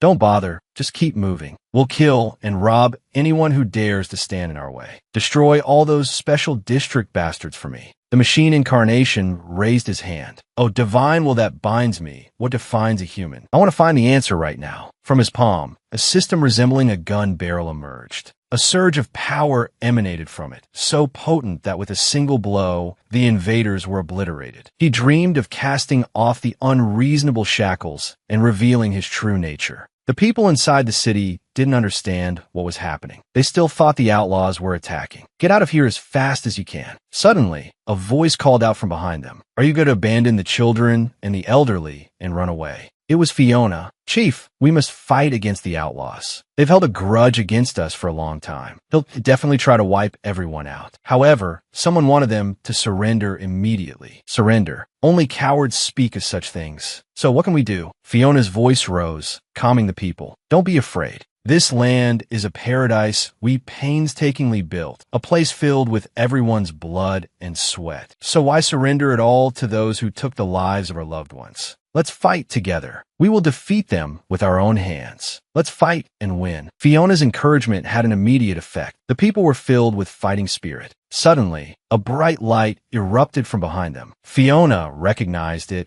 as the power emanating from the machine incarnation. Where the machine incarnation had been, after annihilating the outlaws, only a long, deep gash remained in the sand. The machine incarnation replaced its mask just as Fiona arrived on Camelback. Witnessing the aftermath, Fiona couldn't believe her eyes. All the Iron Mask outlaws, you killed them. Did you really do this? The machine incarnation looked at her. I feel the same way now as I did when I first met you. Is that fear? Fiona, I was fortunate to meet you on this land because I have fundamental questions about the Creator's fundamental principles. What is a human? When the world distinguishes between incarnations and humans, I have always wondered about the nature of humanity. As humans once said, humans do not kill each other. Now, I will begin my journey to find the definition of a human. The machine incarnation gently placed a hand on Fiona's shoulder. Yes, you freed me from that absurd arrangement. I am free. Somewhere, a girl with cat ears witnessed these events through a lens. She chuckled softly. Gotcha, world traitor.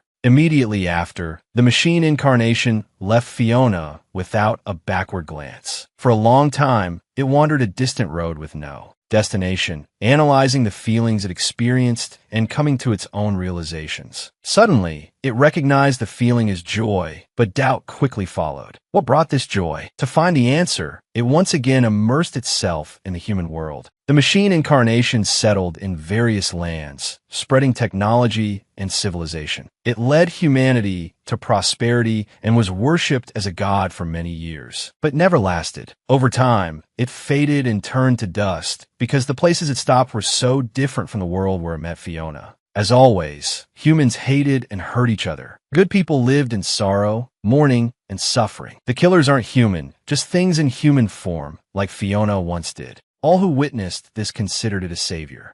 Humans, why do you worship me? Killing one person makes you a murderer. Killing 1,000,000 makes you a conqueror. Killing everyone makes you a god. Oh, exalted one, what is your name? I am, your name. Why do I remember this? The machine incarnation quietly left humanity and went somewhere else. It needed a little time to reflect, somewhere with no one around. And then, right before it, Luna, the magic incarnation, appeared. Luna, eternally beautiful, with cat ears and heterochromatic eyes, held a parasol above her head. She approached, stopped, and recited some kind of incantation. Suddenly, countless rays of light appeared. The machine incarnation, taken aback, stumbled backward. Ultra-advanced spatial transfer technology. And what's even more surprising is how that entity can possess such immense energy. The surrounding space is changing. Filled with towering bookshelves, probably rivaling the largest library in the world. Luna spoke. It's a pleasure to meet you.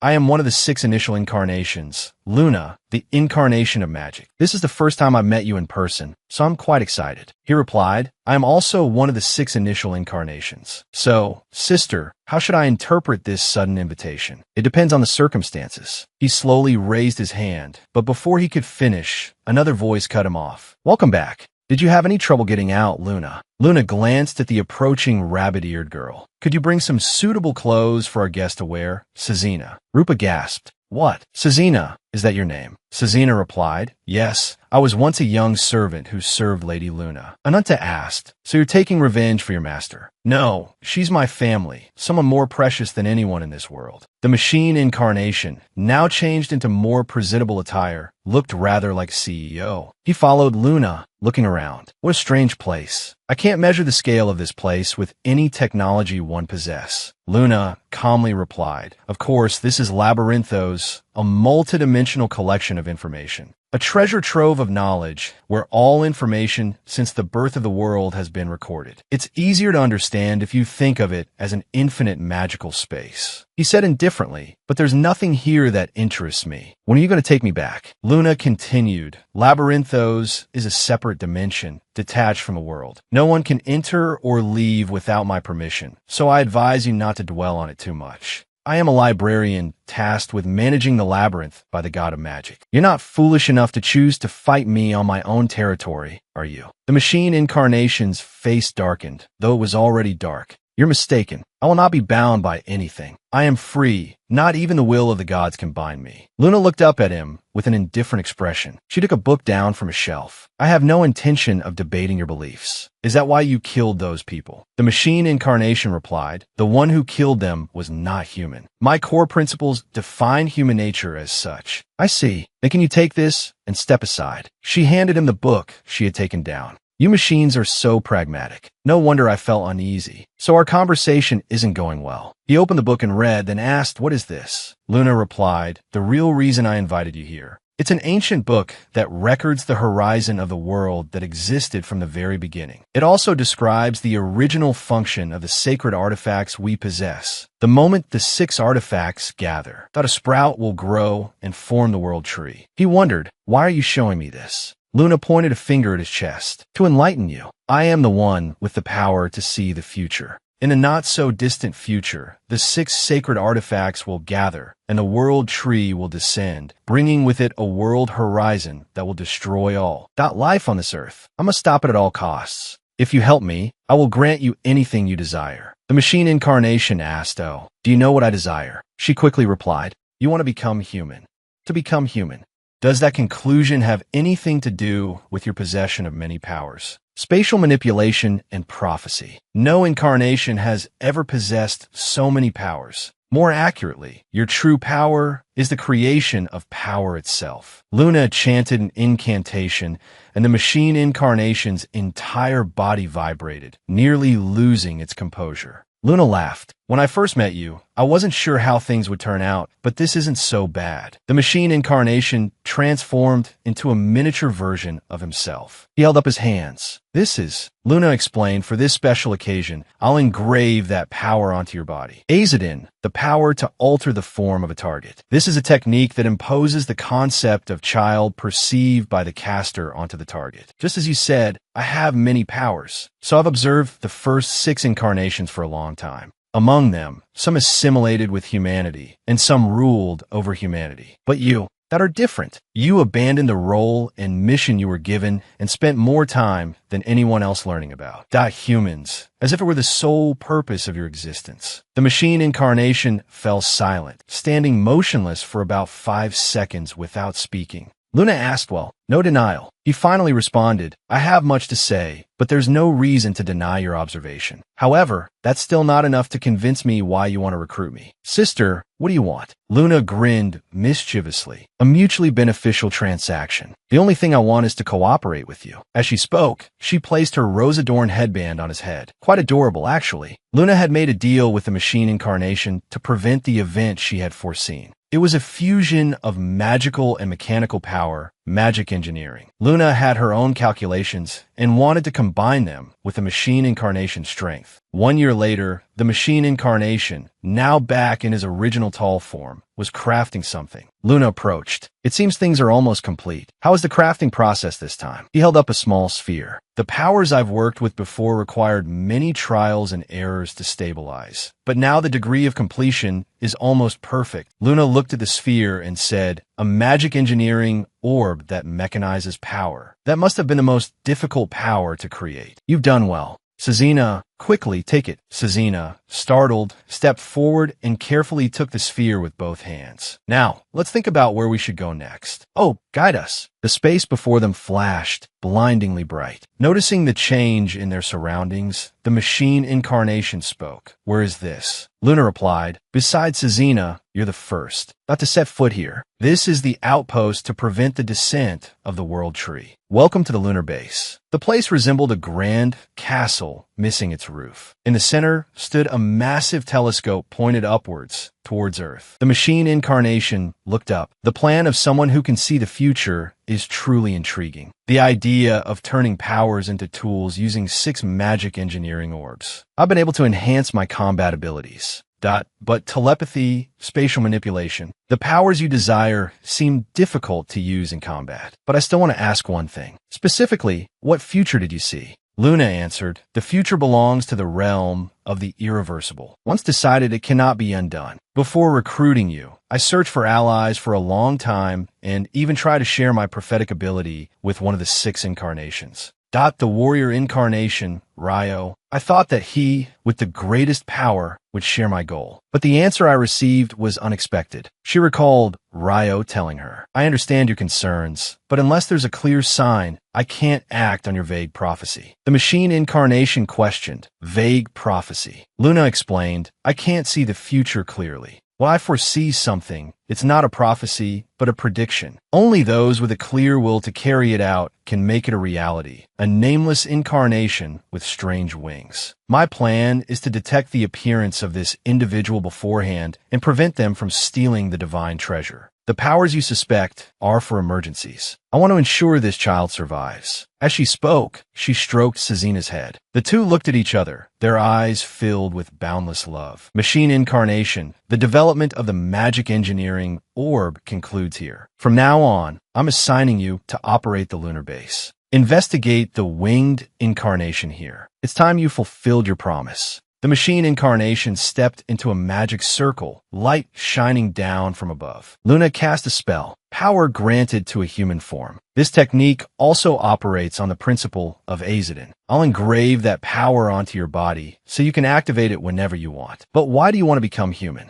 The machine incarnation closed their eyes and replied, "When I achieve human form, I will tell you." Luna conjured a magic circle in front of them. "Then I'll wait, imposter." The machine incarnation's body gradually transformed into human bone and flesh. Luna and Sazina stared in astonishment. Luna was so shocked she stammered, "This is impossible. That form, could you be the one from my prophecy?" The machine incarnation, now fully human, sprouted multiple wings from their back. "Oh, light!" As he finished speaking, beams of light bound Luna and Sazina. "Sister," the machine incarnation didn't want to become human. He aimed for something higher. "I've realized the law to bring freedom from this world. I will spread these wings of light, illuminating the world, becoming wings that carry freedom." Zuio, incarnation of wings. He reached out, sharp claws extended, and snatched Luna's right eye. Sazina, tears streaming down her face, screamed Luna's name. Zuio, holding Luna's eye, laughed sinisterly. "I will advance to the other side of this world and be the one who reclaims freedom and dignity from the gods." Sazina, watching the light tighten around Luna, felt her heart break. She screamed, "No." Zuio glared at Sazina, her face streaked with tears. "I will take the magic orb." He extended his hand. Luna murmured, "Guide." The blinding light around Sazina flickered and broke. A spatial circle appeared, and Sazina vanished. Zuio stared at the empty space. "Thanks to her, subduing you is this easy." Two incarnations, different in form, yet strangely similar in energy. "I know you gave most of your power to Sazina. Her role was likely a contingency to maintain Labyrinthos in an emergency." Luna smirked. "You know nothing.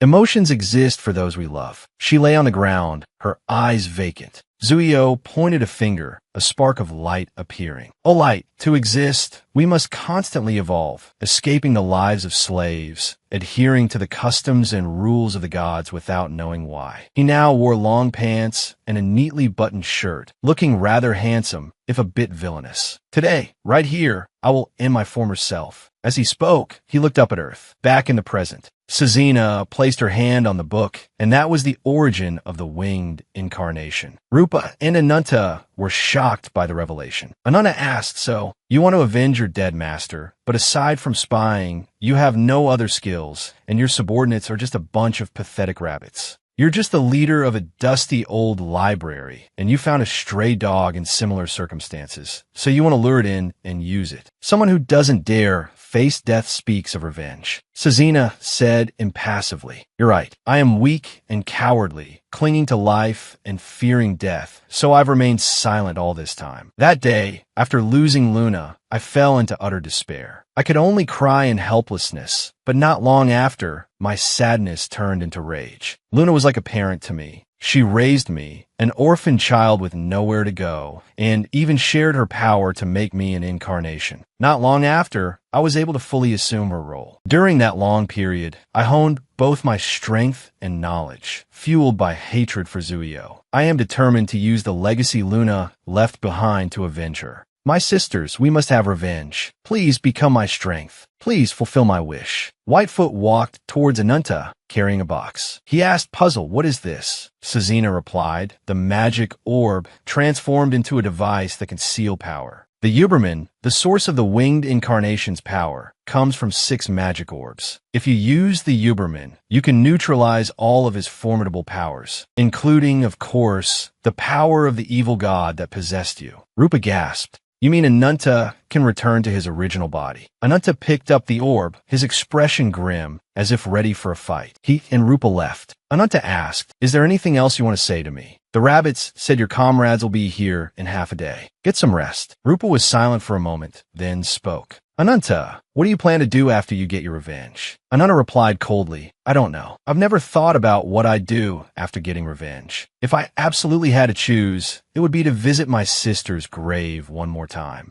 He thought to himself, but with the time I have left, perhaps even that small wish won't be possible. Rupa placed a hand on his shoulder. That's good. Remembering your lost family and overcoming your pain to move forward is fine, isn't it? With the rabbits, you can live a normal life. Ananta remained impassive. It doesn't concern you. Don't interfere in my affairs. This guy is so cold. Rupa paused for a few seconds, then said, how can it not concern me? Comrades are people who can be by each other's side, supporting each other through difficulties and solving problems together. They're people you can trust and entrust your life to at any moment. That's why I can't abandon you, because you're my comrade. This girl's face is as red as a tomato while saying these things. She's caught the love bug. Ananta stared at Rupa, wide-eyed. She looked at him and continued. Before I met Lagatha, I was one of the spirit beasts tamed by Zuio. Even though I was very young then, for some reason, I had no memories of anything before that. Lagatha said I was trapped during that time. It was a dark and damp cave, a space so vast that the ceiling seemed unreachable. Inside, many spirit beasts were imprisoned and kept together. I was one of them. Once a month, he would appear before the spirit beasts and force everyone to kill each other. I was surrounded by those who wanted to take my life. Zuio's goal was to turn the spirit beasts into monsters through those death matches. I didn't want to become a monster to survive in that terrible solitude. I chose to become a solitary beast. At that moment, the cliff suddenly burst open. Lagatha arrived with an army. The soldiers shouted, Your Majesty, the excavation is complete. Lagatha said, A few of you will stay here to observe the surroundings. The rest follow me inside. Entering, a barbaric scene unfolded before their eyes. Skulls of beasts were scattered everywhere. Blood splattered across the floor. Lagatha gasped how horrifying. The soldiers suddenly yelled, Something's over there. Everyone, ready yourselves. A wolf slowly emerged. It growled menacingly, its eyes glowing red like headlights. The soldiers raised their weapons, preparing for battle. Seeing this, the wolf grew more enraged. Lagatha realized something. This incarnation. She ordered everyone stand down. Don't worry, she's just frightened. Lower your weapons. Incarnation of the wings, we are not your enemy. Lagatha threw her sword to the ground and slowly approached the wolf to parley. Before she could speak, the wolf lashed out, slamming her to the ground with a thud. It roared, its mouth gaping like a cavern. The soldiers cried out in alarm. Stop! Lagatha shouted, I am Lagatha in Hoja, Queen of Laviton. I have come to liberate the spirit beasts who have suffered under the incarnation of the wings. If you are not his subordinate, you must have endured unimaginable hardship. Oh, enraged spirit beast, if the one your sharp fangs yearn for is also my enemy, I will welcome you as a lifelong companion. Tell me your name. The wolf's eyes widened in surprise. Then it transformed into a human form. Back in the present, Rupa continued. That was the first time someone who had never relied on anyone and always fought alone reached out and asked me to be their comrade, their friend. Perhaps that's why I couldn't ignore you, because you looked so dangerous. Ananta remembered his sister the moment he held her lifeless body in his arms, weeping uncontrollably. The reason he considered it natural was because he didn't want to lose another precious person and endure that pain again. I truly am weak. That's why, no matter how much I try to push people away, they still come closer, gradually entering my life. He looked at Rupa and saw Ruby had jumped on her lap. He approached her and stood facing her, murmuring, and everyone else. Silence hung in the air for about 5 seconds before he spoke her name. Rupa stammered in surprise, Did you? Just call me Rupa. He placed his hand on her head. Thank you.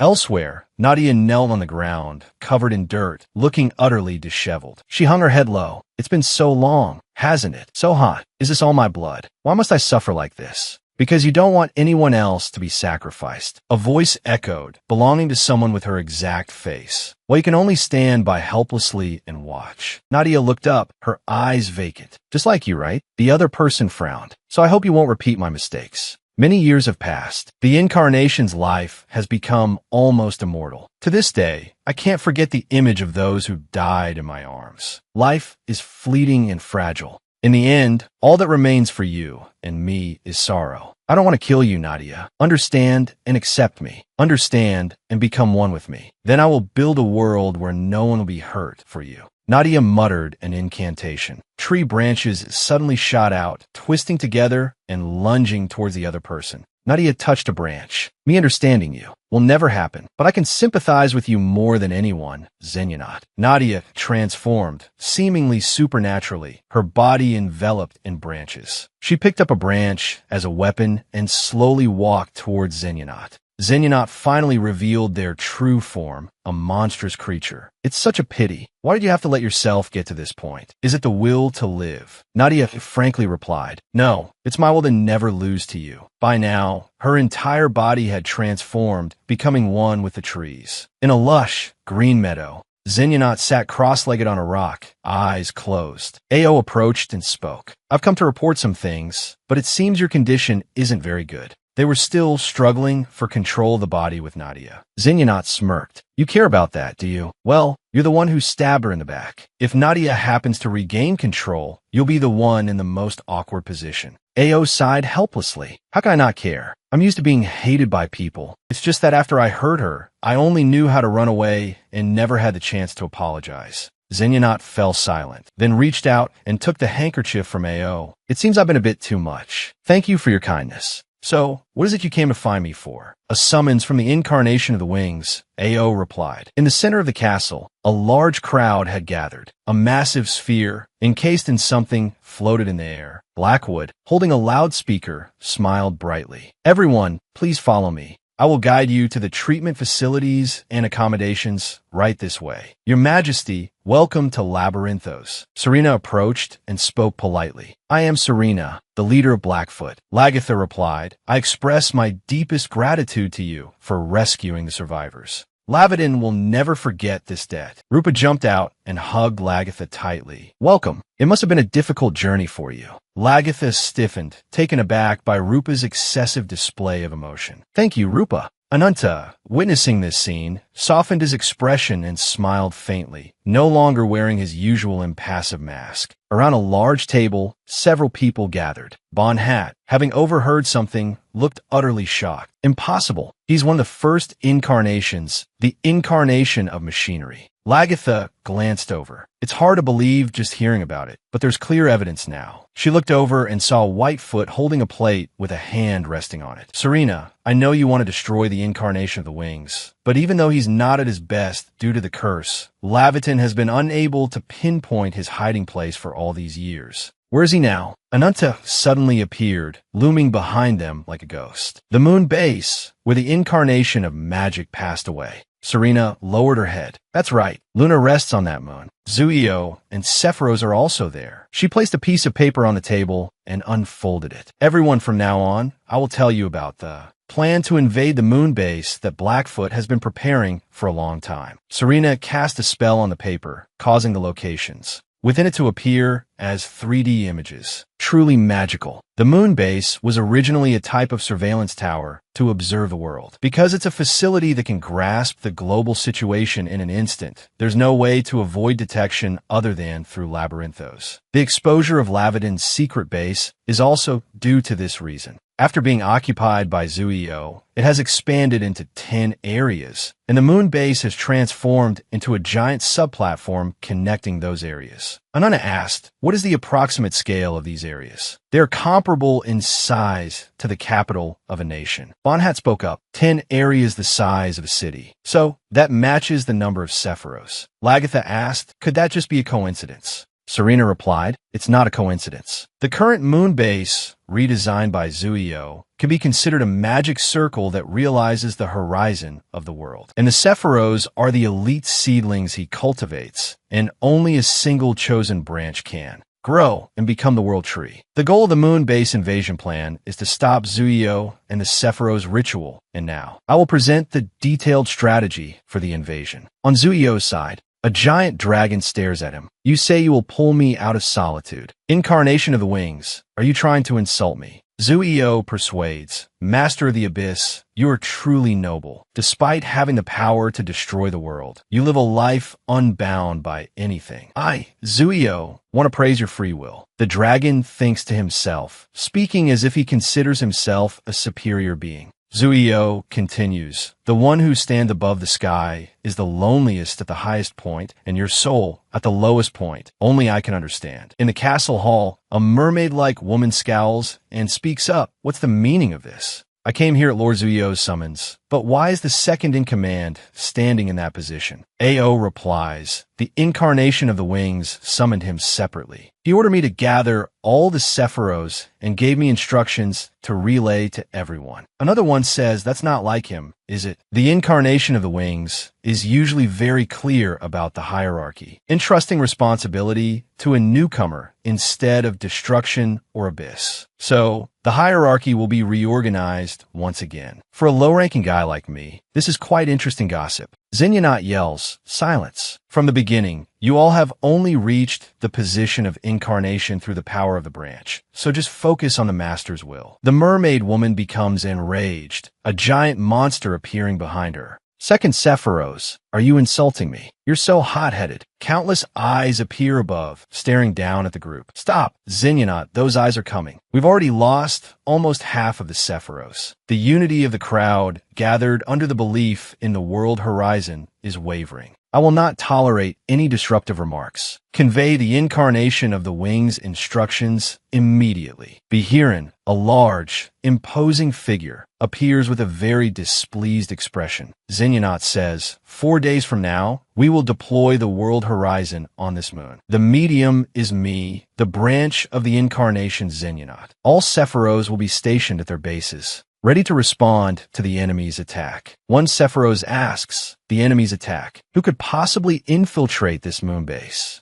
Even with spatial transfer, destruction finding this place while it's hidden is impossible. Ao explains, according to the incarnation of the wings, remnants of the magic incarnation are assisting the enemy. They not only have a base we can't infiltrate, but they also possess the power to transfer to the moon base at any time. The other Sephiros is shocked. What? Isn't that absurd? The mermaid woman calmly says, let them come. Any number is fine. Even if you all fail miserably, I alone am enough. Ao stands with his hands clasped behind his back. Looking down, this is worrying. The Sephiros' unity relies on the absolute presence of the incarnation of the wings. Without it, they'll just be uncontrollable monsters. Could the damage caused by the curse be more serious than I thought? Elsewhere, Blackwood smiles brightly and waves to Ananta. So you were here. I missed you so much. Suddenly, Rupa kicks Blackwood in the face and stops her from running to Ananta. Ananta watches this scene, speechless. Girls are so confusing.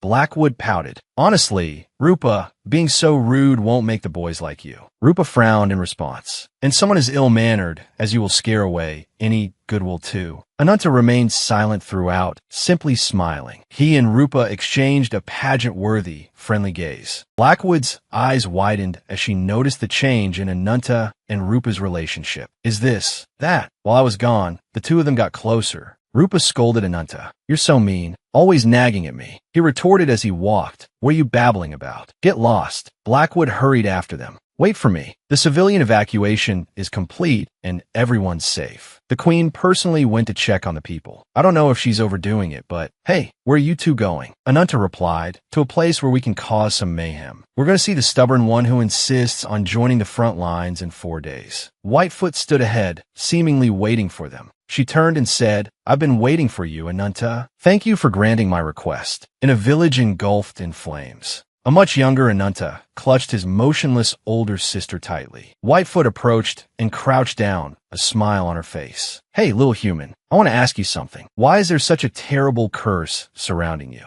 You've done something truly abhorrent, haven't you? I'm curious how you can endure such an aura. Your body is practically an incarnation itself. Can I hear the story from the sole survivor about the disasters that have struck this village? I forgot to introduce myself. I am Hyongbo, just like you, a sacrifice of the wings. Rupa stared at Whitefoot in surprise. What is that form? Blackwood explained.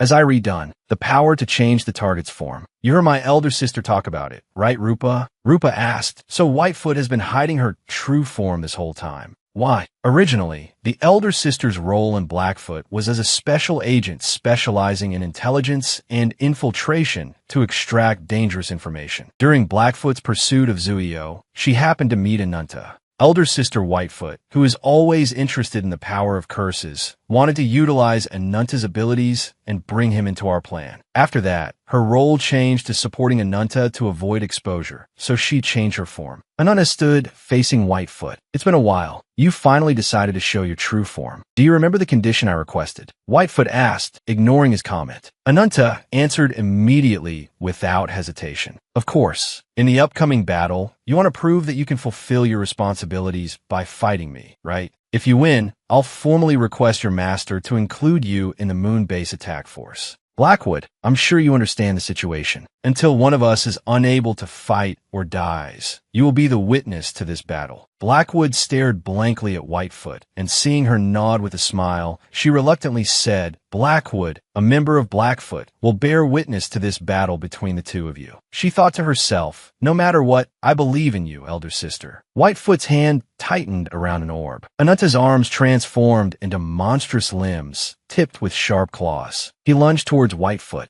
She used a trick, a rabbit form appearing as she leaped to evade Anunta's attack. Incarnation of the rabbit. Anunta frowned at Whitefoot. She then used another technique. A bright light surged towards Anunta, sending him skidding across the ground. Incarnation of the boar. Whitefoot held an orb in each hand. Anunta, let's be honest, your attacks will never reach me. Anunta raged, his body radiating powerful crimson auras. Was that all you had to say? He lunged at her in a furious attack, but she effortlessly dodged every blow. Rupa watched the free action movie unfold before her, eyes wide with surprise. She's dodging all of Anunta's attacks. Blackwood's face was taut. That's not just luck. This is my sister's true power, the ability to transform danger into visual information, threat perception. When her physical body and power combine, no attack can touch her. Whitefoot held the orb forward. Illusionary manifestation of the python. Several pythons appeared, coiling tightly around Anunta.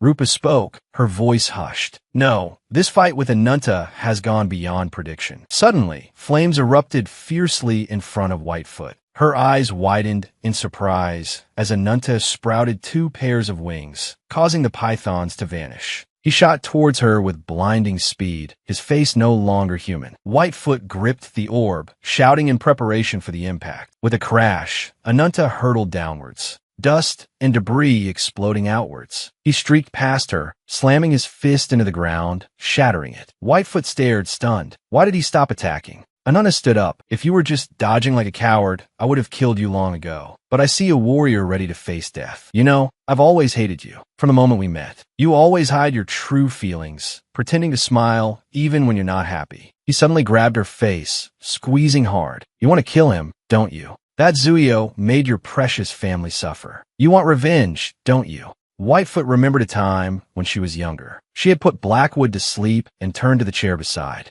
her to see Serena asleep. The power to create clones. I am the first clone born from eldest sister's power to fulfill her wish. Revenge on the incarnation of the wings. Whitefoot had approached Serena to address her, only to find her dreaming and calling out Luna's name, tears in her eyes. When I was young and naive, I only wished for her wish to come true. But wishing alone solves nothing. The enemy is too powerful to confront. We operated in secret, investigating and forming alliances with those who shared a grudge against Zuio. That process required an agent who could infiltrate any dangerous territory. That was my role. I was a tool to fulfill eldest sister's wish, an emotionless trinket bringing luck to its owner. As long as she wasn't suffering, even my own existence didn't matter. But you truly loved me. Back in the present.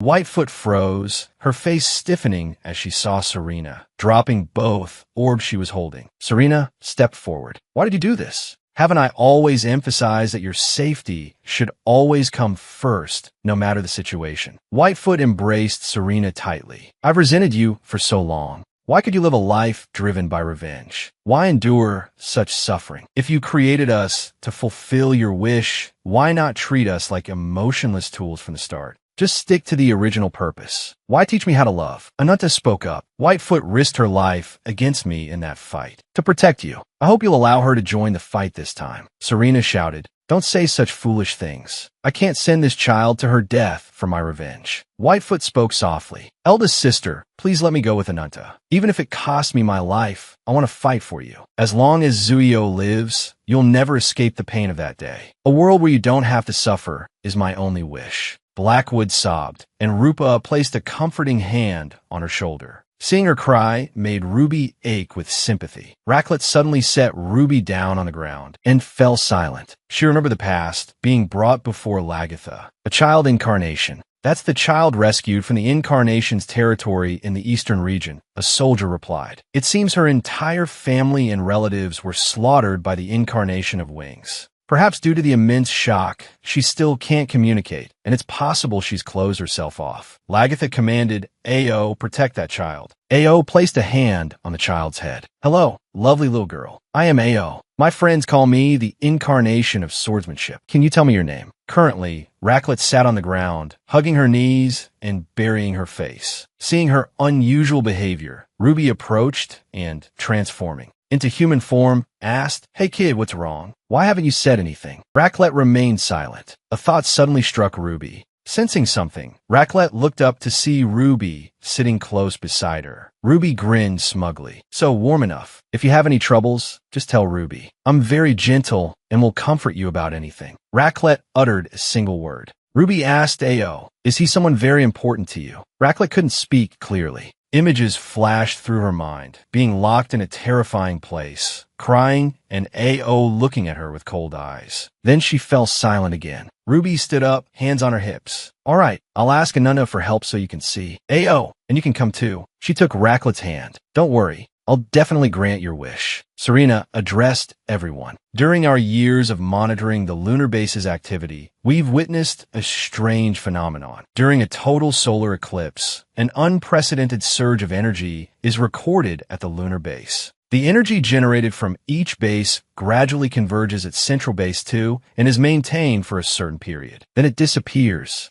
We, the Blackfoot, have concluded that this is a test run of the world horizon. Everyone was stunned. Lagatha asked, Is this phenomenon related to the plan to infiltrate the lunar base? Serena replied, Yes. Based on observations of the energy sources at each base, it's identical to the energy emitted from the branches of the world tree. If each base acts as an energy source, it's undoubtedly the power of the Sephiros. Bowen spoke up. In other words, to actualize the world horizon, the enemy's forces will be dispersed, correct? Seeing Serena's silence, Rupa asked anxiously, So, when is the next total solar eclipse? 4 days from now. Ananta asked, Is that the day the operation begins? Yes. In 4 days, we'll attempt a large-scale spatial transfer, infiltrating Lunar Central Base 4. Lagatha questioned, Can't we transfer directly to Central Base 2, where the ritual takes place? Whitefoot answered, It's not feasible because we can't pinpoint the coordinates. Blackfoot's spatial transfer technology has 2 types, small scale, for under 4 people, and large scale, with no limit on the number of people. Unlike small-scale transfers, which allow the user free movement, large-scale transfers can only be used at coordinates Serena has previously visited. The original coordinates of the lunar base only allow large-scale transfer to the base itself. Central Hub 4, Serena added. Also, since only I can perform large-scale transfers, I'll need my siblings' assistance to activate it once everyone is assembled. The invading force will transfer to the lunar base. Their task is to secure our escape route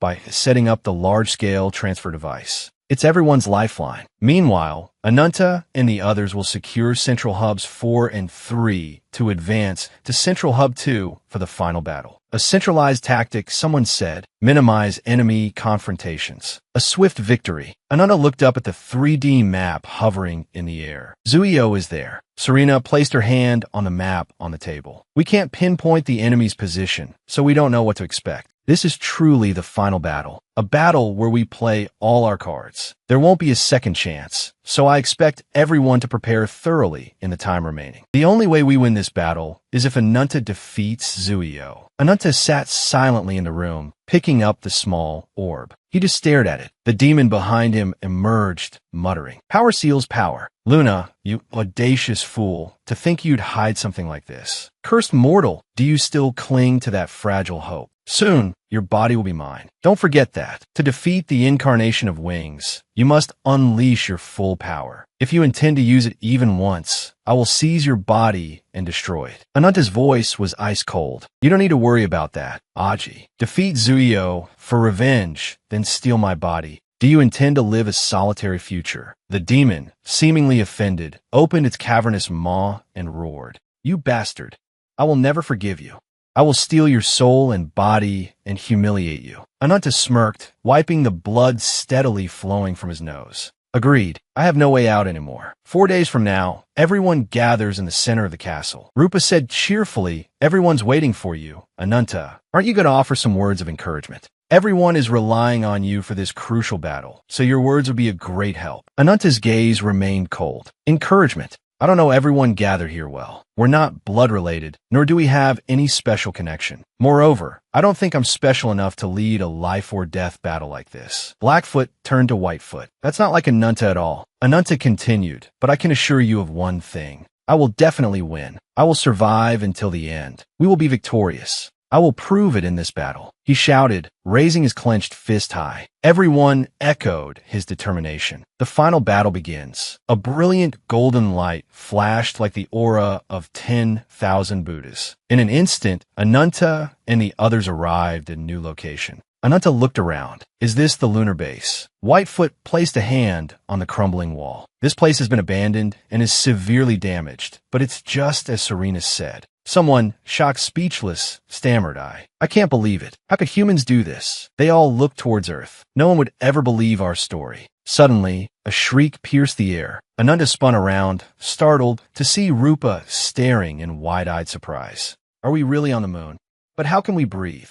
Blackwood points. "Maybe it's because of that thing." "What is that?" Whitefoot answers, "A transfer station. It's a power transmission device installed in each lunar base. It circulates the tree's power to maintain the environment throughout the base. Each Sephiroth protects the transfer station at their base." Rupa asks, "But why isn't there anyone here?" Whitefoot replies, "More than half of the Sephiroths have been defeated, so it's difficult to operate the entire system at once. It seems this place has been abandoned." Blackwood quickly installed the transfer device. Lagatha speaks up, "Some of us will stay behind to escort Blackwood. The generals and I will take the lead. Ananta, you stay back and conserve your strength." Ananta, like a god, walks towards the gate. Time to get this body moving. The path from Central Base 4 to Central Base 3. Bohan leads a group, including Rupa. "This is strangely too easy. Haven't they noticed we've infiltrated?" Whitefoot's face is tense. "Don't let your guard down. We don't know where or when the enemy will appear." Rupa asks Ruby, "Hey, are you still keeping up that disguise? Even covering your face with a hood?" Ruby stumbles, unable to answer. Rupa asks again, "Are you all right?" Seeing this, Ananta turns back to look.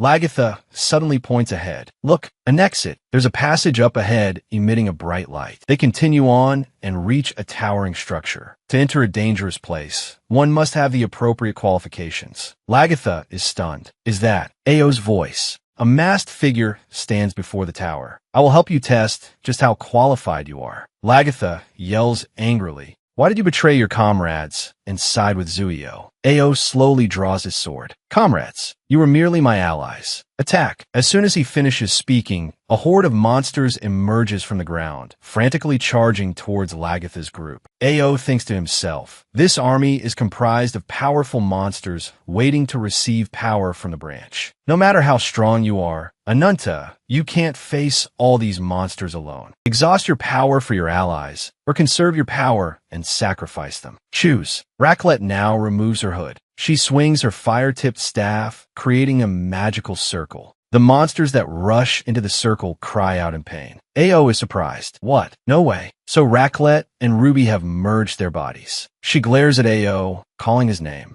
Rupa is shocked. "Raclette, why are you here?" Lagatha shouts, "Don't be distracted, Rupa. Focus on the battle. The others are coming." The monsters continue their relentless assault, and the group raises their shields to block them. Bohan swings his axe, cleaving through the monsters without missing a single swing. Tatkin slams his mace down, crushing the monsters' heads. Everyone fights fiercely. Suddenly, Rupa looks up and sees Ananta dashing forward with incredible speed, heading straight for AO. He walks forward, sword in hand. Are you sane, letting a child step on a battlefield? AO says this upon seeing Raklet beside Ananta. He replies, this child stands here to fulfill her own will. Don't insult that resolve. Now that you mention it, I still have a score to settle with you. Kulme, I will kill you. The dead Ananta speaks of is from when Ao ran him through with a sword. Revenge is a dish best served cold. Ananta forcefully throws off his cloak. Ao also raises his sword, bending down into a fighting stance. The two charge at each other with lightning speed. This is the end of my video. Above is the summary of the story. If you have any comments, please leave them below. Don't forget to leave a like, subscribe, and hit the notification bell to see more interesting videos. For now, goodbye and see you later. Bye-bye. The nightmare roared in terror. Ao, waiting in ambush, had already drawn his static slayer. The moment the nightmare lunged, Ao thrust his sword through its chest. A single blow sent the nightmare crashing to the ground, its soul dispatched to the afterlife. Despite slaying the monster, Ao showed no sign of joy, instead revealing a worried expression. Just then, Nadia arrived, staff in hand. Seeing the fallen nightmare, she sighed in relief. It seemed her side had suffered minimal casualties. Behind her, Ao scowled as if he'd just run into his ex.